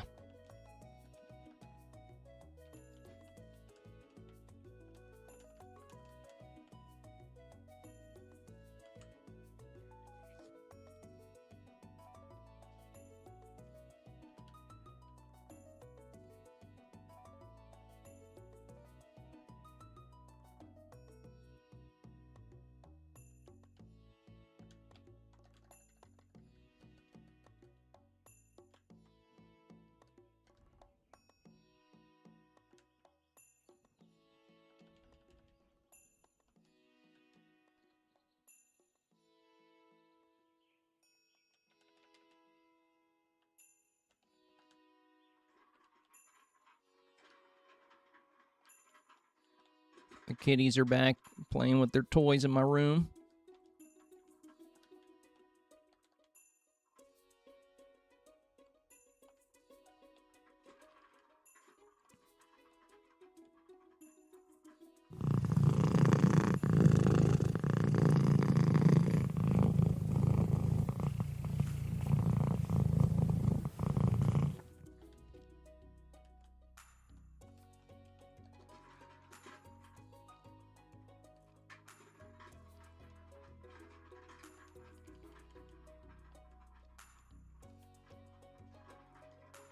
Oh yeah, I like the extra neon there. That's pretty cool.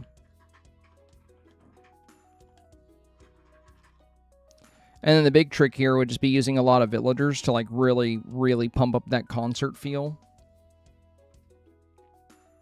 Yeah, that extra neon's sick.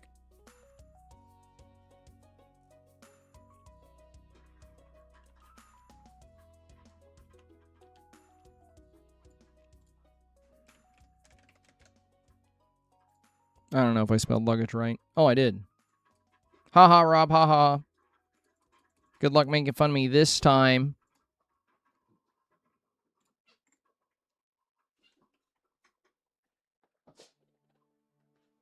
What are y'all doing? Are you getting your sister? Are you being a menace? She's so dramatic. He's not hurting her either. She just goes meh whenever he like messes with her. He wants me to get off the computer. I'm coming, buddy. I'm coming.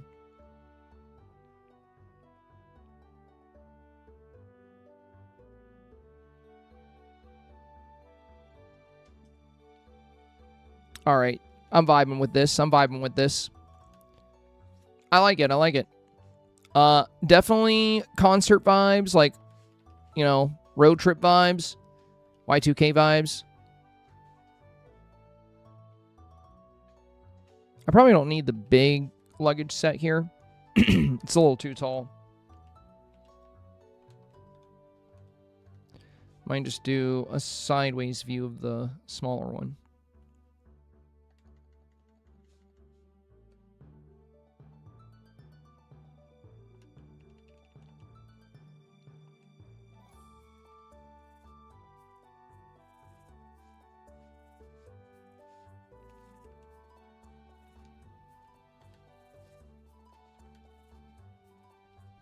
And then we'll go river.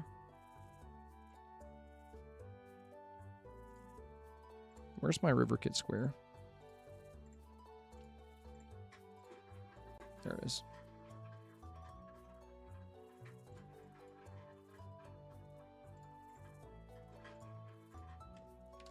Shand. Light up that foreground. Oh, yeah. We're vibing. What do you think, guys? What do you think? What do you think? Pretty good. Pretty decent. And then we do a little band. And then we'll have like a bunch of people waiting at the stage. And this will just be our little Y2K band. Hey, that's pretty good.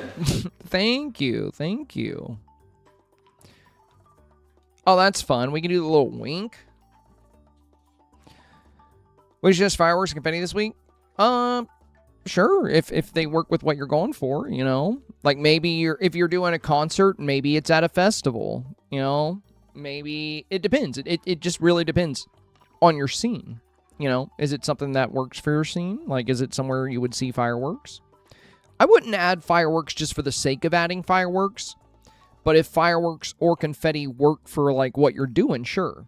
Like, I wouldn't really do fireworks or confetti here because the band is just arriving and the people are waiting. So, like, you know, maybe we can have a firework display for them to watch. I do have these fireworks set up on the stage.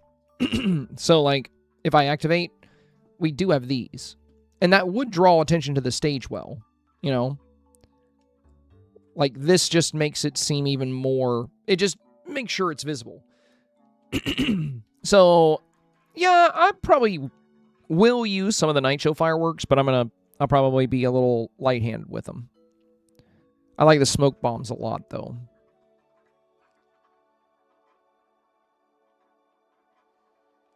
You can also amp up that Y2K feel, too, by, like, hitting the rotate here. I like the rotate.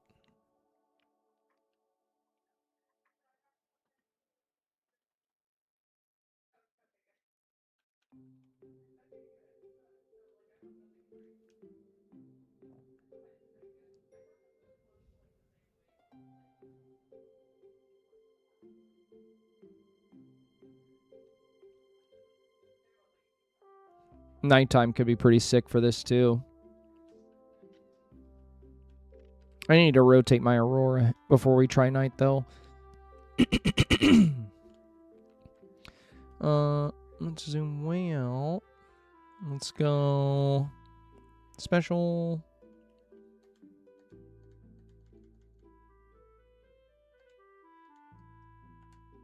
I guess that's right. I don't know.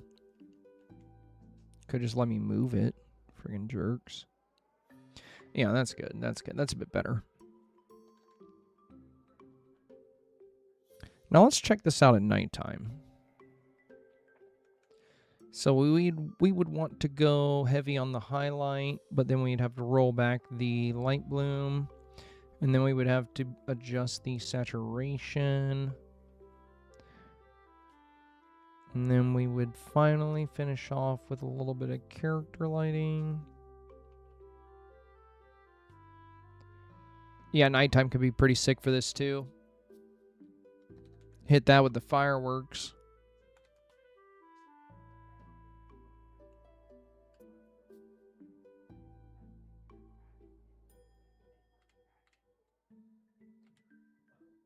Yeah, both work, both work. Could do sunset or nighttime. I'm not sure which one I'll go with if I were to use this, but both of them are pretty good options. I do think I'm going to remove those paper decals from in front of the stage, though. I'm going to get rid of these. All right, well, I had no idea what I was doing, and I made this. So, that's not so bad. Little bit of messing around, little bit of playing around, just some tweaking, you know. Not the bad kind of tweaking. Like, no, I'm not tweaking on drugs. Or am I? And then I got, you know, everything kind of... We could do the... Well, maybe no vignette. Yeah, it's looking pretty good. It's a pretty decent example for tomorrow's video. And for the arcade scene, that should be pretty simple. I'm just going to build an indoor Y2K style arcade with some like music and stuff, like the CD player thing. Probably use this same idea that we have here with this item, with the table. For this scene, we're going to use the villager toggle to just add some villagers. Or I probably won't add villagers in for the YouTube video. I'll just specify that if I were to use this snap, I would add villagers. Lately, I've been trying to stay away. Oh, speaking on neon lights, you said you like the neons. There is something I just thought if we can add. There is a blue neon Mickey light. That's pretty cool. Oh, it's not there. Hang on. Let me see if I can find it. That could be cool on the little walkway path. We go lighting, and we go oldest, because it's a pretty old item. I'm coming, buddy. Don't worry. Yeah, these. Could kind of line my pathway. Oh. Wait a minute. My ropes aren't even. Thank you, Mickey Light. You saved the day.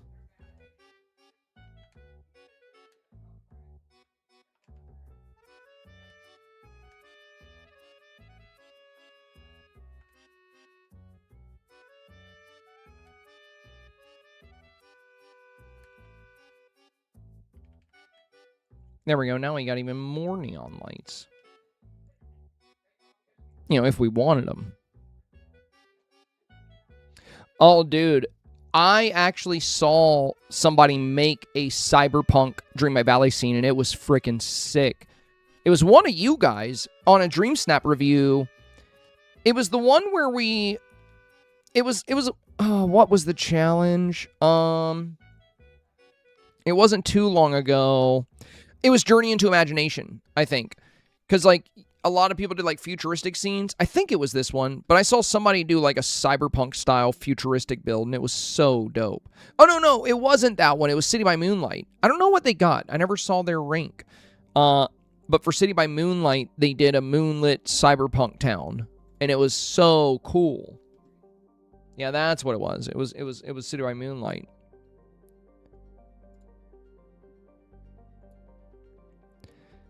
Lisa here said, would candles work for lighting the path? Sure. You can use candles for that. I mean, well, a lot of people do. It's very, very popular to line pathways with candles just for a beauty factor. But for the Y2K vibe, I would recommend using something a bit more with a Y2K feel. Having candles line the path to a concert, like, venue like this, not very common.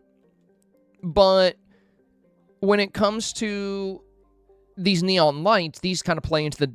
In the Y2K, it was like... Y2K was, like, very, very focused on, like, looking futuristic, even though it wasn't. You know, like, that is I thought. Yeah. I'm deadeth. I just read it how you guys say it. Also, Aim for Space, thank you for the 100 bits, my friend. I don't think I said thank you when you did that. I'm a bad host. But yeah, I think neon, like... Oh, no, I'm aware 80s was neon. But neon was also very common in the Y2K area as well. Like, this is a Y2K item, by the way. I don't know if you've noticed, Lisa, but it's kind of covered in neon lights. So neons came out in the 80s. That's when they kind of exploded. but they were still very relevant in the 2000s. And also we were getting into like LEDs as well, like cheaper versions of neons. That's kind of why they also exploded. So yeah, neon is not necessarily just a specific thing to the 80s. That's when it came out, so it was really big then. But it's also relevant to Y2K. Whereas like candles aren't going to fit in quite as well.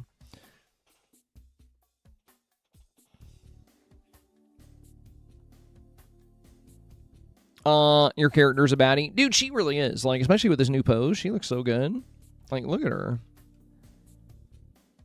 I think it's because I made her, like, very tan for, like, the outdoorsy feel of... And it's the green eyes, too. It's, like, how colorful her eyes are. And her makeup and her lipstick is on point. She looks really pretty. She looks like a certified baddie. Total babe. Heck yeah. Heck yeah. Look at her. She's like, don't tell anybody. But yeah, she looks good. I like the baggy pants, too. I like the Y2K outfit stuff. So we'll... As far as villagers, I'm going to have to be careful, because like I want the whole scene to have a Y2K kind of feel, concert feel. So I'm definitely going to lean into Vanellope. She's going to be right near the front, because I think she has the vibe I'm looking for. No, Olaf, I don't want your D. Excuse me, bro? I know my avatar is looking mighty fine, but, like, to ask such a thing on stream, Olaf, of all places. I don't know why you would think that's okay. Matter of fact, you're going straight to jail. You're going straight to jail. Okay. Tigger would never. Tigger would never. Alright. My kid got on me for wearing one, said I was stealing their style. Girl, please. Dude, I'm saying, bro, I'm saying. It's funny because you know what happens with styles? They always come back around.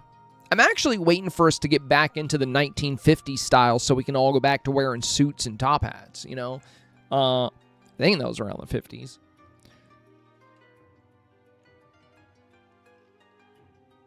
But I don't want to buy suits. They better be cheaper.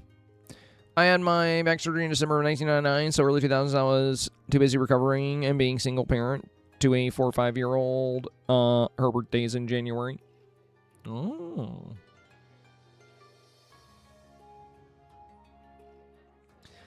Well, the reason neon lights were kind of big in the 2000 era... here's the rationale, right? This is why it was big.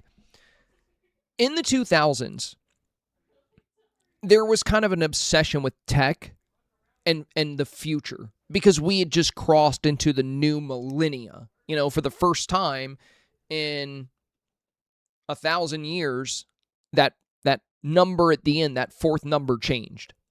You know, it was 0, then it was 1 when we were in the 1000s, and then 1,000 years later, we were in the 2000s. And we've only been in the 2000s for 26 years, if you think about it.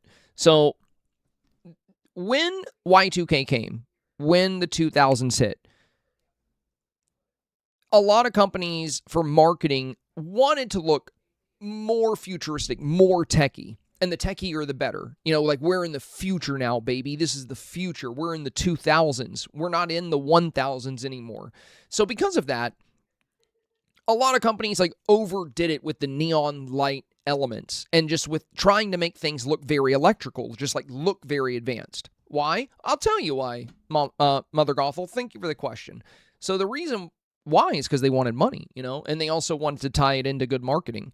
And tying everything into Y2K, into the future, you know, styles became somewhat futuristic in some ways. It was like a half-ass attempt at cyberpunk, you know? Like, that was the big thing. It was like, we weren't advanced enough to be in a cyberpunk society, but we tried to kind of make it look that way on TV and in marketing, and that's why, like, there were a lot of neon lights and, like, a lot of, like...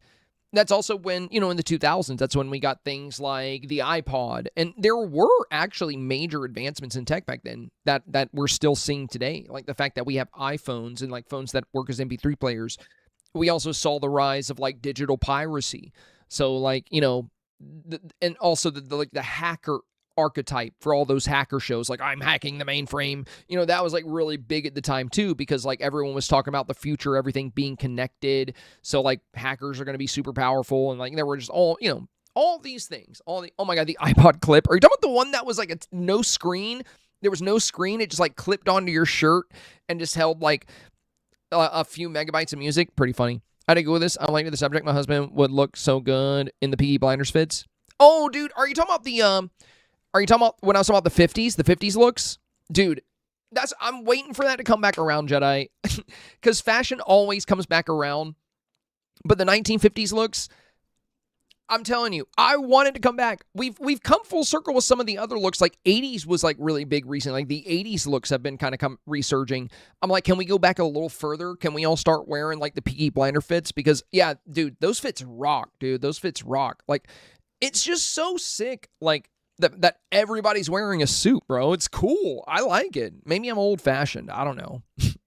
I feel like indie was kind of the 50s look in the 2010s.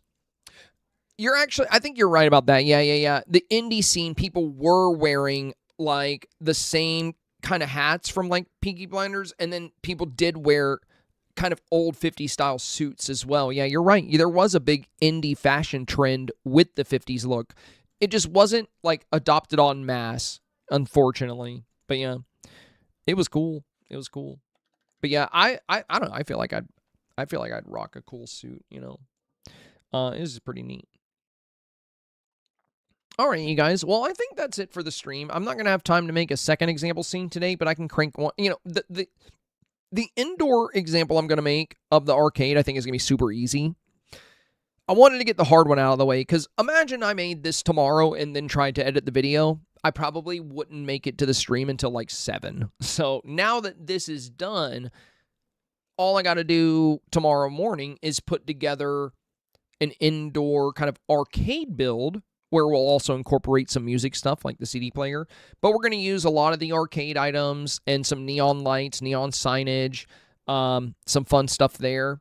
And I'll try to have that video out for you guys pretty early tomorrow. But I want you to remember, you do not have to do either one of these options. I think they're both great options if you just, you know, this theme is kind of weird because we just don't have a lot of good Y2K stuff.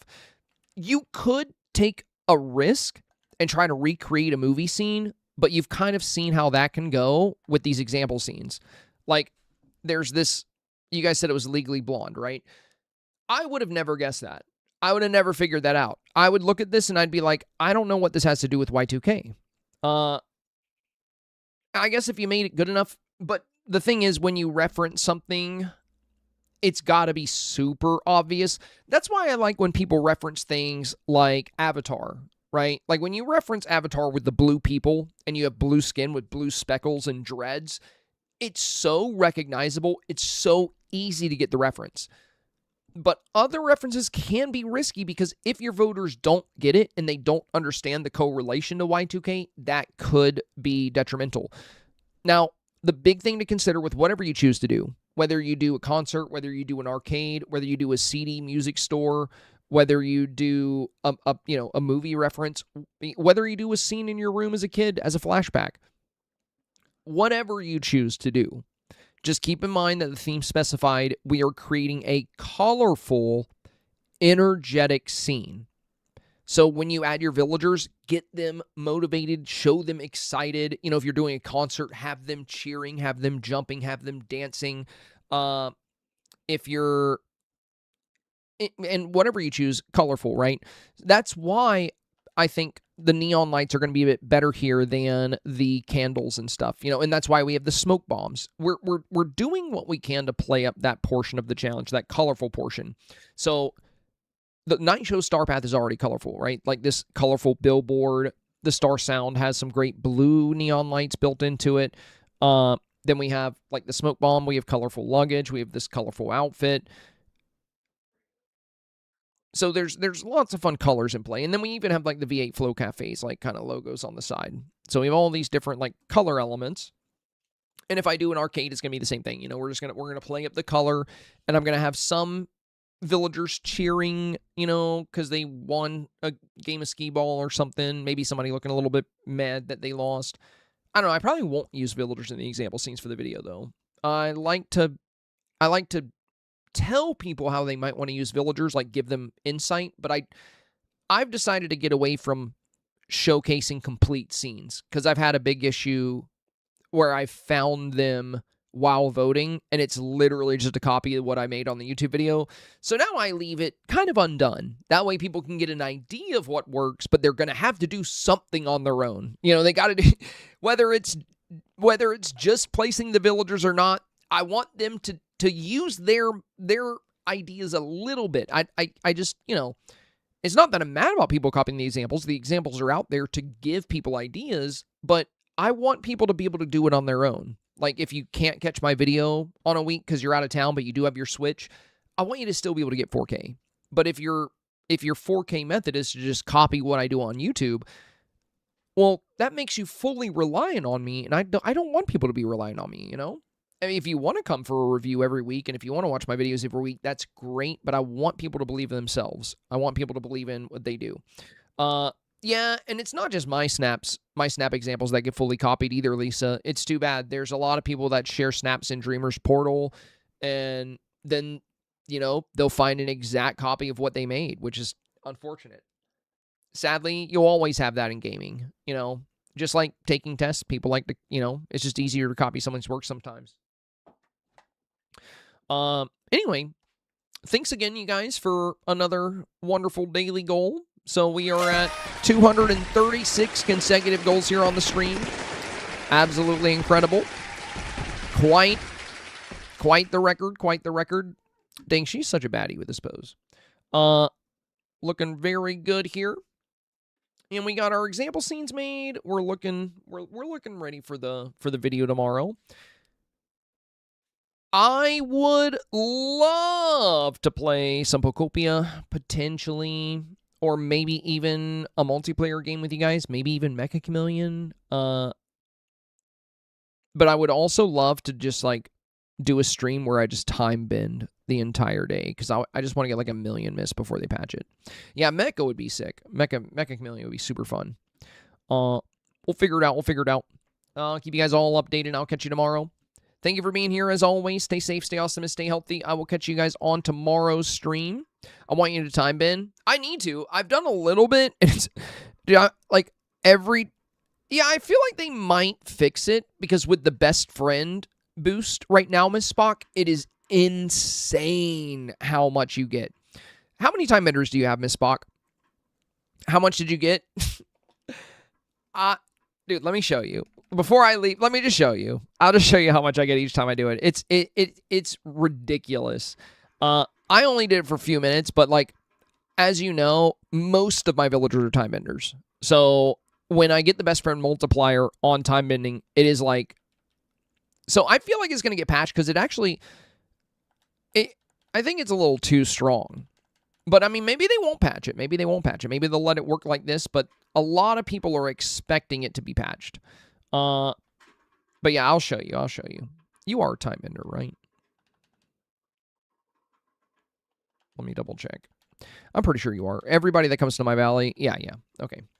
Now, I get 2 different amounts. It's not always the same. But, yeah, I know I have, like... So, I time bended for a few minutes, and I was getting, like, 100 fragments each time. Like, and I made, like... Not only is the mist really good, but I was also getting, like, 500,000 star coins every 10 minutes. Like, probably less than that. It was actually insane. So, oh, she's not best friend. Dang it. That was stupid. I would have gotten so much. So I get 25 by default. So when I have her at best friend, I actually get 100. Like, I get plus 100. I think that's the maximum too. I don't think they can drop more than that. I think that's the most she'll drop.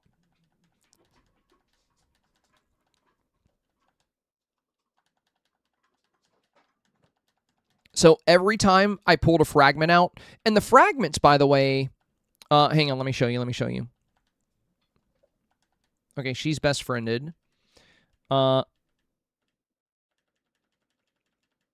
So I spent just like 1 second getting this fragment. Now this is worth 1,000 star coins each. And I would get 101 of them every time I found them. So every time I pulled that, it was 100,000 star coins. 264 is the max. I never got 264. I guess that's if every single villager is a time ender. Yeah, I have 25 mining buddies as well. So I can get a lot from mining. Silver Mist, 300, and she drops 15,000. I do get 32,000 as well, though. Or it's 50 or something. I can't remember. So 15 is the lowest amount I get. But I get 15,000 mist every time mist comes up.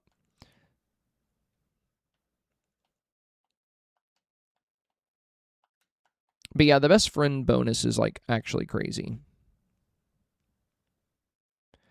And then, yeah, there's a fragment. So she'll give me plus 100. So that's 100,000 star coins right there. Well, 101,000 star coins in that brief second. Yeah, it's really powerful. It's really powerful. I hope they don't fix it because in order for it to be this good, you need to have taken the time to unlock all these villagers, get all of these villagers to level 10, and then you need to have most of them be time enders. So a lot of people call it broken, but I don't think it is. I think it's actually balanced for the late game because in the late game, I should not have to spend 5 hours collecting mist.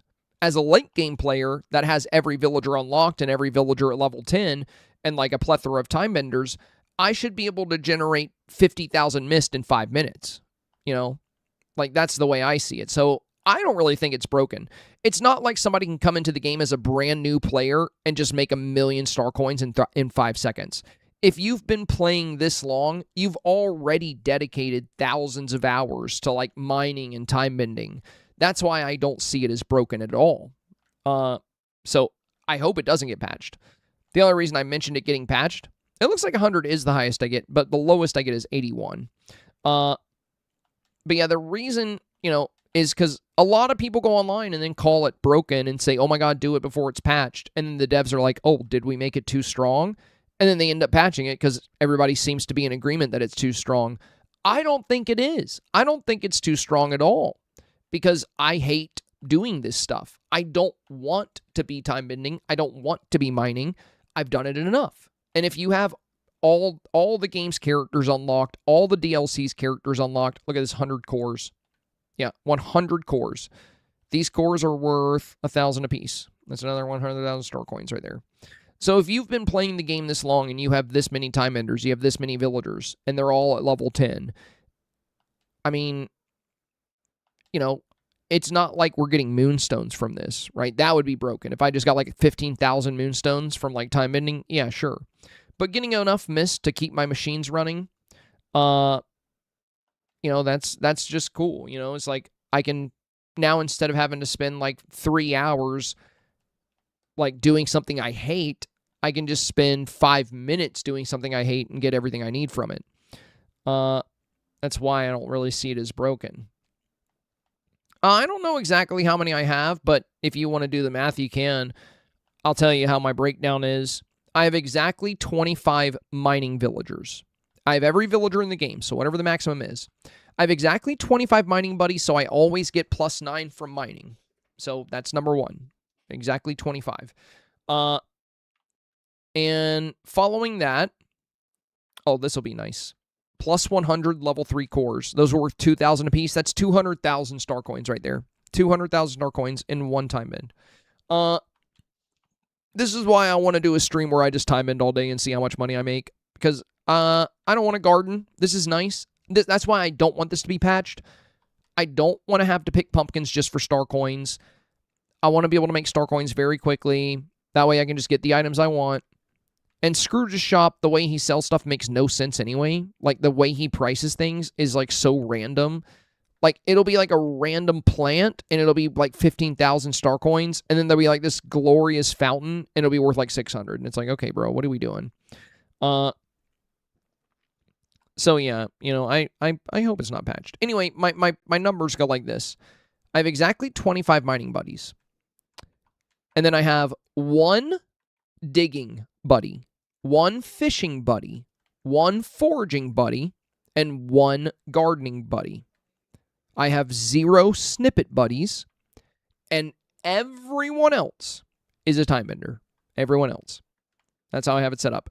So, let's see, 25, and then 26, if you count gardening, 27 for digging, 28 for fishing, 29 for foraging.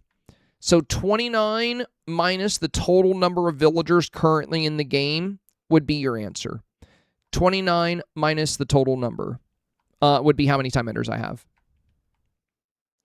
So 29 villagers are not time benders, and everyone else is a time bender. Let's all time bend tomorrow.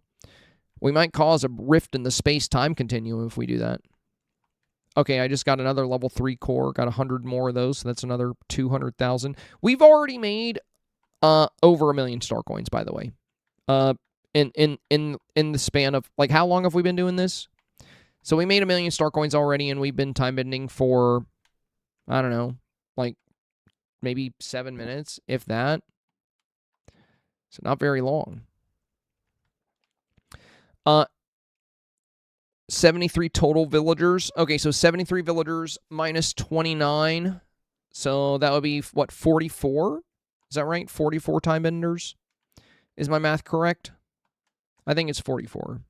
So I think I would have 44 time benders. Which means I would have a 90% chance at the higher number. So there's a 90% chance I'll get 100. And a 10% chance I'll get 81. Fantastic. And of course I got 81 on the best thing possible. Okay. But yeah, I haven't had time because in my gaming time, like my free gaming time, I've been very busy with Pokemon Go because I'm trying to hit the max level. Oh, by the way, before I leave, if anybody could do me a very big favor, listen. I need your help. I want to hit level 80 soon. I'm about to hit level 78. The only problem I have with Pokemon Go is in order to hit level 80, I need 50 platinum badges. Now I have 49, like that I will have by the time I hit level 80. But that 50th badge is going to be a bit of a headache. But there is one thing I can do to get that 50th badge like almost immediately, and that is to refer friends to Pokemon Go. 18 of you have used my referral code. If I can get 50 of you to use my referral code, I will get that platinum badge, and I really, really want it. Also, if you've never played Pokemon Go, it's actually a really good time to get into it because you get a free perfect Mewtwo right now, which they've literally never, ever done before, but it's the 10-year anniversary of the game. But yeah, if you want to help me with that, you don't even have to play the game. Like, as long as you download it and you put my referral code in, it counts. But if you do play the game, even better, because I'll send you gifts and we can be friends. But yeah, you do not have to play at all. It would just be immensely helpful if you're, don't feel like you have to do this, by the way. If you're like, no, I'm not downloading some stupid game, Senpai. That's fine. But if you're down to help me out, like I said, it would take a lot of people, though, because we've had 18 people already use my referral code, but we would need another 32 people to use it, and I would get my platinum badge. So here's the code. It's in chat. Basically, if you... Let me put it in my YouTube chat as well. If you download Pokemon Go and you put this code... If you put this code in when you're making an account, it'll ask if you have a referral code. You say yes. You put that little number in there. Let me go sell this stuff. You put that little number in there, and then you'll count as my referral. And if you end up playing the game, we actually get quests we get to do together. You'll have like certain milestones, and when you clear them, you actually get a lot of good stuff that would usually cost real world money. So yeah. Anyway, let's claim some cash here.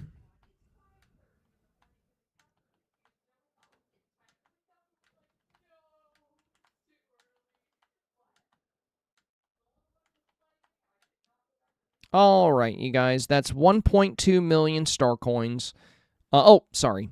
There, yeah, it's still 1.2 even with that. That's a lot of time bending. I'm going to sell these too while I'm at it. I don't need any of this stuff. Except for the dark wood and the ginger. I'll keep that. Let me get rid of these seeds. Oh, I'll keep the onyx as well.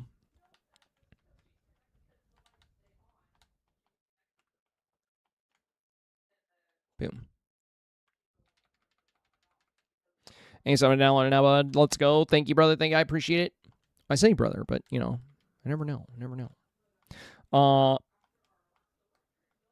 I just logged in. What game are we downloading? Says Pat. Oh, Pokemon Go. If you're down to do that for me. It's Pokemon Go.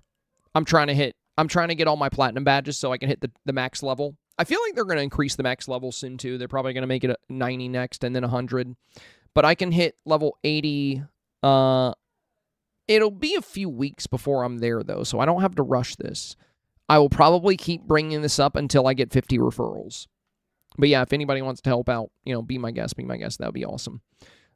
If you use my referral code, right now I'm at 18. I need 50 people to use my referral code, and I'll get the platinum badge. But yeah, the only way to level up once you pass level 70 is to unlock platinum badges, and some of them take years to unlock. I've got almost all the badges I need, except for one. So that's why I'm trying to work on the referrals, because that would be the easiest one to unlock, especially with my awesome community in my back. So I feel like I can definitely get that one by the time I hit level 80. Or by the time I hit level 79. Yeah, Pokemon Go's mobile. It's a mobile game. Do you really not know about Pokemon Go? It was really big in 2016 when it came out. It was like all over the news because people kept on like getting in the streets and stuff. But like Pokemon Go is the only mobile game I care about. I actually despise most mobile games, but I love Pokemon Go because you play it outside.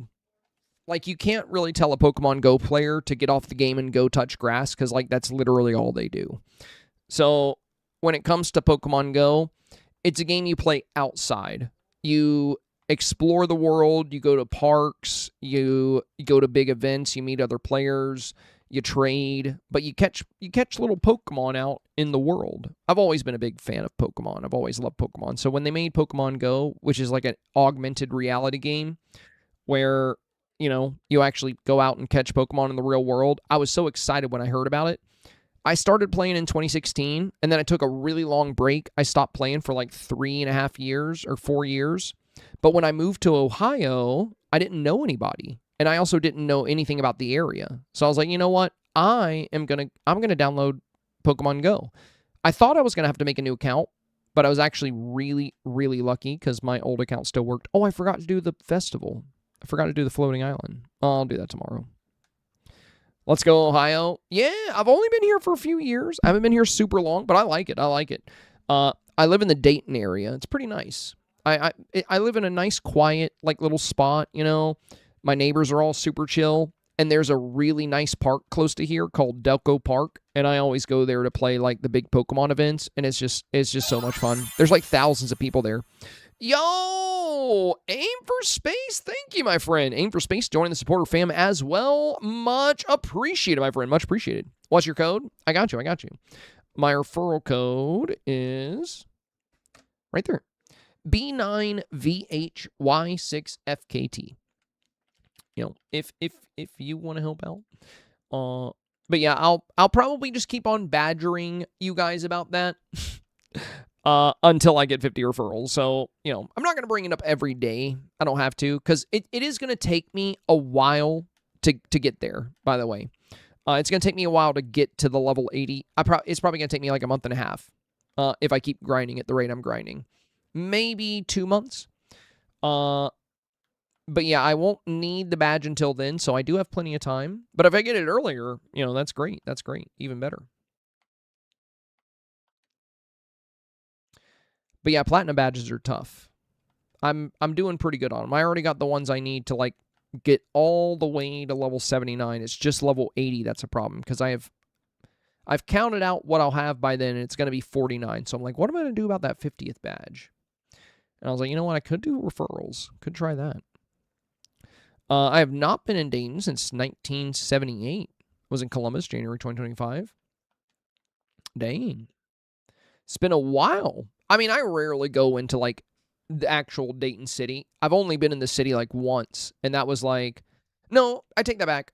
Me and Jordan actually like to go to a restaurant in downtown Dayton every once in a while, but we're pretty frugal, so we don't go out to eat often.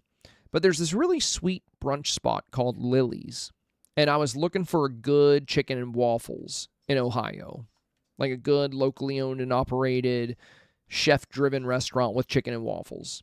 And I found Lily's, and we've been there I think 2 or 3 times. So yeah, I've been into downtown Dayton a few times. I went down there once to play Pokemon Go, but like I had this like crazy homeless guy like start kind of following me, and he was talking to himself, and like I was like, huh. You know, I was being social senpai, you know. I just was like, hey, how you doing? You know, just like talking to him. And he was like, I need a job, man. You give me a job? I'm like, no, can't do that. And he's like, can talk to your boss? And I was like, well, no, I don't really have one of those. And then, like, he left for a little while, and then I heard him coming up behind me when I was, like, walking, and he was just talking. Like, he was like, and I just haven't gone back down there since. Yeah, that was that. I was like, well, that was an experience. I think I'm just going to stay in my humble little... Because I had enough of that when I was living in Wilmington. Wilmington, downtown, where I used to work as a chef, it got pretty crazy. I remember one morning we were getting ready to open the restaurant, and some dude walked by completely naked. I don't mean like in his underwear. I just mean he was swinging. Like he was swinging around. Just walks right by the front door. That's downtown Wilmington for you. Wilmington, North Carolina. Beautiful place. Beautiful place. I've heard they've cleaned up downtown a lot since I left, though. So, of course, they would do that after I left. You should have made of an unpaid mod. I already have 2 psychotic mods that talk to themselves. I thought about that, but I was like, it might be kind of weird to have a 3rd. You know what I mean? So I ended up opting to not make him a mod, actually.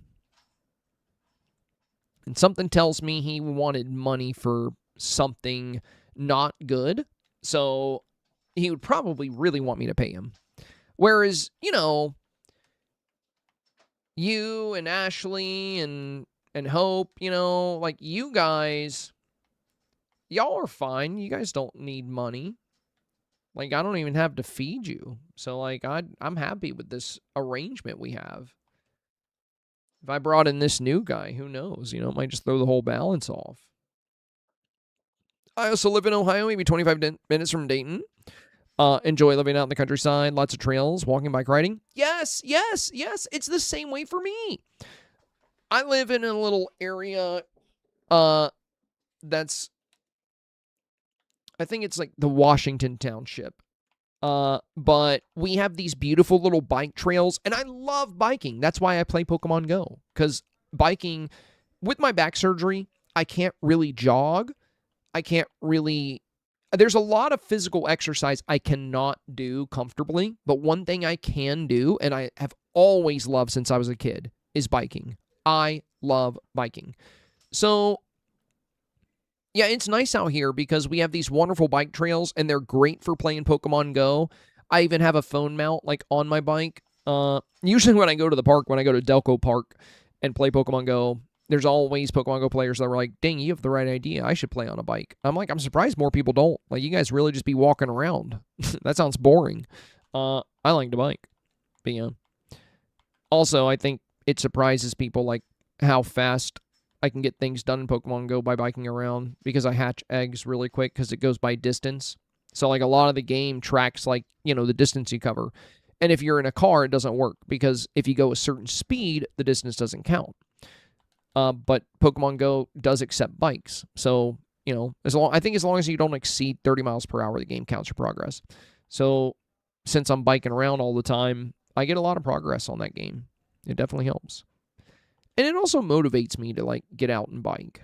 You know, that's what's nice about it. Motivates me to get out and meet new people. I get to bike, you know, get my exercise, which is good, because I struggle with exercise sometimes because, you know, spend a lot of time gaming, and I have the health issues, so, like, it's very, very healthy for me to like find something to keep my cardio up and something to keep my legs strong.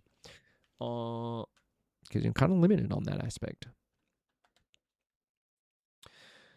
All right. He also has a Pogo trap phone. I do. I actually have 2 Pokemon Go accounts. Not gonna lie. I just made the other one. Also, Ashley, I don't know if you saw, but in the first week of having that account, I almost hit your level in 1 week. It was thanks to that like 10 times XP event that they were doing, which was the highest they've ever done. But in 1 week, I got all the way up to level, I think, 58, which is crazy, to use an auto catcher. Yeah, but I usually just use it at home. I have the Pokemon Go Plus right here, like the official one. I don't have the Plus, but I have the Pokemon Go Plus. But I don't like to catch Pokemon with it. I mostly just use it to spin Pokestops. Because when you catch Pokemon with it, they have a very high chance of running away. And you also don't get the extra points for hitting great and excellent throws. And I almost always hit excellent throws, like on everything. I've really mastered the art of the curveball and the excellent throw. So I don't like the auto catcher because like too much stuff runs away. And I hate checking the journal to see like that a shiny ran away or like something valuable ran away. So I just usually don't use it to catch Pokemon. I have been using it to catch Pokemon on my backup account or on my burner phone. Because now that I have 2 accounts, I don't want to be playing on both of them. So usually I'll use the auto catcher for one. And if it catches anything good, I just trade it to the other account. I'm going to go on a walk now. Are you going to go on a walk with Pokemon Go? Dude, you totally should. You're going to have a good time. It's fun. You'll catch some Pokemon. Hopefully you got some Pokestops in your area. If you don't, once you hit level 30, you can make your own. You can submit your own. I'm level 26, says Lisa. So how do you trap 1 million villagers in your house? Any tips on that? I got a video on it. Lunaris, there's a video on it if you want to have a bunch of villagers in your arcade. If you're doing an indoor build arcade. There we go. Thank you, Samantha. Samantha's got the link for you. Yeah, check out the video Samantha shared. So in that video, it's basically just like what we do on Floating Islands, where you use a villager summoning item to summon a bunch of villagers, and then you have to turn them off with the toggle, and then just use the ones you want to use. But yeah, that it also, you know, I've actually made that video before we had the new toggle, so it's probably even better now. Okay, let me go ahead and stop there. GG's, guys. Thanks for hanging out. It's been real. It's been fun. Dare I say it's been real fun. I just got 3 in my room. Yeah, dude, you can find them. They're all over the place. They're all over the place. Also, the first time you turn on the game each day, one will always spawn right on top of you. There's always gonna be one. But there's like a bunch of quests you can do. But it's a great game. Like the guy said, I'm level 70. Nice. Yeah, you're up there. You're up there. You're at the level, Dakai, where it starts to actually get hard to level up more. From 70 to 80, it's actually insane, the stuff they want you to do. Silvertap said, I submitted a few Pokestops in my office a while back. One got approved right when COVID was happening, and they sent everyone home. Now I'm a full-time work at home. You want to know what's really funny, Silvertab? There's a sign right outside of my condo, and I did not think it was going to work, but I submitted it to be a Pokestop. And I kid you not, I now have a Pokestop literally right here at my house. Look at this. Oh, I just got my gold medal for referring trainers. Thank you, guys. Thank you. Yeah, look at this. Look at this. Here is me. Hang on. There's me, and there's the Pokestop I submitted. It is right there. So I can actually put on my little auto spinner, and the whole time I'm streaming, this thing will just be getting me items. But it is so nice having a Pokestop at home. I never thought... Oops. I did not think it was going to work when I submitted it. I was like, there's no way. There's no way. There's no way this gets approved. But I see why it did. You know, it's actually like a really cool little wooden sign. So they were like, sure. They actually approved it within like 2 days. But all kinds of things can get approved. He said nothing in my immediate area that can get approved. Any kind of, I don't know if you have any kind of signs, like bike path signs or nature preserve signs or even like special road signs. Not like a regular street sign, but like anything that's kind of out of the ordinary. Then gazebos, park benches, A lot of stuff, a lot of stuff. It is hard to find something that can become a Pokestop right outside of your house, though. It's very, very hard. I have a horse stable. Is it public, though? So, like, if it's a private horse stable on private property, it probably won't get approved. So tricky. Buy Mouse, he owns expensive horses. If it's something that's accessible to the public, then potentially. I'm putting a Senpai sucks sign in my yard. I'm going to make sure it doesn't get approved. But yeah, they actually just... I submitted this Pokestop, I think a week and a half ago. Okay, buddy, I'm coming. All right, I got to go, Ian. My cat is actually getting mad. I'm coming, buddy. I'm coming. I know. Okay. Don't attack me. All right, I got to go. He's going to bite me. All right. And thank you for using the referral code, guys. I do greatly appreciate that. I will keep bringing it up. Hopefully, I can convince a few more people. Like I said, the goal is to get 50 people to use my referral code. And if you do end up playing the game, using my referral code actually gives us both really cool benefits. Like, we get a bunch of stuff that would usually cost you money, like premium raid passes, incubators, even rare Pokemon encounters. It's pretty cool. So, you know, I know I'm really nerdy for this, but you guys, we're all nerds. We all play a lot of video games. I mean, you guys watch me play video games on Twitch, so come on. You know, we're all the same here. We're all equal. You're just a nerd, to be honest. You know you are, though. You know you are, too. We all are. All right. Ember Moon says, hubby and I drive around our town. Speed limit's 25. That's actually cool. Do you guys, Ember Moon, do you guys have you made routes that you can drive? Because the cool thing is if you're in an area with like a really low speed limit, you can also do routes. And you'll get your Zygarde sales, and you're also sales. You'll also get like extra Stardust and like Ultra Balls and stuff for doing routes. So if there are not routes in your area, Ember Moon, you can make your own, I think, once you're level 30.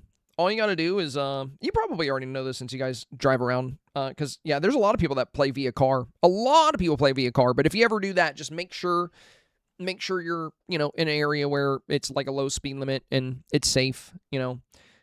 I sometimes, you know, open the game in my car, but usually like in a parking lot or like if I'm doing something in a really slow area. But most of the time I play via bike because gas is so expensive and my car only takes premium. It's like $80 right now to fill up my car. I think premium in my area is $5.50 or $5.60, and it's all my car takes. So kind of sucks. So yeah, I just use my bike a lot. I would love to play in my car a bit more, especially when it's hot, but yeah, right now I ain't got the money for that. Y'all are balling. I don't know if y'all play Monster Hunter, but there's a Monster Hunter version of Pokemon Go that's really fun too. That actually sounds really cool. I do like Monster Hunter. I like the games. I didn't know they had like a mobile version that's like Pokemon Go. I would give it a try, but I'm already doing way too much with Pokemon Go and Dreamlight Valley. So between those two games, they consume a lot of my time. And Pokemon Go, I've already dedicated 10 years to this game. I've been playing since 2016. So like I don't think I would pick up another one. I'll just stick with this one for now. But it sounds cool. Like if I wasn't playing this, I would give that a try. Maybe I'll give it a try one day. Maybe once I hit level 80 and I'm like done with this game, maybe I'll try that too. I don't know. But I didn't even know they had one. That's cool. All right, y'all. I'm gonna you know, kick rocks now. I'll catch you guys tomorrow. Y'all have a wonderful, wonderful night. Thanks for hanging around. I know we stayed live really late. Most people are already gone, but 65 of you guys are still here on Twitch, and 37 of you guys are still here on YouTube. Nice. We still got a lot of friends hanging out. That's cool. All right. Well, we'll see you tomorrow. I'll have that video out for you guys. I'll try to get it out at a decent time. Thank you for being here as always. Stay safe, stay awesome, and stay healthy, and I'll catch you on the next one. Ta-ta for now. Bye-bye.